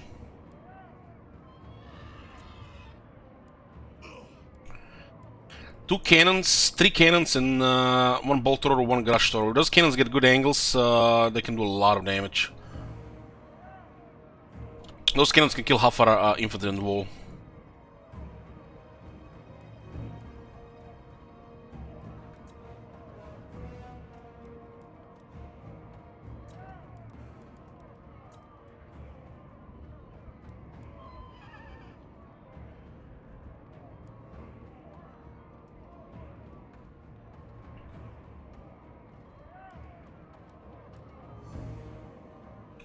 Probably sacrifice a lot of these Nekara warriors, so we don't have risk any of the Tomb Guard. I mean, if the Kepler Guard get destroyed, we just get the new ones. I don't want to risk the halberds. Defeat is impossible. These Tomb Guard are nicely buffed. Okay, this settlement could have been much worse for this. This is not a good one for the cannons unless they're deployed on the sides. But they can still fire over the wall with the cannons if you deploy too far. So we should just deploy on the side. This is a greenskin settlement.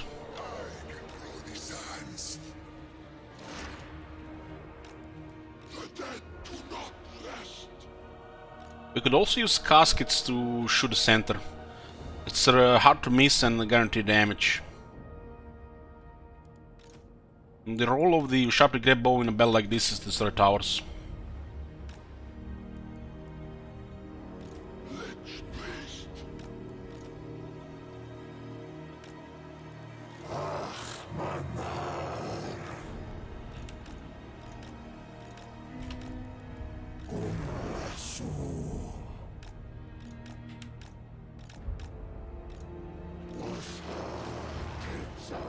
If they deploy the cannons like in this side here, they can definitely fire over the wall near infantry. Those cannons are deadly to infantry.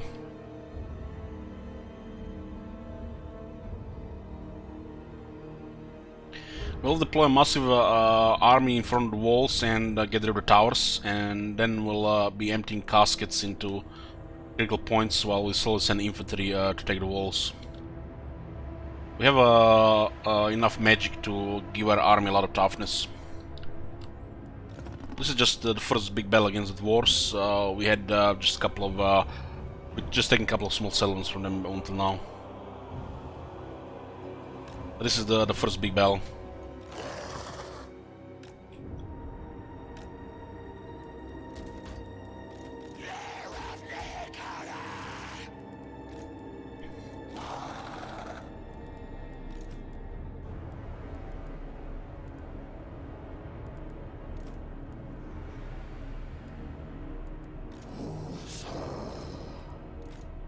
We're not gonna be using chariots in this battle unless we're desperate.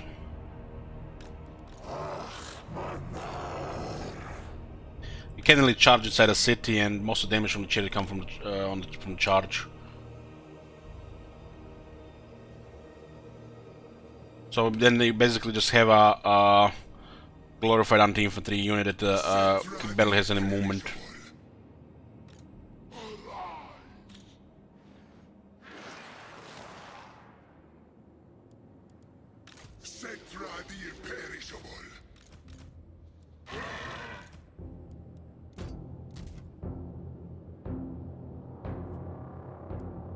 Okay, start with destroying this tower here. It's one of the deadliest units to the towers. And you wanna hear the best thing, it's not even a siege attacker. We can see a kind of artillery here, probably best to shoot those cannons. We might get lucky with a couple direct hits.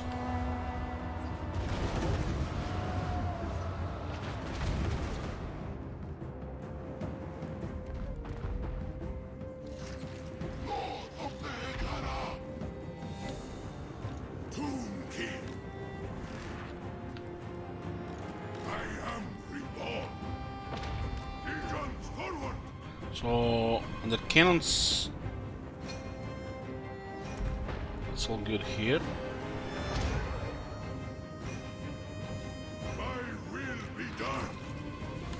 No casket here. Guard no fire at will.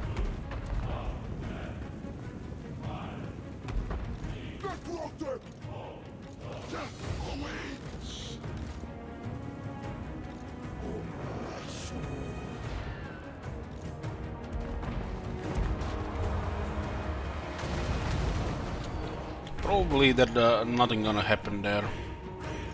Okay, one tower down. Bell lost any armor really. And shoot probably two more towers.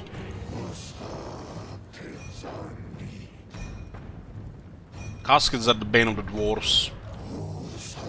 Especially we get some lucky hits.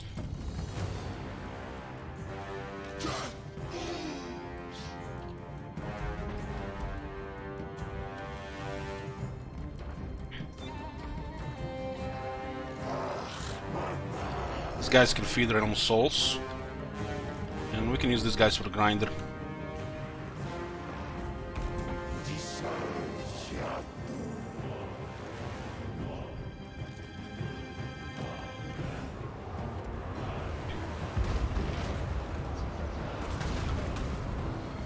Just random damage here did already a lot of damage. Some of our infantry versus their infantry is even match. But against some we might need some extra support. I'll go with one here. The artillery is the main issue for our infantry.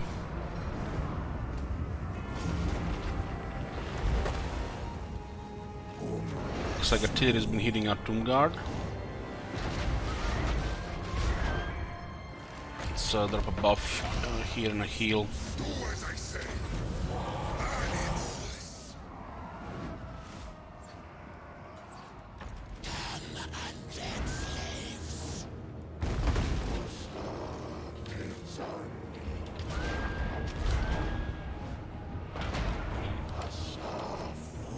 Send the expendables.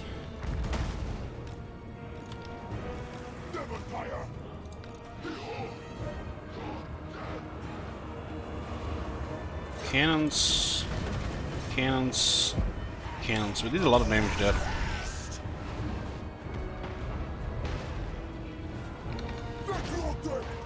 Unliving king.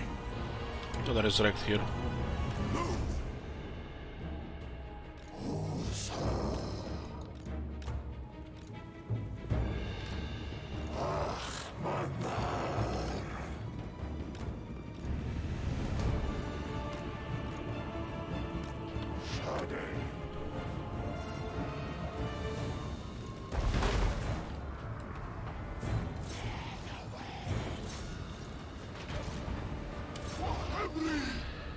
This is quite a barrage. Quite a barrage. Great king. Tomb king. This is well. One Arcane Conduit here. Cask is activated, extra 30 power. No Hero Titans yet.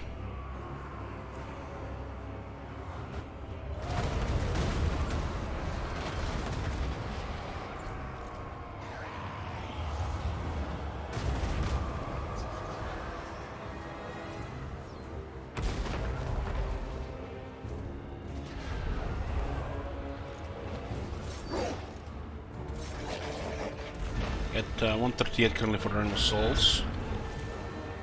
Trigger double Restless undead there. Restless dead. Cetra the imperishable. I have 3 Restless dead in this army.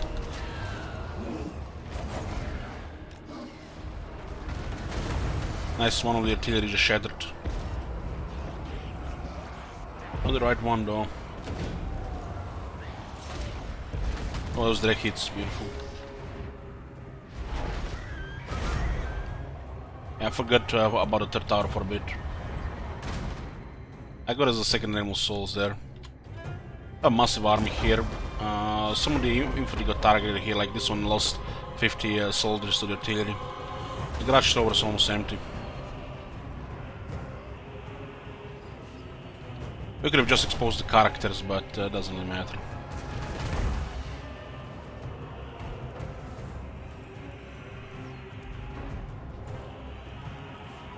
Casket can still fire a bit. This is not very accurate, you can notice it with rank 1.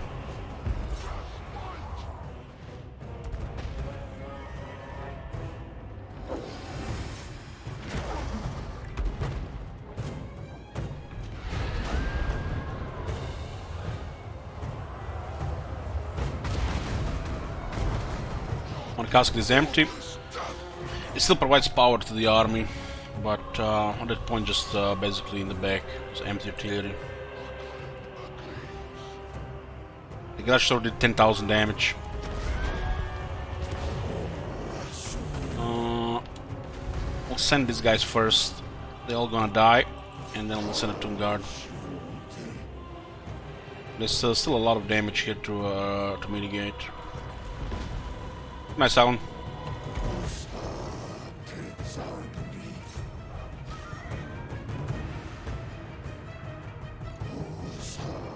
Kepler guard will follow the Nikara warriors.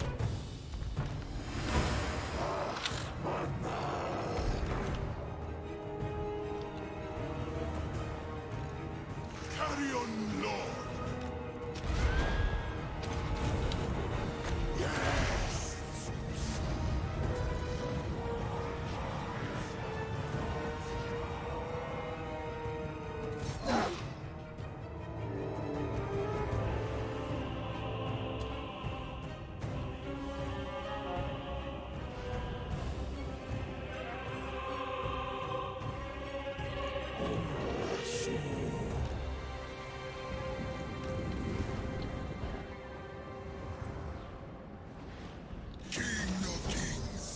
let's send the characters closer here.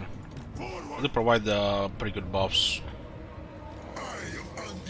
This one can just support the infantry, while Cedar will go fight. Stone Shaper, Tomb King, slave to me! Go!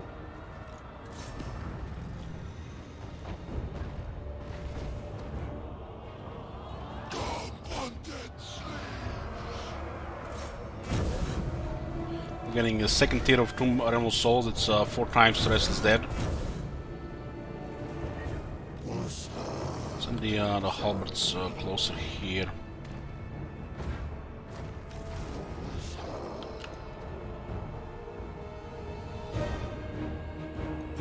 Almost separately.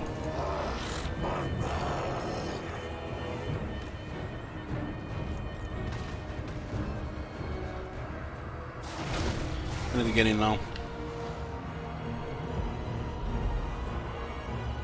They have a lot of infantry, but we have more.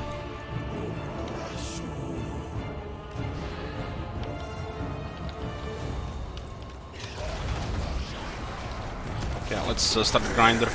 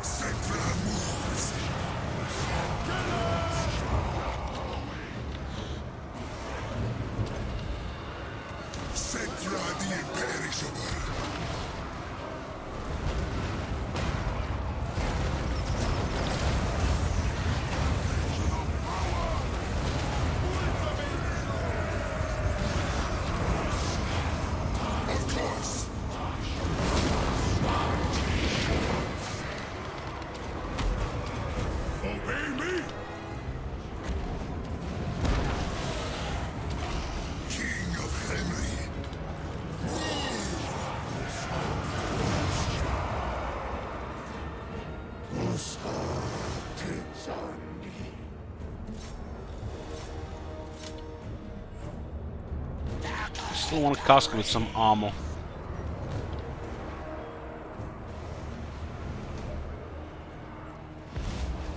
So we can open fire here. Make sure we keep the buffs up. It's already 7 rests dead there.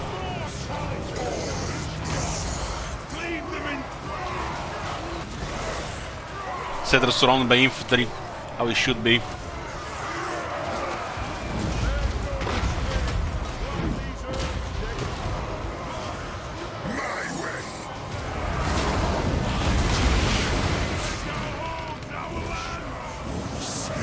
Your lands? This was settled lands before you arrived here?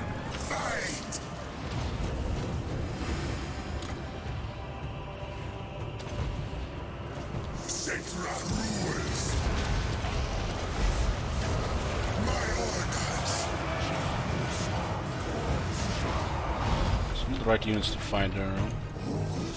These guys are finding the wall. Yeah, we don't want to send too many there. We have a lot of units to work.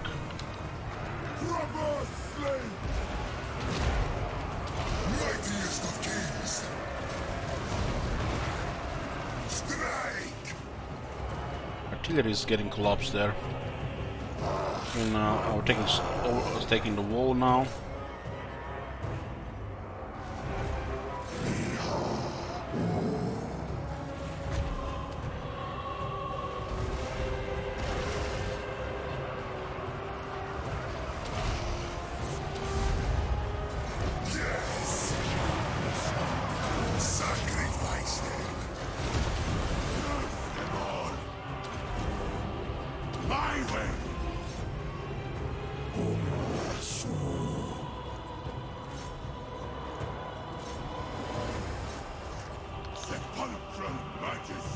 Is anybody even taking damage here?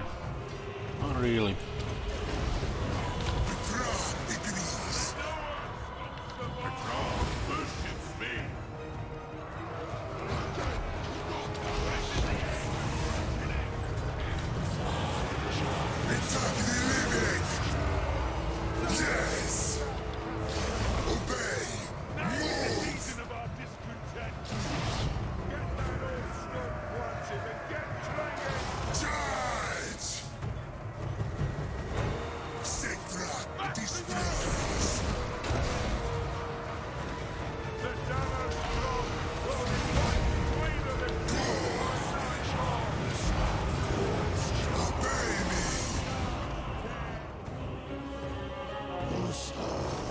to get rid of all these shooters here.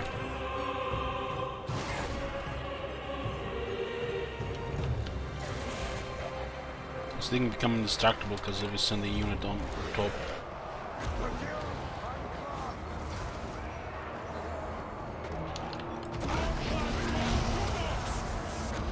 Give them a desiccation. Lower their attack and defense. We overlapped with the restless dead there.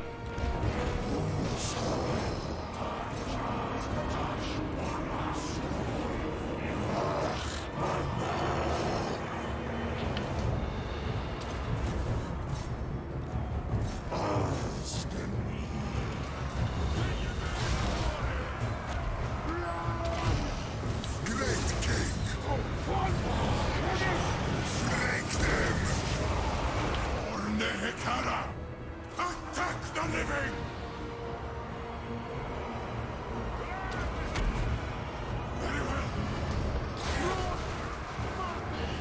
They're outing. Taking enough damage. Bring me the bones. Some slayers here.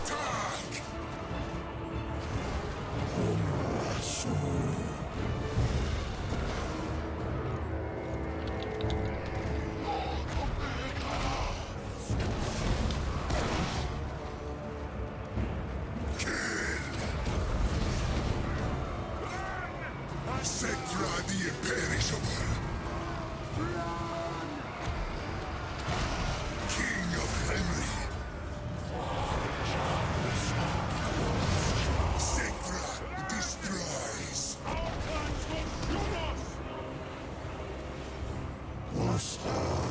Can't believe this experiment survived. Must have been because of Cetra nearby. Cetra gives them quite a bit of buffs to leadership, attack, defense, charge, damage, and then he resurrects them if they're close. Petra agrees. Cetra the imperishable. Yes. This is the first big dwarf army that we defeated. This is already also third settlements we're taking from them. I am undefeatable. All is sand. Bring my chariot. We march.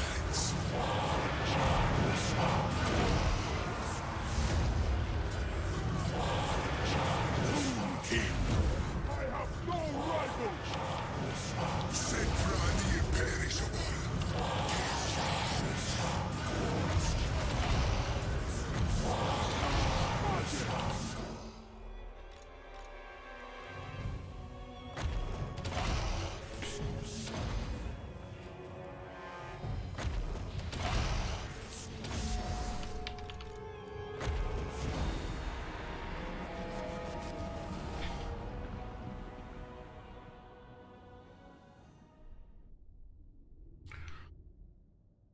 There's nearly 2600 dwarves here.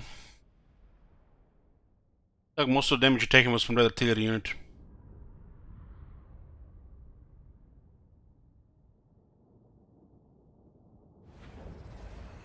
I do not lose. This cannon had things in range. Look at that, 14,000 damage.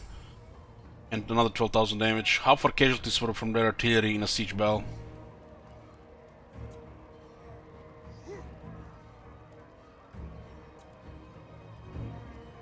Huskies did good here. So surprisingly, not a single unit of Hekara warriors got destroyed. They did use a lot of healing. The Bone Giant and Sharp Gribos roll in sieges just to destroy towers. Could have totally sent these guys earlier. Said that did 32,000 damage. This is Cetra's. Oh, look at this, another numerous banners when we capture the city. I just love when we capture cities and there are numerous banners around. Those guys, cities change in the Atlas Mountains. Still numerous banners. Numerous banners. Numerous banners, nice. Numerous banners. I guess we're playing Numas, we're not playing Cetra. Like all the cities that we capture have Numas banners.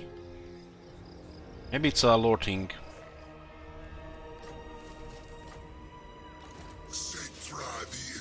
Casualties? What casualties?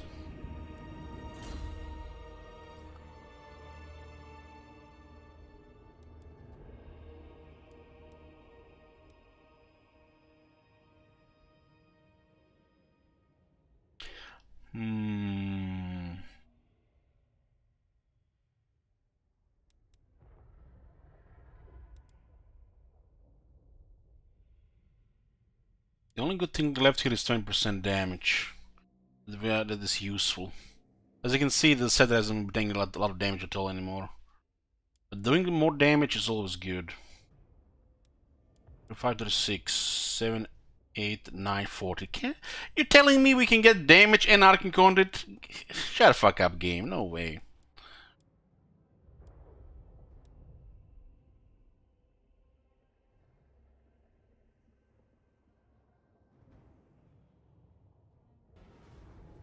Oh my god. Have you seen that shit? Holy shit. What the hell? You don't really need Blessing or the Asp. More ammo for the giant than one with sharp tree, it's not really gonna matter.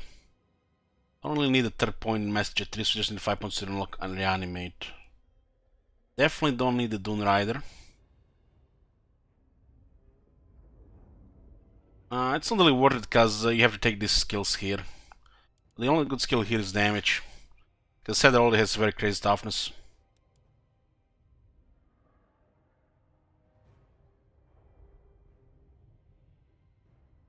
I'm not even sure I want to take Arcane Conduit, honestly. Magical Reserves Evasion is good. And getting this as an option is nice. So I don't even know if I want to get Arcane Conduit. I might just fill the rest of the battle skills. We just want to have Cedar max offense on the damage. Damage, attack, attack, and damage. He already has massive attack, so this doesn't really matter. This is base weapon damage, not even weapon strength. Evasion and magical reserves and narrow incantation protection is worth it for 3 points.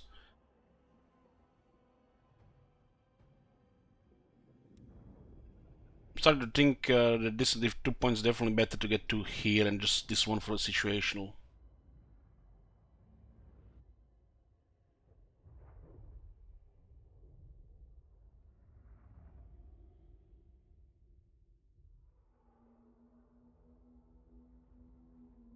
Ancient Tyrant is nonsense, and Embalmed Elixir gives me health and fire resistance, which is okayish.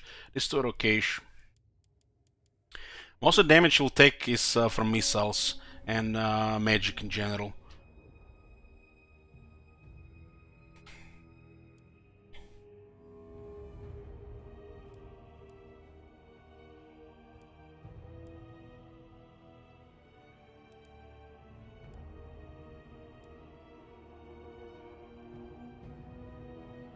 The Ancient Stone is fine, but we don't really need it either. It's pretty much just for the Tomb Guard and the Resurrect, because how we run the army.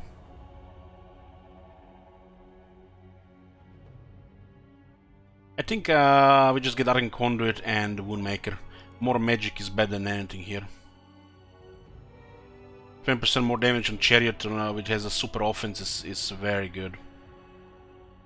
More damage, more one-shots.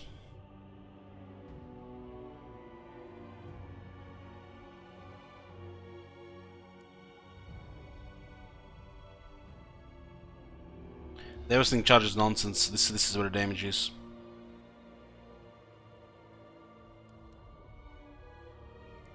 $15 charge instead of getting 50 damage. Just think about it for a second. Stop what you're doing and think about it for a second. You want to get 15 temporary attack and damage over 50 all the time damage.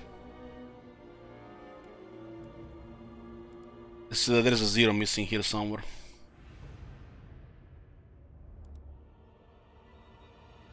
More damage on Cetra is always good. Attack and damage, he already has enough toughness.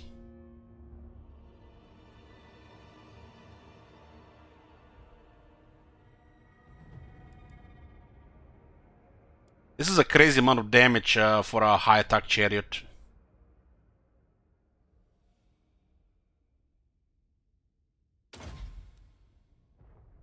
I mean, you've seen Cedra killed over 400 dwarves there, and he's spamming magic at the same time. Mostly protective magic. It's mostly protective magic. It's actually buffing himself with more damage and some protective magic. This is only if you have extra power, and the priest can cast this desiccation.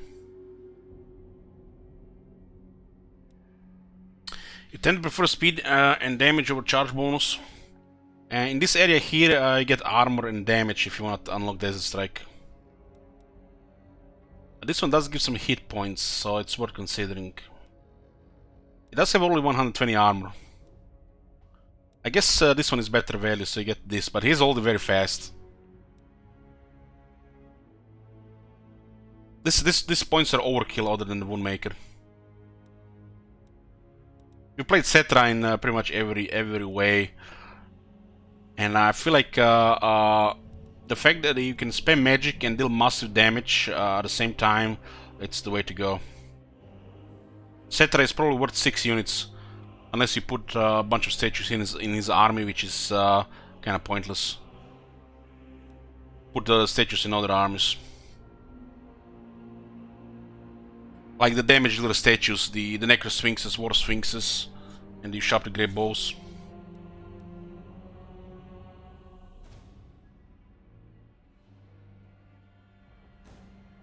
Now he has 106 speed and another 6%. And you can put a banner of swiftness, although better to use a magic resistance banner if you get it. One thing is sure, you won't Conqueror, you won't Blade Master, you won't Woundmaker. Other than that, doesn't really matter.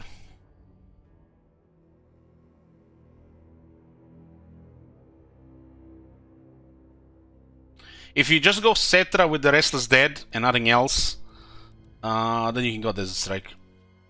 But if you go Cetra for Magical Reserves or Arcane Conduit, you can't get Desert Strike. We already explained why we keep his melee defense lower.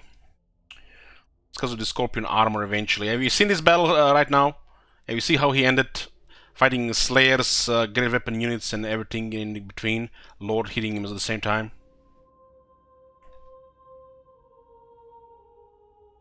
From my experience, unless you want to make Cetra a one-man army, these are not very good skill points to skill.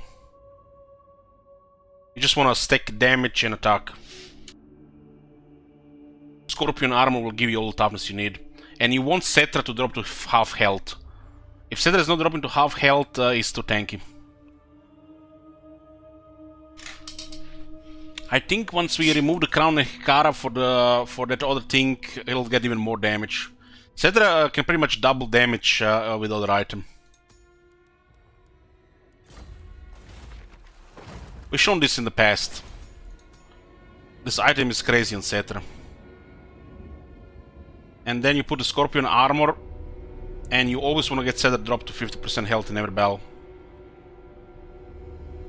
Of course, if the enemy has actual an army. If not, who cares, right? There's also additional 5 attack.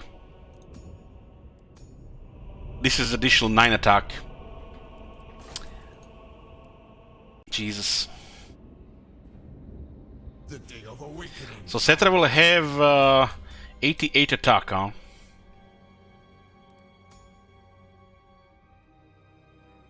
And the enemy will lose some attack as well. 88 attack on a chariot with these attacks? That's absurd.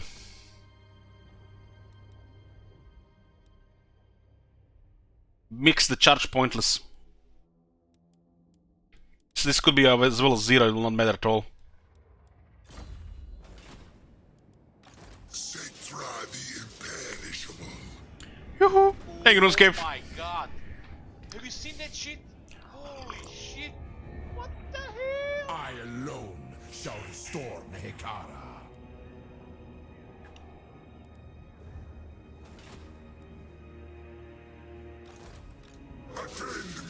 Victory, yeah. When you activate the Blessed Blade of Petra, the units just melt. God. Have you seen that shit? Holy shit. What the hell? My father demands it. Well, it's true the Chariot does big damage on impact, but it lasts for 2 or 3 hits, and that's it after it. Buffing charge bonus is kinda pepega, unless you just want to put everything maxed on Cetra. It's currently good, it's actually excellent. Gives Cetra a lot of toughness, and everybody around Cetra more damage. This got buffed. This is huge. This is why Cetra doesn't take much damage anymore with 30 defense, because gets resistances. Holy shit! What the hell? So you use the coronary card if you want to have a very tanky Cetra, or use the other item if you want to have Cetra max damage. And Cetra has too much toughness. We want Cetra to activate the curse, which means he has to drop to half health, and then he has the Scorpion armor, which will give him more toughness than Colic, unless the enemy has magic attacks, which can be avoided. So you want Cetra to drop to half health, and Cetra on half health is still 3700 health, without bloody, and without or my dead body bonus or a bomb elixir bonus. So he can still be of 4000 health at half health or close to 5000. You want Cetra to drop to half health, because usually Cetra is surrounded by units and the curse does a lot of damage. You can take a curse every battle, is ideal. God. Have you seen that shit? Holy shit! What the hell?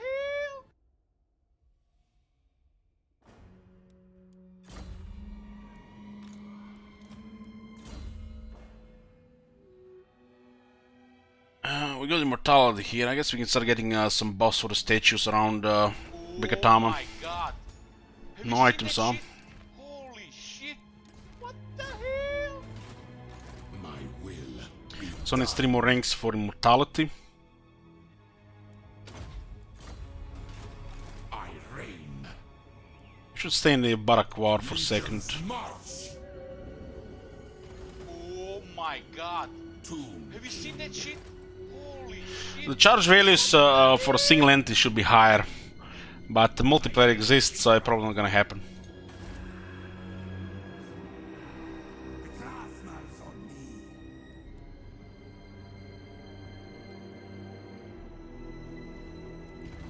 Oh my God. Have you seen that shit? Holy shit! Open the casket of souls. So what's going on with Khalida?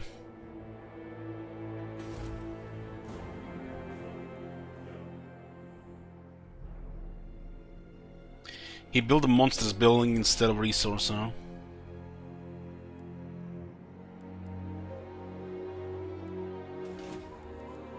Attend your king, slaves. We are preparing an attack here.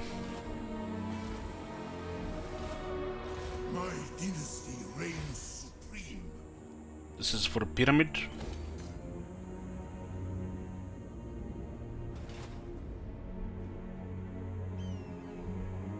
Yeah, there's the important resources are in Mount Arachnos and Karakorud. The Channel Valley should be a priority for Khemri without even considering anything in the north. We could have easily taken all these territories in a few turns.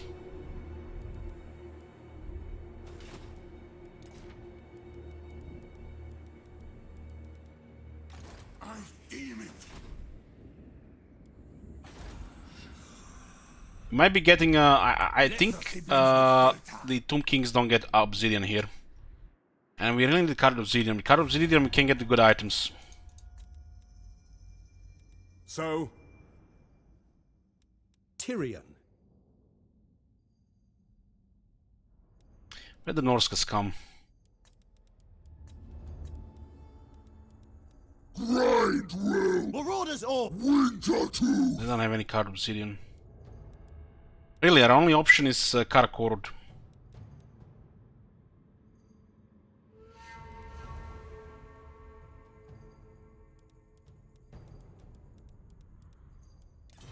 We should have.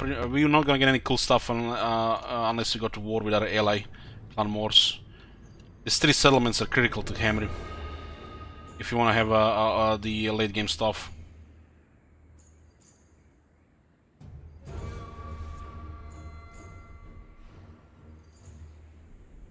Maybe the dwarves come here. There's still a choice. Still an option.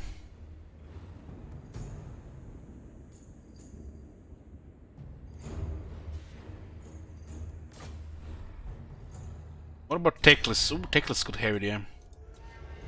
I doubt it though, because of his size. But it's random. The resource, how they are built, is random. Yes? He doesn't have it. Because why would they build trade resources? They can just get military buildings in every settlement and just spam armies. Oh, this system. Betrayal smells on me.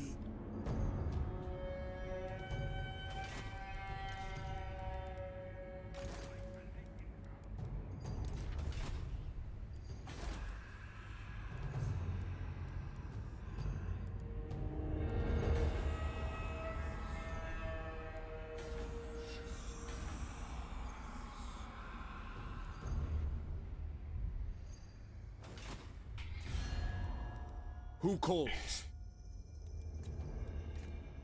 Ulf one's The Empire. Yes?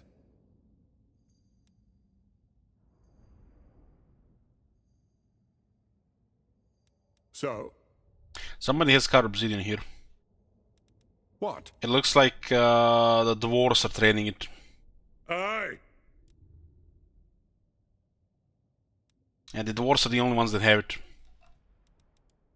Yes. at your service. Who calls? Yes? So? What? Wisdom awaits. What? What? Lord of... Yes. My madness. Ready the Reaver! Find my harem. We can attack. We can attack them once we get rid of the other stuff.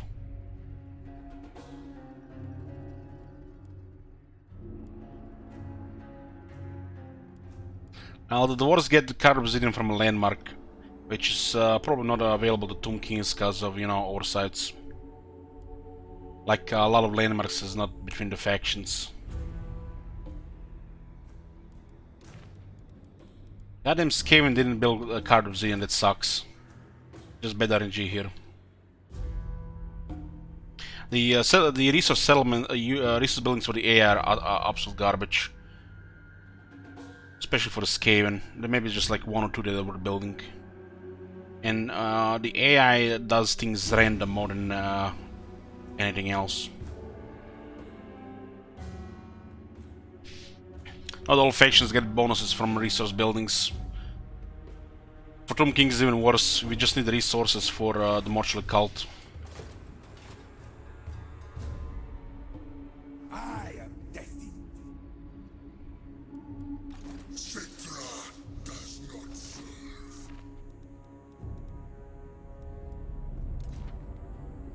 I'm making so much money with Tomb Kings. Well, we have some rich territories. We have 32 settlements, and we are raiding with 2 armies.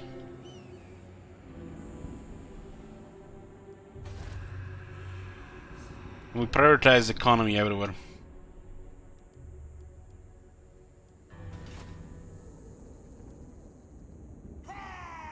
Yes. My glory.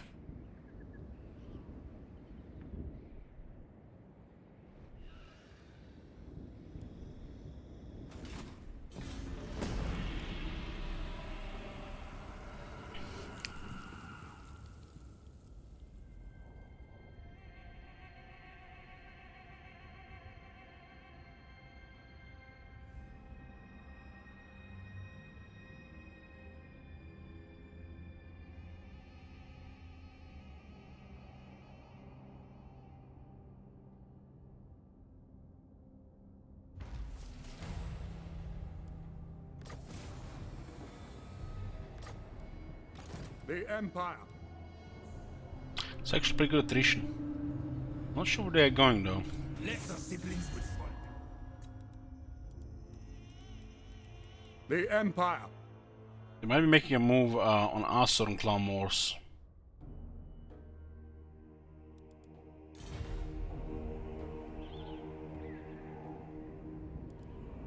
Said I can just beeline the critical settlements here. We have a super movement here. What?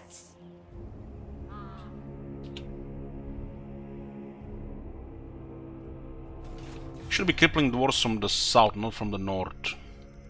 But getting the capital is important. You dare approach me?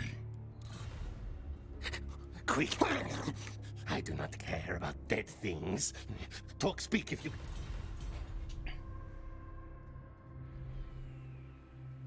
Tomb Prince of the Hekara! This way! So we are defensive ally with Quick, we can actually see his city without clicking on it. But we lose the information shortly. Same like discovering the city. Do not challenge me! Son of Nehika! The ultimate trap!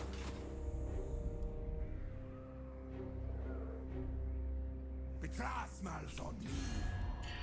Karazakarak is rank 3. They're pretty much same at military strength.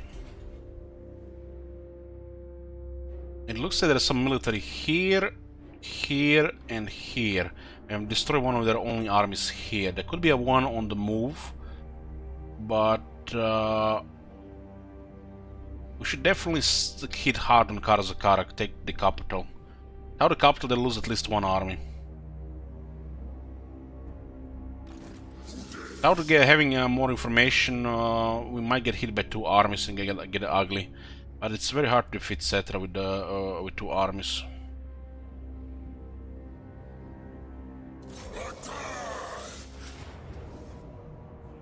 King of battle. It is mine now. That's the thing you want on Cetra. Basically, will turn his physical resistance into ward save. That's the best one to get. I rule everything. Cetra has a high natural physical resist, and you put 30 magic resist and you get ward save. So he'll have close to 50% ward save. And we can still get Armor of Destiny or a different armor. And or Scorpion armor. That's more than enough. We do want to take some damage, like I already explained. We there was a from experience, prioritizing this thing was overkill as usual. So the damage stacking is the way to go.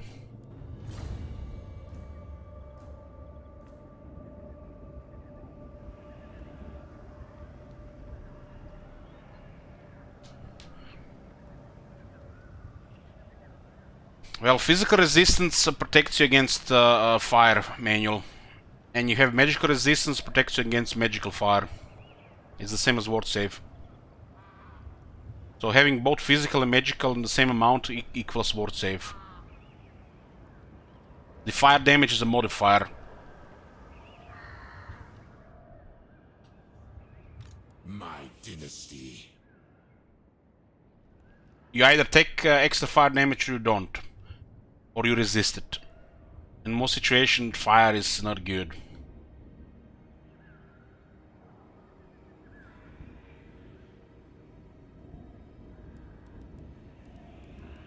Land of the dead. It's also working the tunnels of flamethrowers, yeah. So let's say we're getting hit by thunderers. We have 15, 57, 74% damage reduction on top of 120 armor. We still take a lot of damage because they're armor piercing missiles, but we reduce over 74% of their damage. If those thunders have Banner of the Eternal Flame, for example, we are gonna be taking additional 25% damage. So we're gonna be taking about 59% less damage. It's gonna be still reduced over 59% because the armor reduces damage from thunders as well. Since it's not pure armor piercing.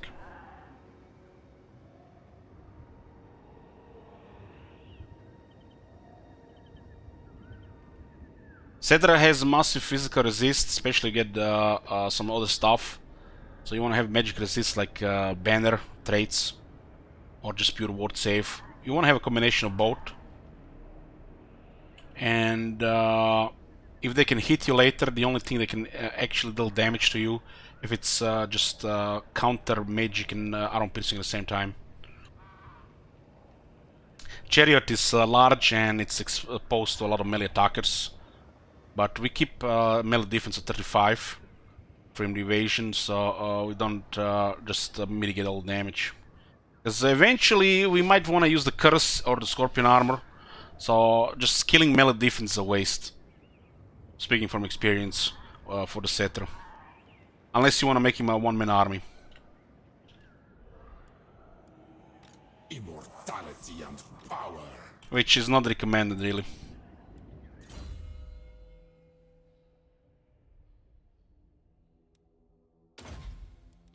This gives missile resistance and armor, attack and armor piercing weapon damage, and this and restore. This is once he gets immortality and a chariot, it's okay to keep him close to other statues for the buffs and heal, especially if he has items.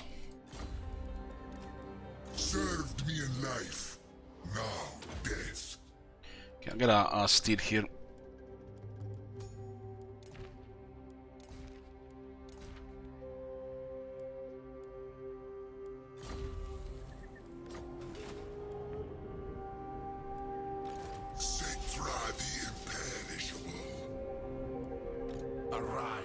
The border prints are probably getting closer because they're gonna attack, but they'll be taking a lot of attrition in our territories. Anybody will, because of the third book of Nagash. Should still try to protect Barakwar for the time being. It's a nice buff. This army is not the greatest. We still can't get Tomb Guard on one turn, so we're missing one or two more royal barracks. I note you're yet to bow. We'll take Numas soon as well. 3 turns on the construction pyramid. 4 turns for military pyramid. And 11 turns for the magic landmark.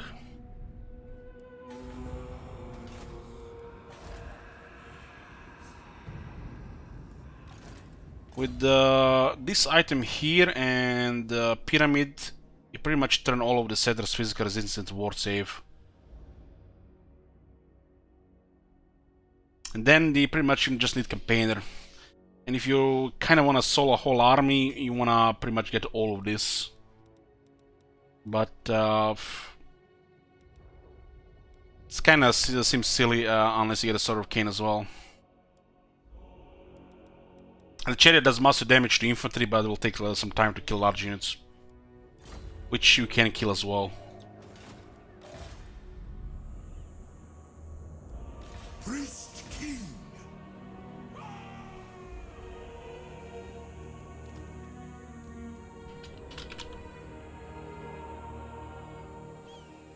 Animus! He means nothing.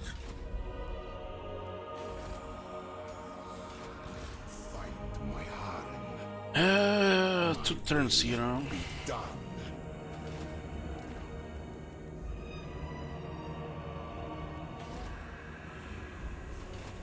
20,000.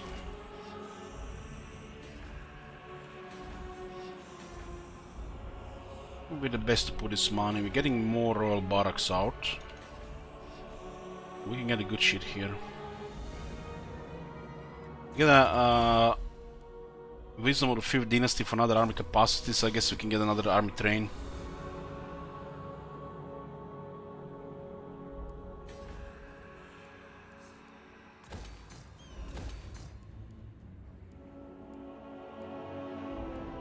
There should definitely be 10 of them now.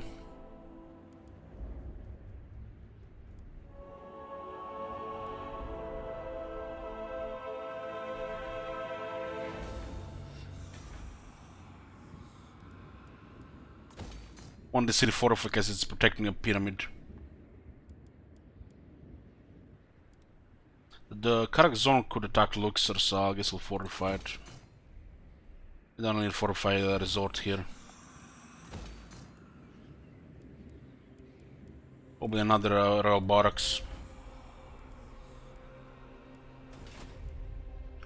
So 10% from technology, 10% from commandment, and another 5% from the construction pyramid. So we have 25% cheaper construction. 20% faster, 1 turn less on the core building. Why I don't sell the unsettled provinces? They are not unsettled. This is Skaven.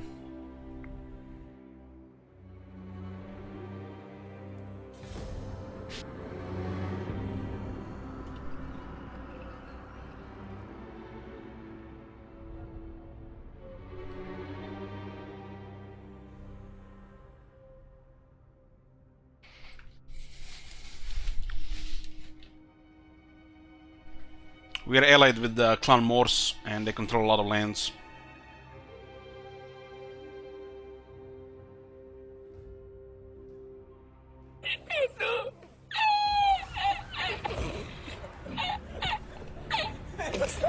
So border princes have pretty much hostile to us. The war will, is inevitable.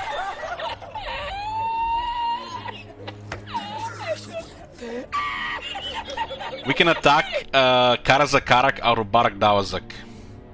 That is sick.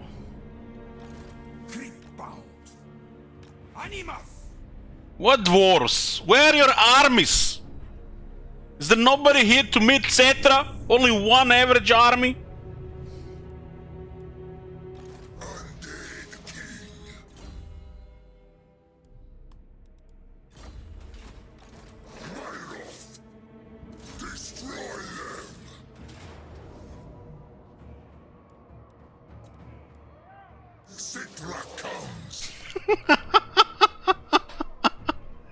Look at his balance of power, man.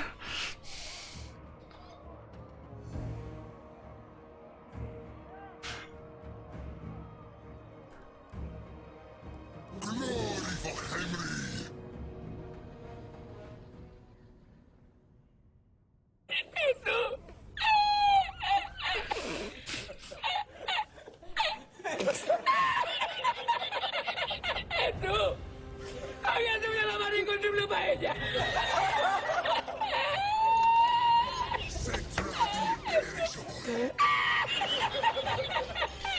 Battle of Karzakarak.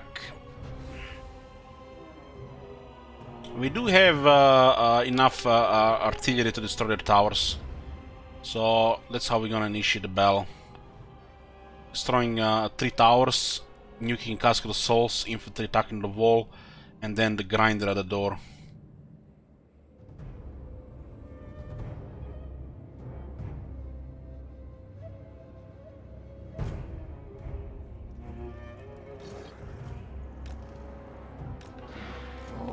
Just rushing the wall with our infantry, we lose 20% of our infantry.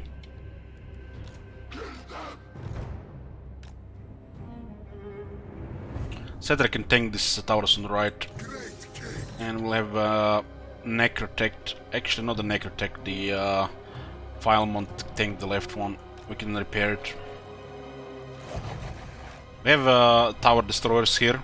The Bone Giant and Sharp Grey Bows. All the caskets can go crazy, fire at will, I don't care. We could just shoot the right tower first to make things go a little bit faster.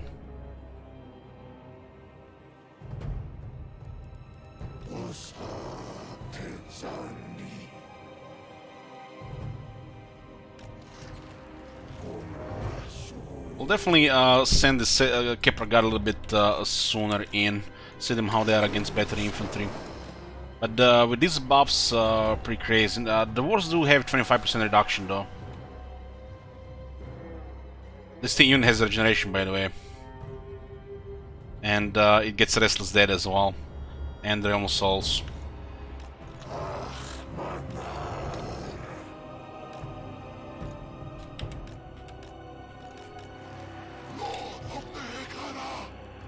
Chariots are mainly for the field battles. They're actually pretty good against dwarves. The units like hammerers and the slayers, giant slayers, they can totally destroy them, but they'll still take massive damage fighting them. Everything else dies pretty fast to it. Master Sculptor! Let's priest!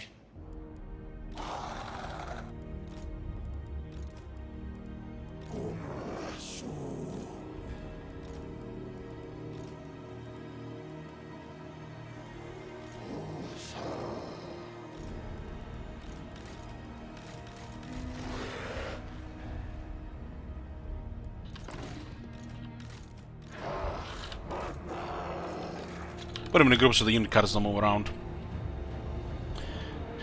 Khemri Guard is basically Tomb Guard with anti-infantry. They have low AP.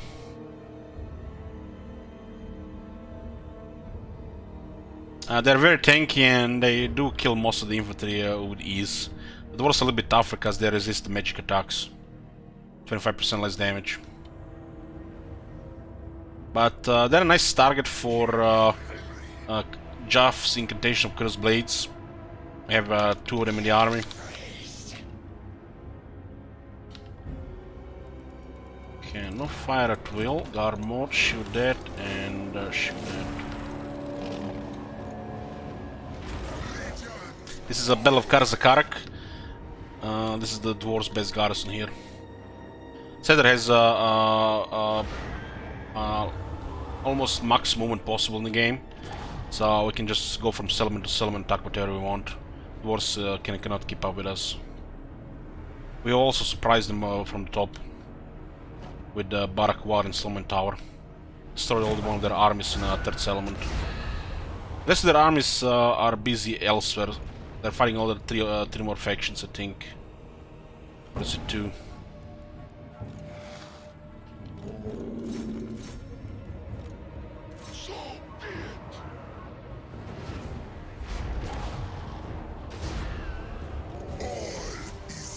You never find anything for my arcs to fight. Declare war on more people.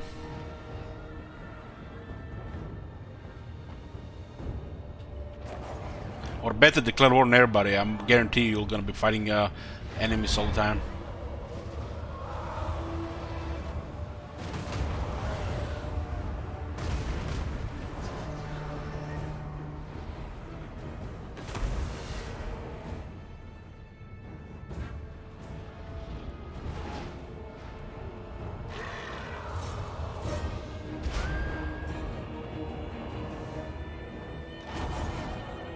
And Nerfy.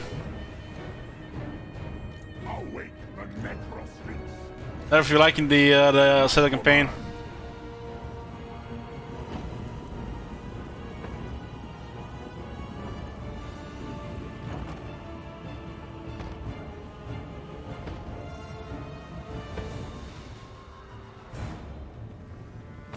Okay, I'll set a Khemri Guard on the wall.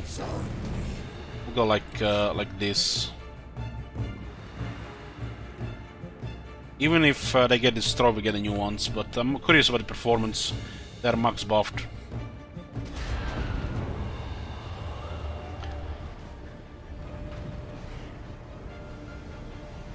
Dwarves are amazing on the wall with some of their quality infantry.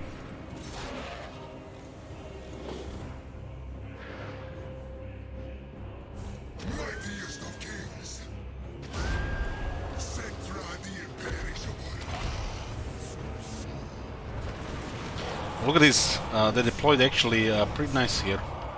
Even three units are firing there.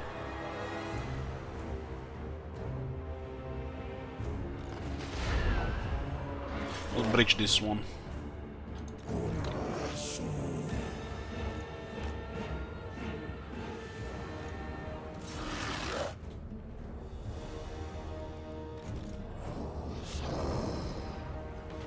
I'm not sure what we do with this.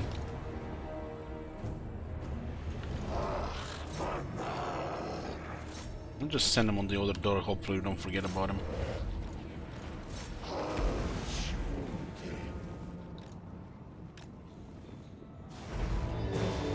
Let's drop a resurrect here.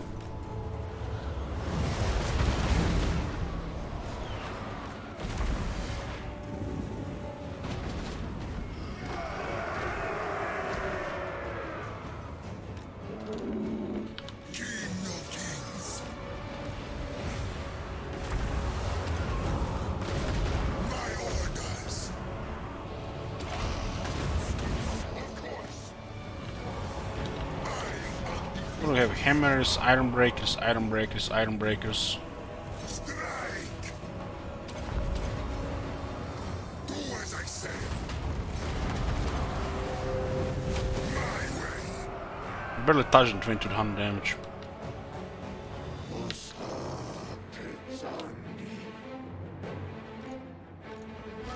We march!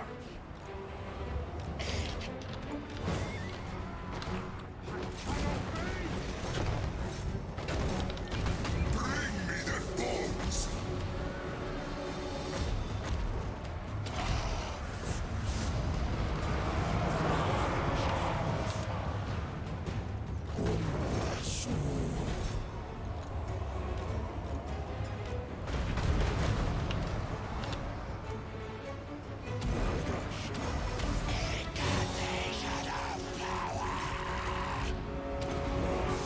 Citra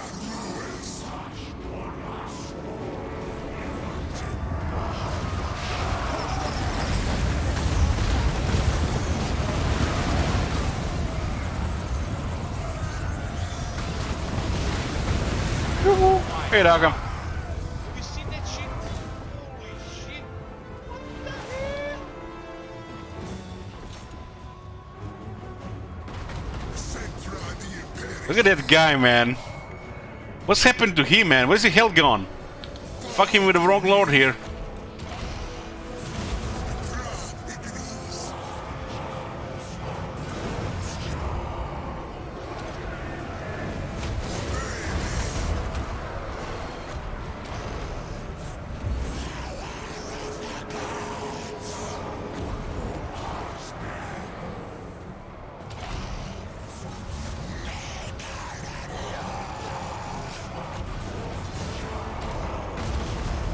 My orders enacted. You guys think we need another more defense, etc.? Slayers, Slayers, Iron Breakers, Hammers, Tane. Think we need more defense, huh? Citra the This is a 6th campaign with Cetra, and we have done a lot of science all around.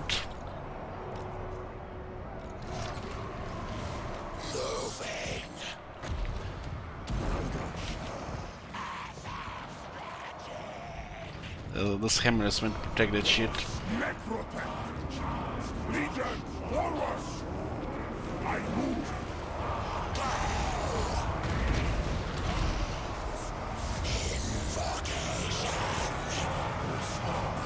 We don't even have the crafted items yet.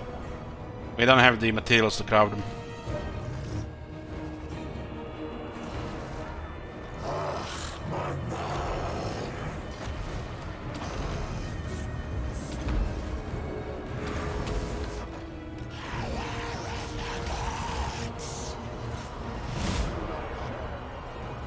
I control these hands. Slayers? Psh, no problem, just bring them on.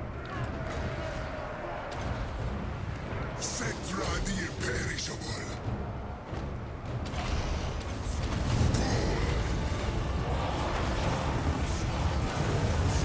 Curse them.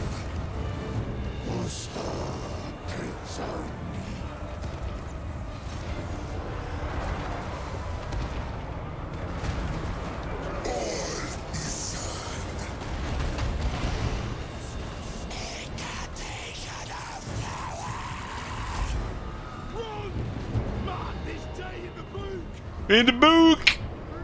We in the book, boys!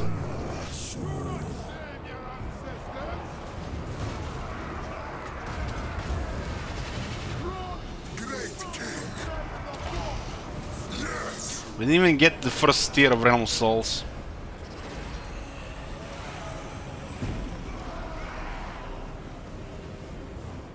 Citra the Imperishable.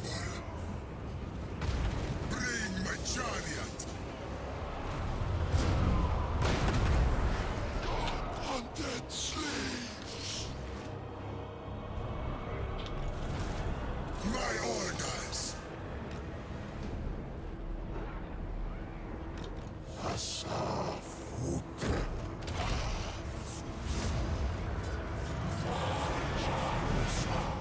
Kept their artillery bases there, that's all that matters.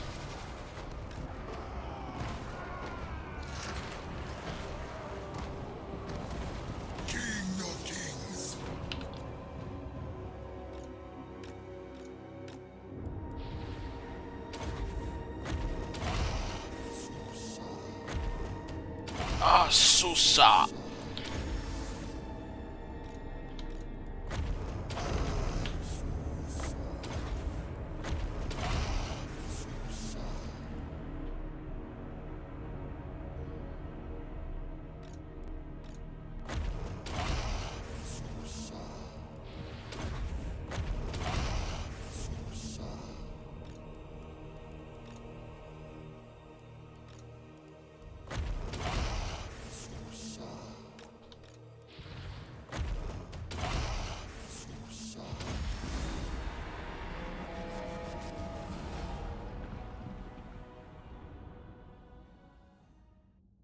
He said they're unbreakable. Yeah, he's undead. He can only crumble.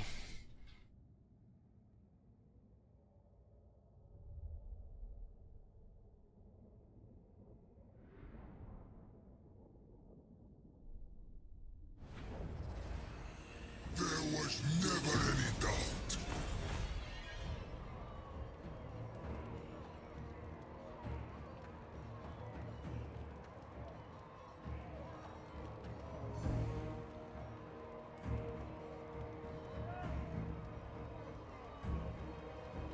If he's unbreakable, he cannot crumble. Even with a very high leadership, he cannot crumble. It's like over 80 already, it's hard to crumble. Repeat, but do not linger. We've captured Karzakarak. Who's gonna rename it first to Khemri Akarak? Who's gonna be the fastest? Okay, what do we have here? 200, 240. 10% more research is always nice. We got a Ushapti building. Chariot building can go away. Got the Royal Barracks and Tier 4 Ushapti there. Setra Karak. Sure.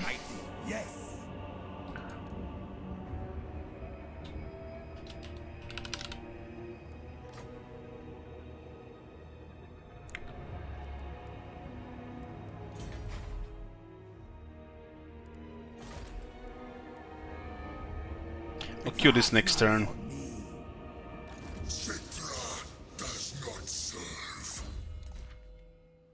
We can equip 4 of these and make it almost cost nothing.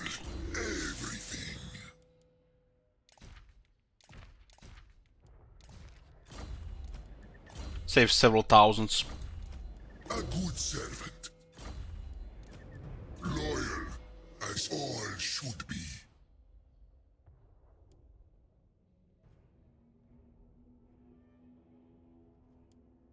Oh, we can get this for the Bone Giant, or Great Bows, or the Casket. Questionable use of the Power Dome. We'll just have some fun with a Casket that just fires more often, right?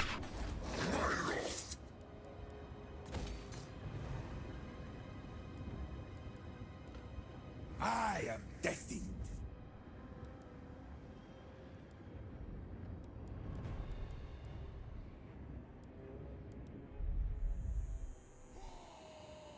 Priest King of greatest dynasty.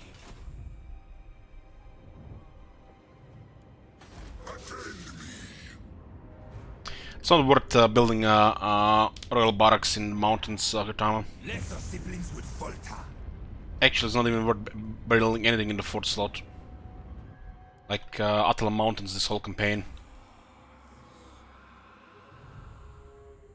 It just slows down everything else.